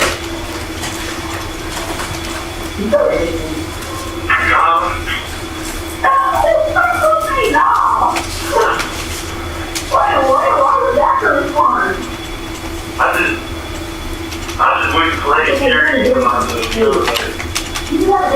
I got a lot of shit I'm dealing with. Huh? We all do. It's not like a sweet spirit. You know? Well, thank I appreciate you. No, thank you. Thank you. Yeah, I'm trying. I'm trying not to let the world keep down, you know? Well, I think you take the my essence first. You know what?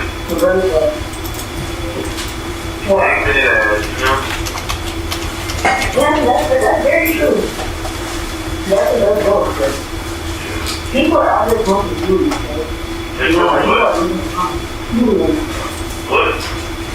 Helium, like, you know what you think of the moon? Oh, yeah, you're doing it. Yeah, it's like, I don't mean like good people. I mean like everyday people, like kids, like, that's kind of like a thing for their kids. Like, I think people just don't have anymore. They really don't. Anything back there. Who ready for the next new drug? No, I'm cool. Even if it's like that, that's anything really like that. Yeah. Like, you take care about yourself, you do. They doing nitrogen, oxide, helium, ketamine. I'll tell you stuff. Huh? What's that? The oh, first and niggas, okay, I hear.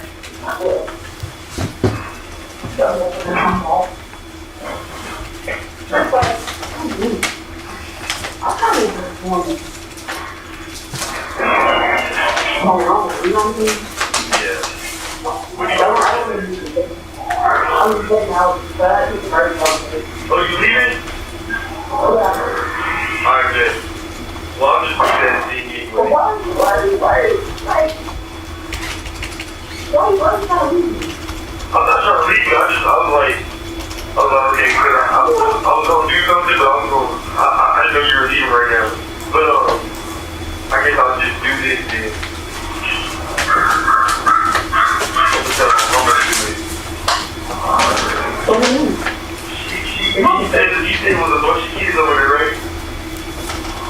He's over where? Over there. Where Kayla's at? Where she from? At the house that Kayla was over there. The Airbnb? Oh, the booty in that house. Yeah. Yeah, that's how it's over there. Oh, for real? I'm gonna have him, damn, what kind of work is that? Why is that actually the right to turn in a member? You said what? Like, why does it sound like why does it sound like a vulture? No. I know what a vulture sounds like. That was a vulture. But first of all, that's not right for her, maybe that is. I'm the garbage dumpster, like, I'm not doing this. So you said there's a raccoon? I've never seen a raccoon before, but if I did, I would see. It was a raccoon? Yeah, that's a brand, like, forget the garbage. It's gonna be on the side of the seat. Niggas see that coon out there. God damn it. You're supposed to be watching. You see they got them, that trash can. Listen to this, though. You're sitting here laughing. You see them trash cans out there glitching. Oh my God, that's Start early in the daytime. Bro, daddy's supposed to be nocturnal. Well, I was like, still kind of dark outside though. I was approaching the garden. Not pitch black, but it's a little dark. You know, daylight savings is happening in a couple weeks. It's dark to dark by 5. It's light over here. Yeah, it's light, it's a little dark. Okay, maybe. I hate daylight savings. It's gonna start getting dark at 5 p.m. You're right, no. What movie is that? I don't know, but I know that song. That nigga said, come on, Mr. Sally Mud, Sally Mud. You don't move this from getting. I don't like movies like that. You don't got an ounce of culture inside you. I am the culture. Sure you never seen Beetlejuice. No, I've never seen Beetlejuice. It's out. It's a new one out, too. I don't know if that's a hard to solve. I haven't seen it. Then they got a new movie out, but it's like, people don't like it because it's musical. Oh, people don't like it because it's a musical. Yeah, they don't like it. Okay.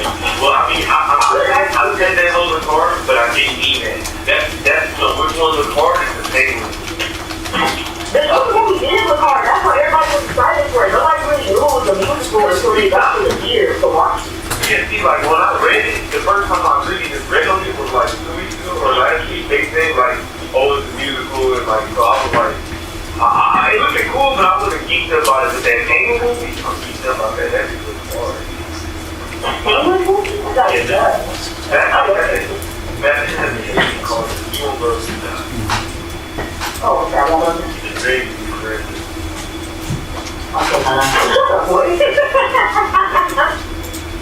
You know me, don't do that. I just all around. Like, that is psychotic. That nigga can't believe you being used. Well, I'm where I'm supposed to be. He's not supposed to be right there. You lucky you shouldn't get something first. He's just talking about possum for the first time. He said he was talking to you boring case. But it was a possum just hanging out on the patio. Oh, I would definitely recognize. That was the first time I've ever seen a possum like in actual life. Like, I've still seen the ugly house. don't you know what's out there? I won't you to go up. And they people. I really don't hunt animals that. Your Honor, may I interrupt for a moment Yes, and ask for approach? sure. Can you pause that? Well, I think we can do it from here. Sure. This is by way of objection to the court. I think 403 is designed for this purpose. If there is relevant evidence here, and I realize it has to be in some context, can't we just play that for the jury rather than have us have to listen to idle talk? between these people about possums or raccoons. Well, here's the thing. I understand what you're saying, counsel, but unless there's an agreement what's going to be admitted, I have to listen to all of it and make a determination on what's relevant. And I'm concerned about the jury having to listen to it all too. Oh, well, I don't know yet. Unless you're all going to agree what's going to be admitted, I need to listen to it. Could I beg for a minute with the prosecutor? Sure. All I would ask is, they say that they believe that these are admissible because there's a discussion about Jalen Bell, and there's a discussion about money. If the state could just actually identify the language that they believe is relevant, then I think that will solve the question, because definitionally everything else about these conversations is idle chit chat. It has nothing to do with anything, and we have no context for it. Can we confer for just a second here? All right, just a second. Don't lose the place of that. Okay.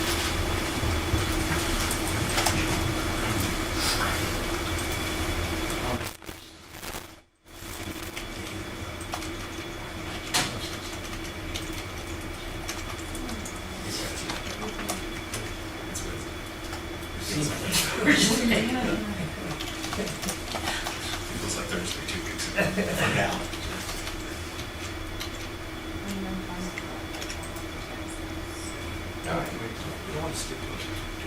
I'm not stipulating, I'm just saying, only get to the relevant part, the rest of it. Did y'all not listen to this previously? Listen to all of it, yeah. Okay. It goes relevant. I don't understand what's relevant.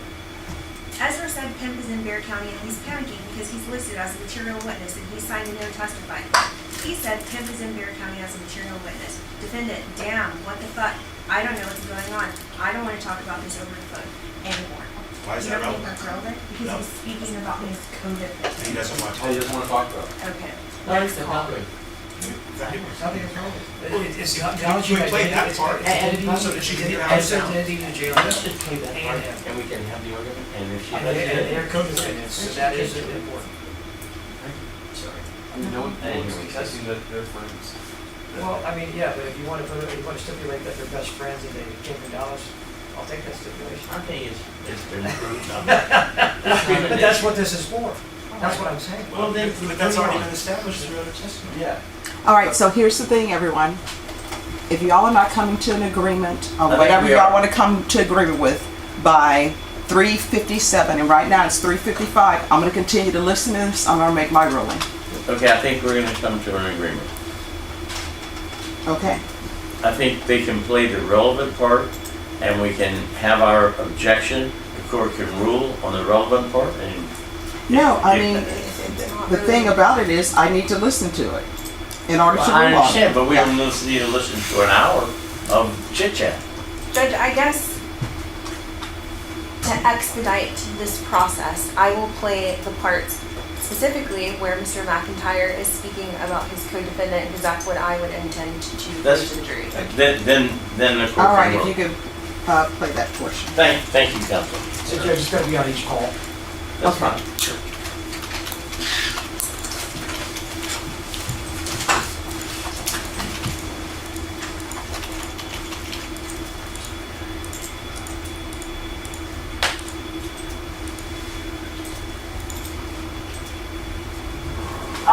So I'm Rochester, right? I'll unrock it if you want me to. Because, like, he kept hitting the chat, talking about, oh, did you guys go to you? Did you guys go, we were hitting you for the proposed deal that you about to say, he didn't say nothing. So you just been ignoring him, but he hitting us. But I forgot that sometimes when you watch like on the phone, it's no messages, it's open, it's no messages. I your laptop, you can still see the message on the laptop.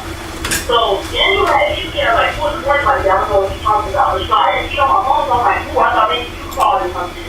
But it's ever, he said that him is in their county and he's panicking because he that's material witness and he signed those testifying form and like he asked me and Daniel. I'm like, how would he and Daniel know anything about that though? Like, how would he know what's going on? He said him is in their county as a material witness. He said he got an answer yesterday. I don't know what's going on there, bro. So I'm not gonna. Yeah, so like, how would he know? Like, I was at court yesterday, and the kid was like, like, we're trying to get the trial postponed because we're trying to Oh, I saw that part.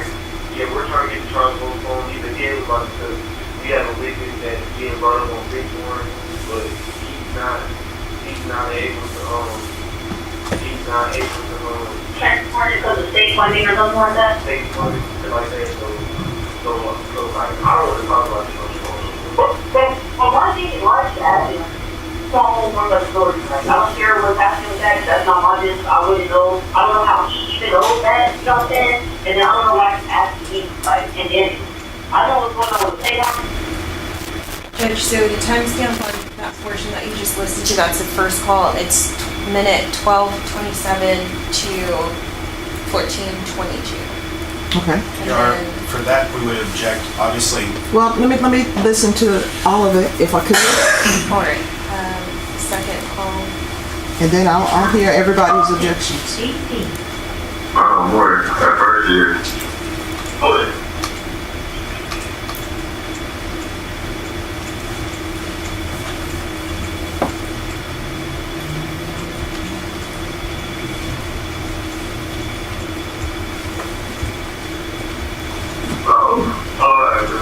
hey, you're good. Keep letting me out here already. Oh, alright. There was 50 different numbers, man. If he really needs me right now, he just needs $150. Alright. I think a lot of it is not just a thing, but he's always the nation. He's always eating the money that I just him stuff. Well, there. Yeah, but he was yeah, they got him in his yeah. He in their county? Yeah. Why? Shit, I don't know. I mean, like, they brought him back. They brought him back as a material witness, right? But I got trial. But I don't know I don't know what's really going on. What's this for what? Shit, I'm going to trial this. So I don't know how, but it's like, but it's your thing, like, you really, I really don't even want to talk about it on the phone. You know, I don't know what's going on, so I don't want to speak about it.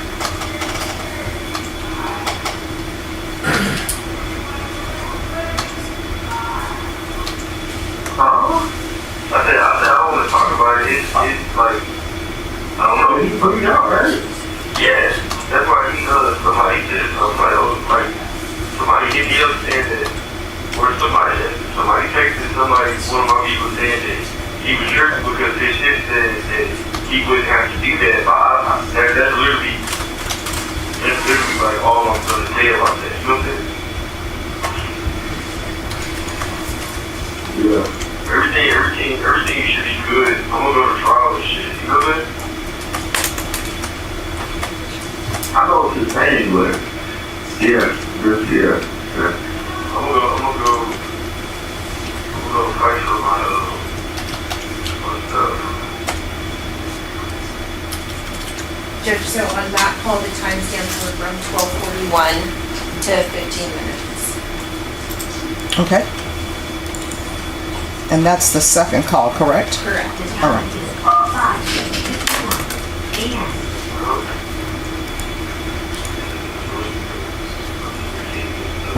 Mom? He isn't it? Like, he first dictated to the action about my trial because they brought my first day, they brought my color ticket from prison. They brought me to prison and they went and got him in jail and they have him marked down as a material witness. So I guess my brother was like calling him and like we all like run together and shit like that. So like he was like, what the fuck? Like shit, they all like shit still there, mama. And then that's when they came up like, what's going on? What's going on? And Daniel was like, hey, like you can go by the churches, like not to speak about this, like you can go not to speak about this, like nothing crazy. Like how there's a noise that they're not telling you stuff. Yeah, that's like what the fuck, like what y'all talking about, like you brought my family, like Yeah. Roll the heads on the chairs, we're gonna, everybody heads on the chairs, we're gonna, everybody heads on the chairs. Judge said on that third call, it was 5 minutes and 20 seconds to 6 minutes and 22 seconds. And this last one is number 4? Correct.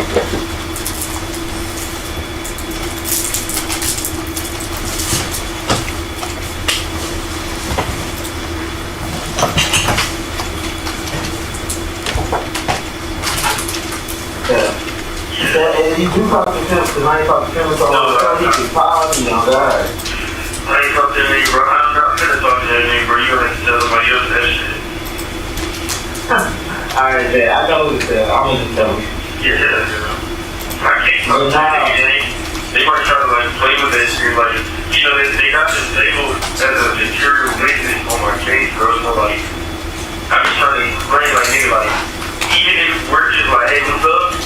Like, nigga, they can literally be like, oh, they were communicating with witnesses that a person of just, like, they literally are trying to, like, they probably put him down in that just so I could communicate with him and they can try to make that shit look good. You know what I'm saying? Yeah. Yeah, like, nigga, that shit's not smart, nigga. They gon' try to fuck you over any chance they get down. Yeah, so. Him is kind of out of his mind anyway. He ain't really, he's not out of his mind, but he's just different. When you talk to him? Like 7, 8 months ago. You buy this number or something? It's me or it's close in another room. Oh, yeah, good. Oh, y'all the only two niggas in the apartment? Judge, sorry, I let that one play a little bit, but the timestamp was from 10 minutes, 59 seconds to 12 minutes and 2 seconds. All right, and that's the last one? Yes. All right, with regards to... That's it, okay. Yes. Yes. With regards to the first call, I don't understand the relevance of it unless I didn't hear something correctly. And that was listed as the first jail call. How is that relevant? Well, Judge, it goes to establishing the relationship between the defendant and his co-defendant. It goes to the defendant trying to distance himself from the co-defendant, and it goes to the identity and their relationship with each other. Defense? I think that anything that is probative about it has already been established by multiple other sources in the testimony that are disputed. Now, I want to know, regardless of whether somebody else has said something on the witness stand through another witness or not, I want to address the issue of relevancy, not whether it's cumulative. Its relevance is concerned. Mr. McIntyre saying he doesn't want to talk about his case with people who he doesn't have privilege with is not something that the jury should consider. Functionally, it's a comment on his invocation of his right to silence. And it has no relevance, it doesn't prove anything. And so I don't know why it's being offered. Well, they just said why it's being offered. Okay. Now, I'll make a decision on whether or not their statement for the reason of it being offered. I've heard jail call number 1, and the court is going to find that jail call number 1 is not relevant. With regards to jail call number 2, the court is finding that that's relevant. And with regards to jail call number 3, after hearing it, the court is finding that that's relevant. And with regards to... I would make for number 3 that I also think that because there's a discussion about legal advice that was given to him, and that's why he is not talking about it, that it is a comment on the defendant's failure to testify and his implication of his right to remain silent. Response? Judge, it was not the defendant discussing legal advice to him. It was the defendant discussing allegedly, and I don't know, I guess Mr. Hunter can give us some clarity on that as to whether he was advising and giving legal advice to Kemi and Ezra, but that's what the call states. It has nothing to do with Mr. Hunter's conversations with the defendant. Well, Your Honor, just so the record is clear, Kemi and Ezra are individuals who have a business relationship with Mr. McIntyre and have at different and varying points in this been individuals that have had to work with the defense in terms of mounting the resources for his defense and the expenses associated with it. And when questions are put to individuals who are trying to facilitate Mr. McIntyre's defense, and they are receiving advice not to discuss certain issues or contact certain people, that is information that is attributable to the defendant.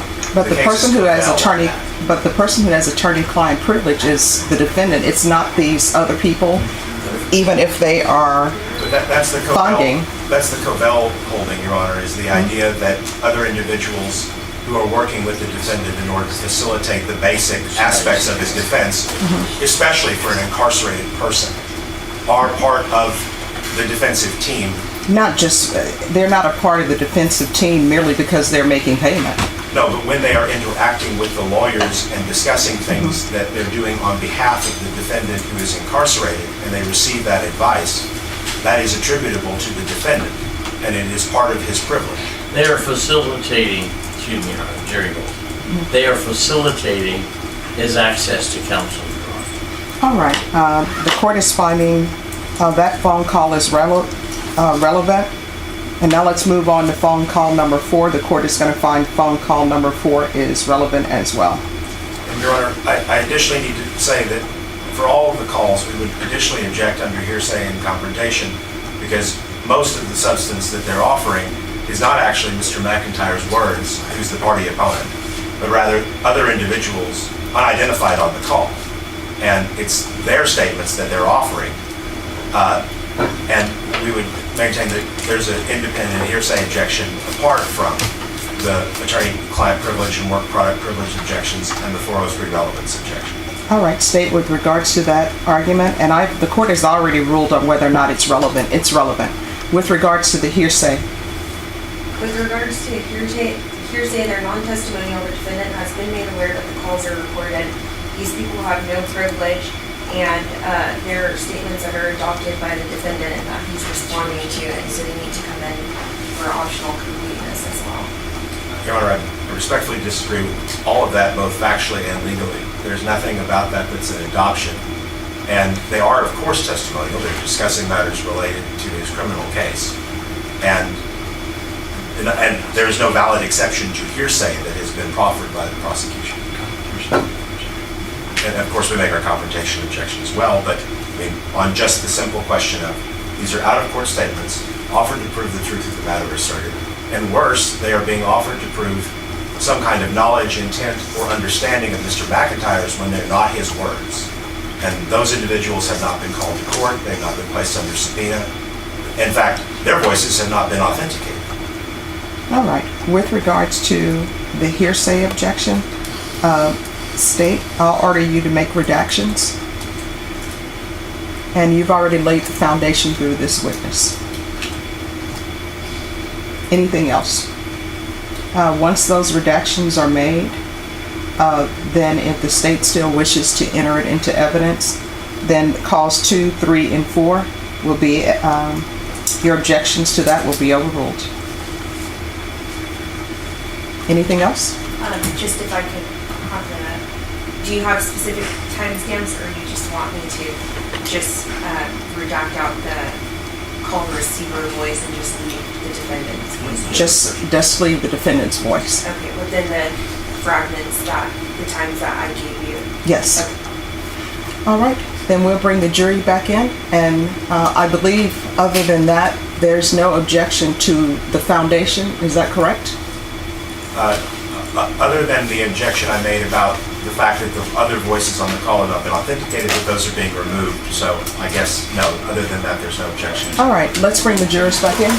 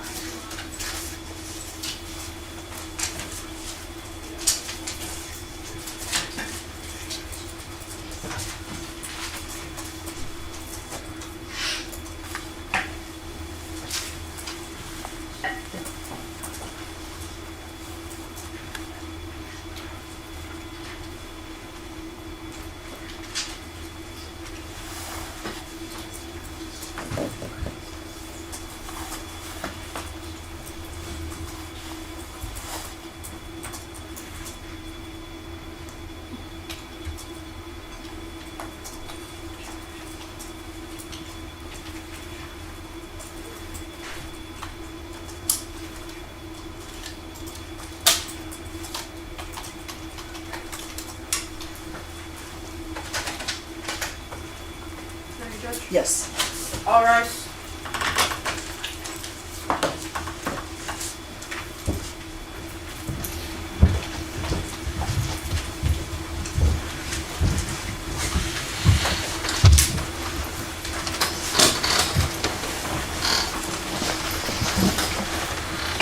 All right, everyone, please be seated. And state you can proceed. We passed the witness, Your Honor. All right, defense. No questions. All right, is this witness excused or subject for recall? Excused by the state, Your Honor. Excuse me, the defense. All right, the rule has been invoked. You're not allowed to discuss your testimony with anyone during the pendency of this case. Okay. All right, thank you. Thank you very much. And if you'll just leave any exhibits. State, call your next witness. Yes, Your Honor. The state calls Lucy Salvador.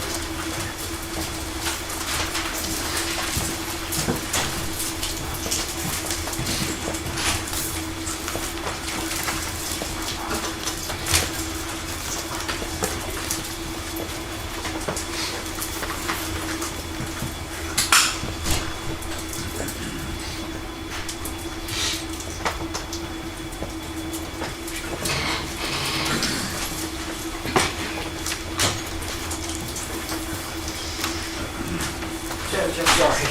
I think that the next witness, I believe, is Mr. Gregg. She thought she had more time. No Let me, problem. if you don't mind, I'll just step out briefly and call my advocate to make sure. All right, thank you. No objection. All right, thank you.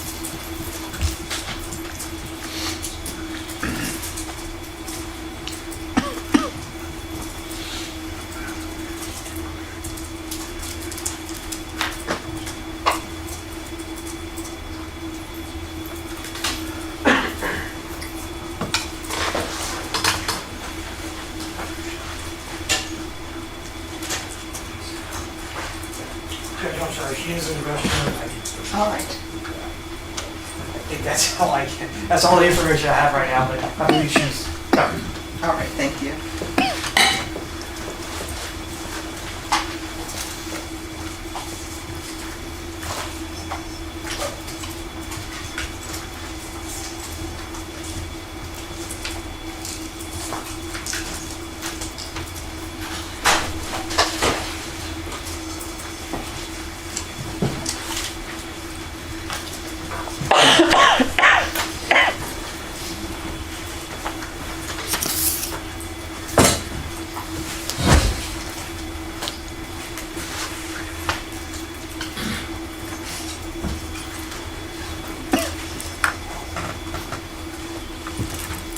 You see how I have this like this? Just put that up there. It's a microphone, just so that they can hear you.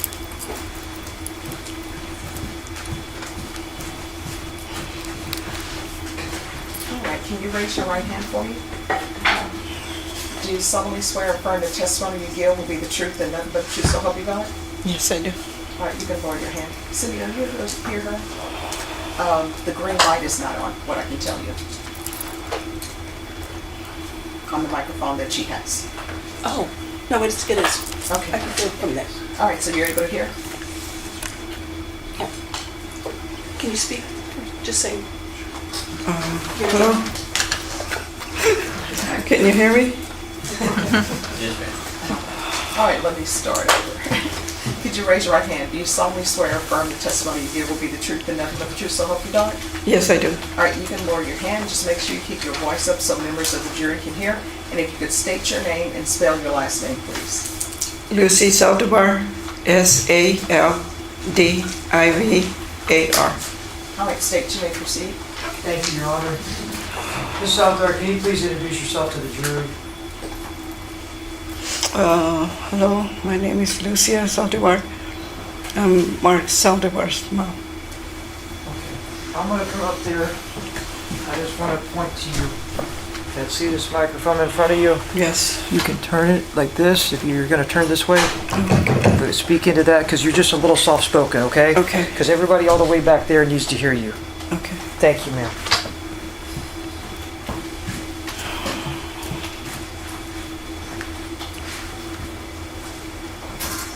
And I can barely hear you. So, one, I believe you stated that your son is Mark Anthony Salvador. Is that correct? Yes. And can you tell us something about Mark Anthony Salvador, ma'am? Like, what type of person was he? He was my youngest son. He was a good son. He never got in trouble. He was always happy. Try to help his friends in any way he can. Okay. And you know, I know that's a brief thing that you told us, thank you, but, you know, did he have a certain passion that he really enjoyed? Yes, he did. He wanted to do photography. And was that something that he did often? Yes. And, you know, would he want to do that for his occupation? Yes. And I'm going to show you what's been marked State Exhibit number 142 and 144.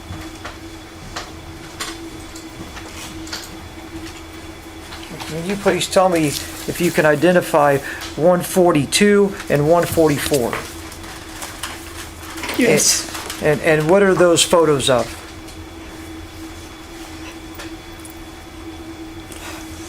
My son, Mark Soderberg.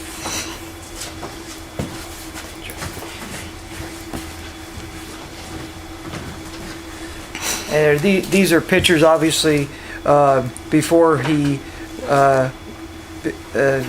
was murdered. Is that correct? Yes. Okay. And Your Honor, I'm sorry. I'm going to object to the question, especially the phrasing of the question. That's it. I can rephrase. The objection will be sustained. Motion to instruct the jury to disregard. All right, ladies and gentlemen, you disregard that last question. Motion for Mr. Denied. Thank you. May I proceed, Judge? Yes. Thank you. In State Exhibit number 142, that picture of Mark, what does he have hanging around his neck? His camera. And this camera in this photo, was this one of his, well, did he have many cameras or just one camera? He had a few, but that's the one that he used the most. And I'm sorry, that's the one he used the most? That's the last one he got, so yeah. Okay. From this picture, well, let me go ahead and enter state, I'll tender to defense to any objections of State 142 and 144.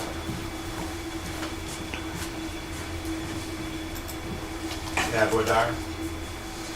Yes. Ms. Saldivar, good afternoon. Good afternoon. The photograph that shows the camera in 142, on the last day that you saw Mark, he left on foot from your house, correct? Yes. And you didn't see what he left with, right? Just his backpack. Okay. Your Honor, I would just object to 142 on the basis that it's under 403, cumulative, and there's a lack of foundation. All right, can I see State's Exhibit 142, 144, please?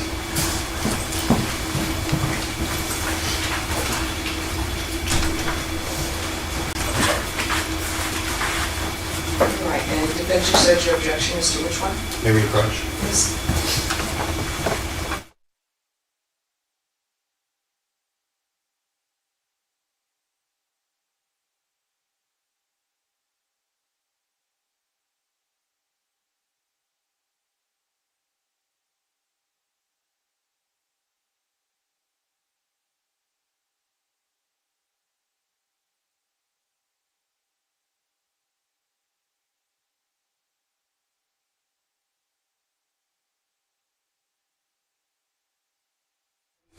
Is admitted.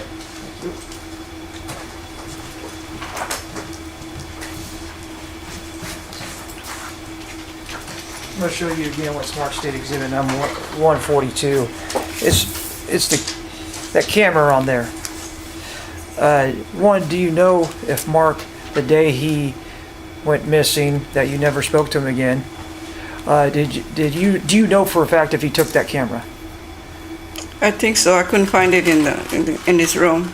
You could not find it in his room? No. Did you ever see that camera again? No. Your Honor, at this time, the state would move to enter State Exhibit number 142 into evidence and tentative defense for any objections. Same objections and speculation. All right, objection is overruled. State's Exhibit 142 is admitted. Thank you. May I publish to the jury? Yes.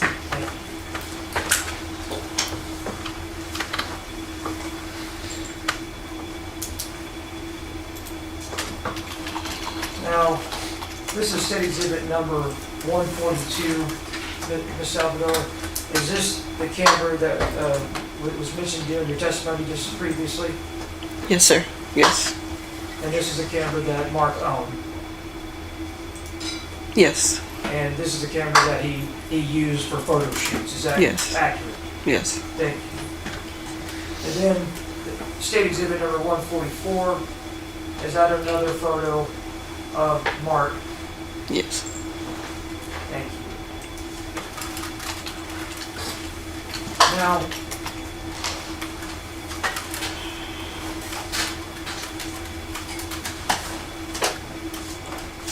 was there anything else about Mark that, for instance, out of State Exhibit number 144, that he had a passion or a collection of objects?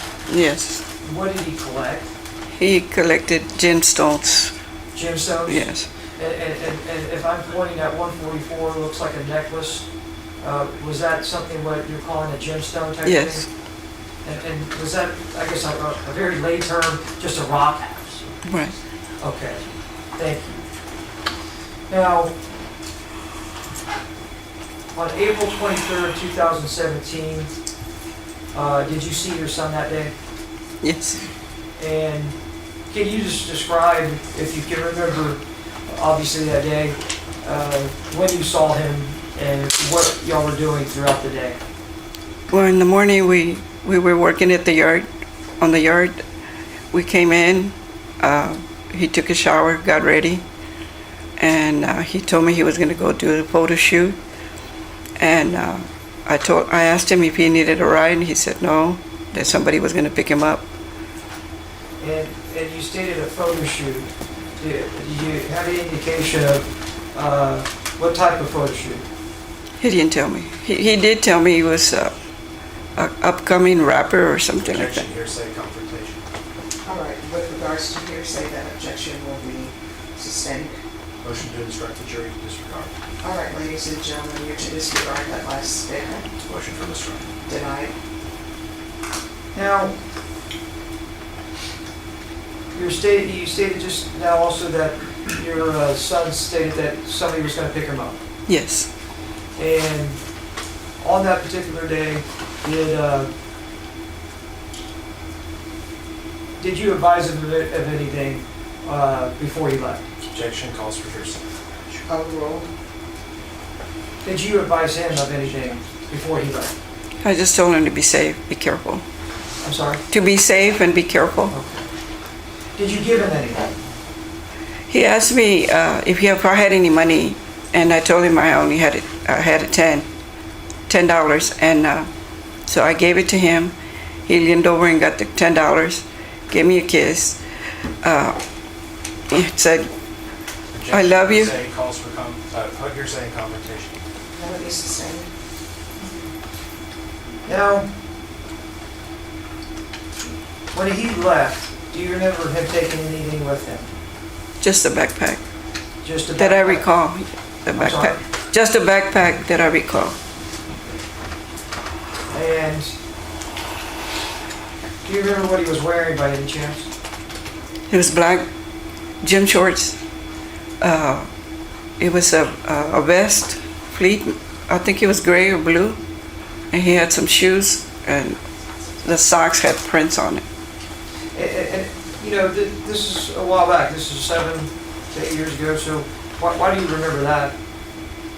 I don't know. I just do. I remember exactly what he was wearing. So this backpack, if you know, do you know the contents of the backpack? No, sir. Oh, it was black, that's all I know.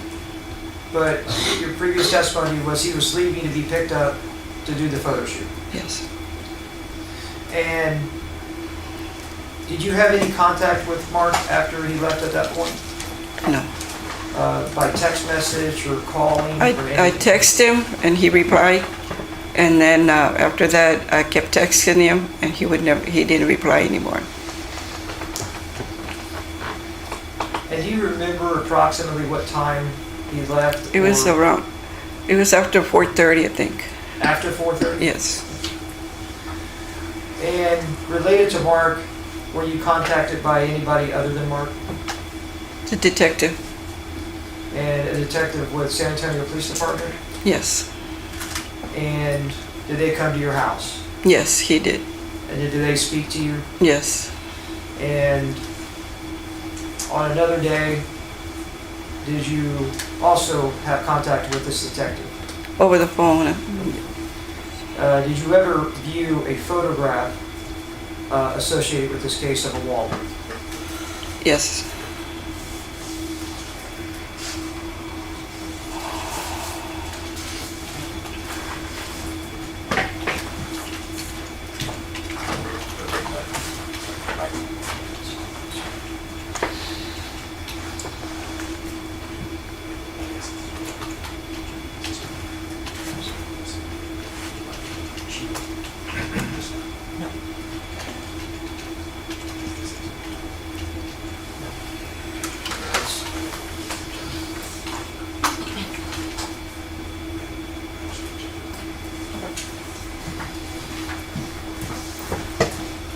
I'm going to show you what State Exhibit number 145. Now, is this a copy of a photo and also writing that you saw back on May 10th, 2017? Yes. And whose wallet is in that photo? Mark's. How do you know that this black wallet is Mark's? Because I gave it to him, I bought it for him, I gave it to him, and I got it because of that little tassel it has. The tassels it has. Now, is that the same photo that's State Exhibit number 78? Yes. Okay. And Your Honor, at this time, did you write something on this photo? Yes. It says this is the wallet. All right, the objection to hearsay will be sustained. What I'm going to ask you is, do you recall how many, when did you give this wallet to Mark? It had been probably about a couple of months prior. Okay. Judge, oh no, okay, we'll just stick this here. But that State Exhibit number 78 is the exact same copy of 148, is that correct? Yes. Okay, thank you. That is the wallet of your son, is that correct? Yes. Do you know where this wallet was found, if you know? No, I don't.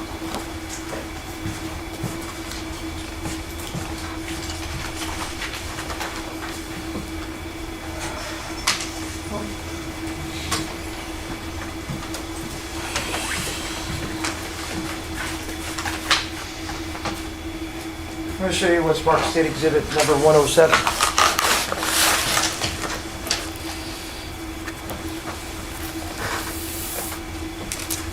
Yes. Is this that same wallet? Yes. Thank you.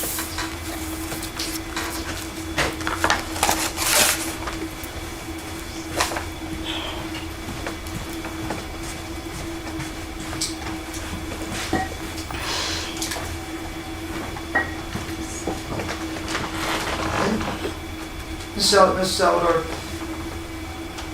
I want to ask you, do you know a Joanna Reyes? No. Do you know a Taymor McIntyre? No. Or do you know a Jalen Bell? No. Or what about a Jeremiah Rodriguez? No. I'm also going to show you what's been marked State Exhibit number 42.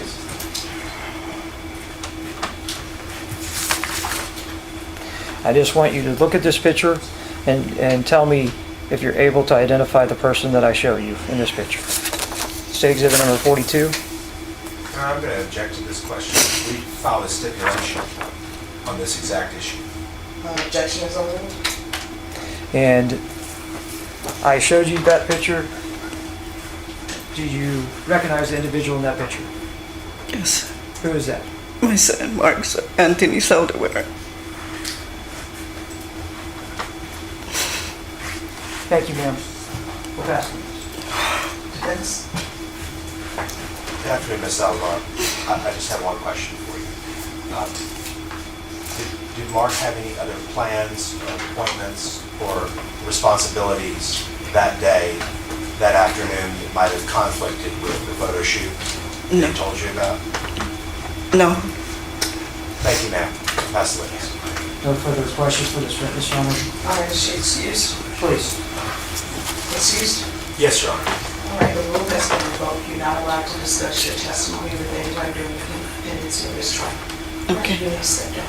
Thank you. Can you take the mic? State, call your next witness. Not at this time, state rest. All right, thank you. All right, ladies and gentlemen. Your Honor, may we express our condolences? I mean, you ought to do that after. Ladies and gentlemen, the state has rested at this time. What I'm going to do is release you all for today, and we're going to come back tomorrow at 9:30. All right? Remember my previous instructions. You're not allowed to do any investigation on this case. You're not allowed to deliberate with yourself internally or with each other or talk about this case to anyone. Everything that you need to know about this case comes from inside the courtroom. Does everyone understand? All right, everyone, please rise for the jurors. And I will see y'all back tomorrow at 9:30.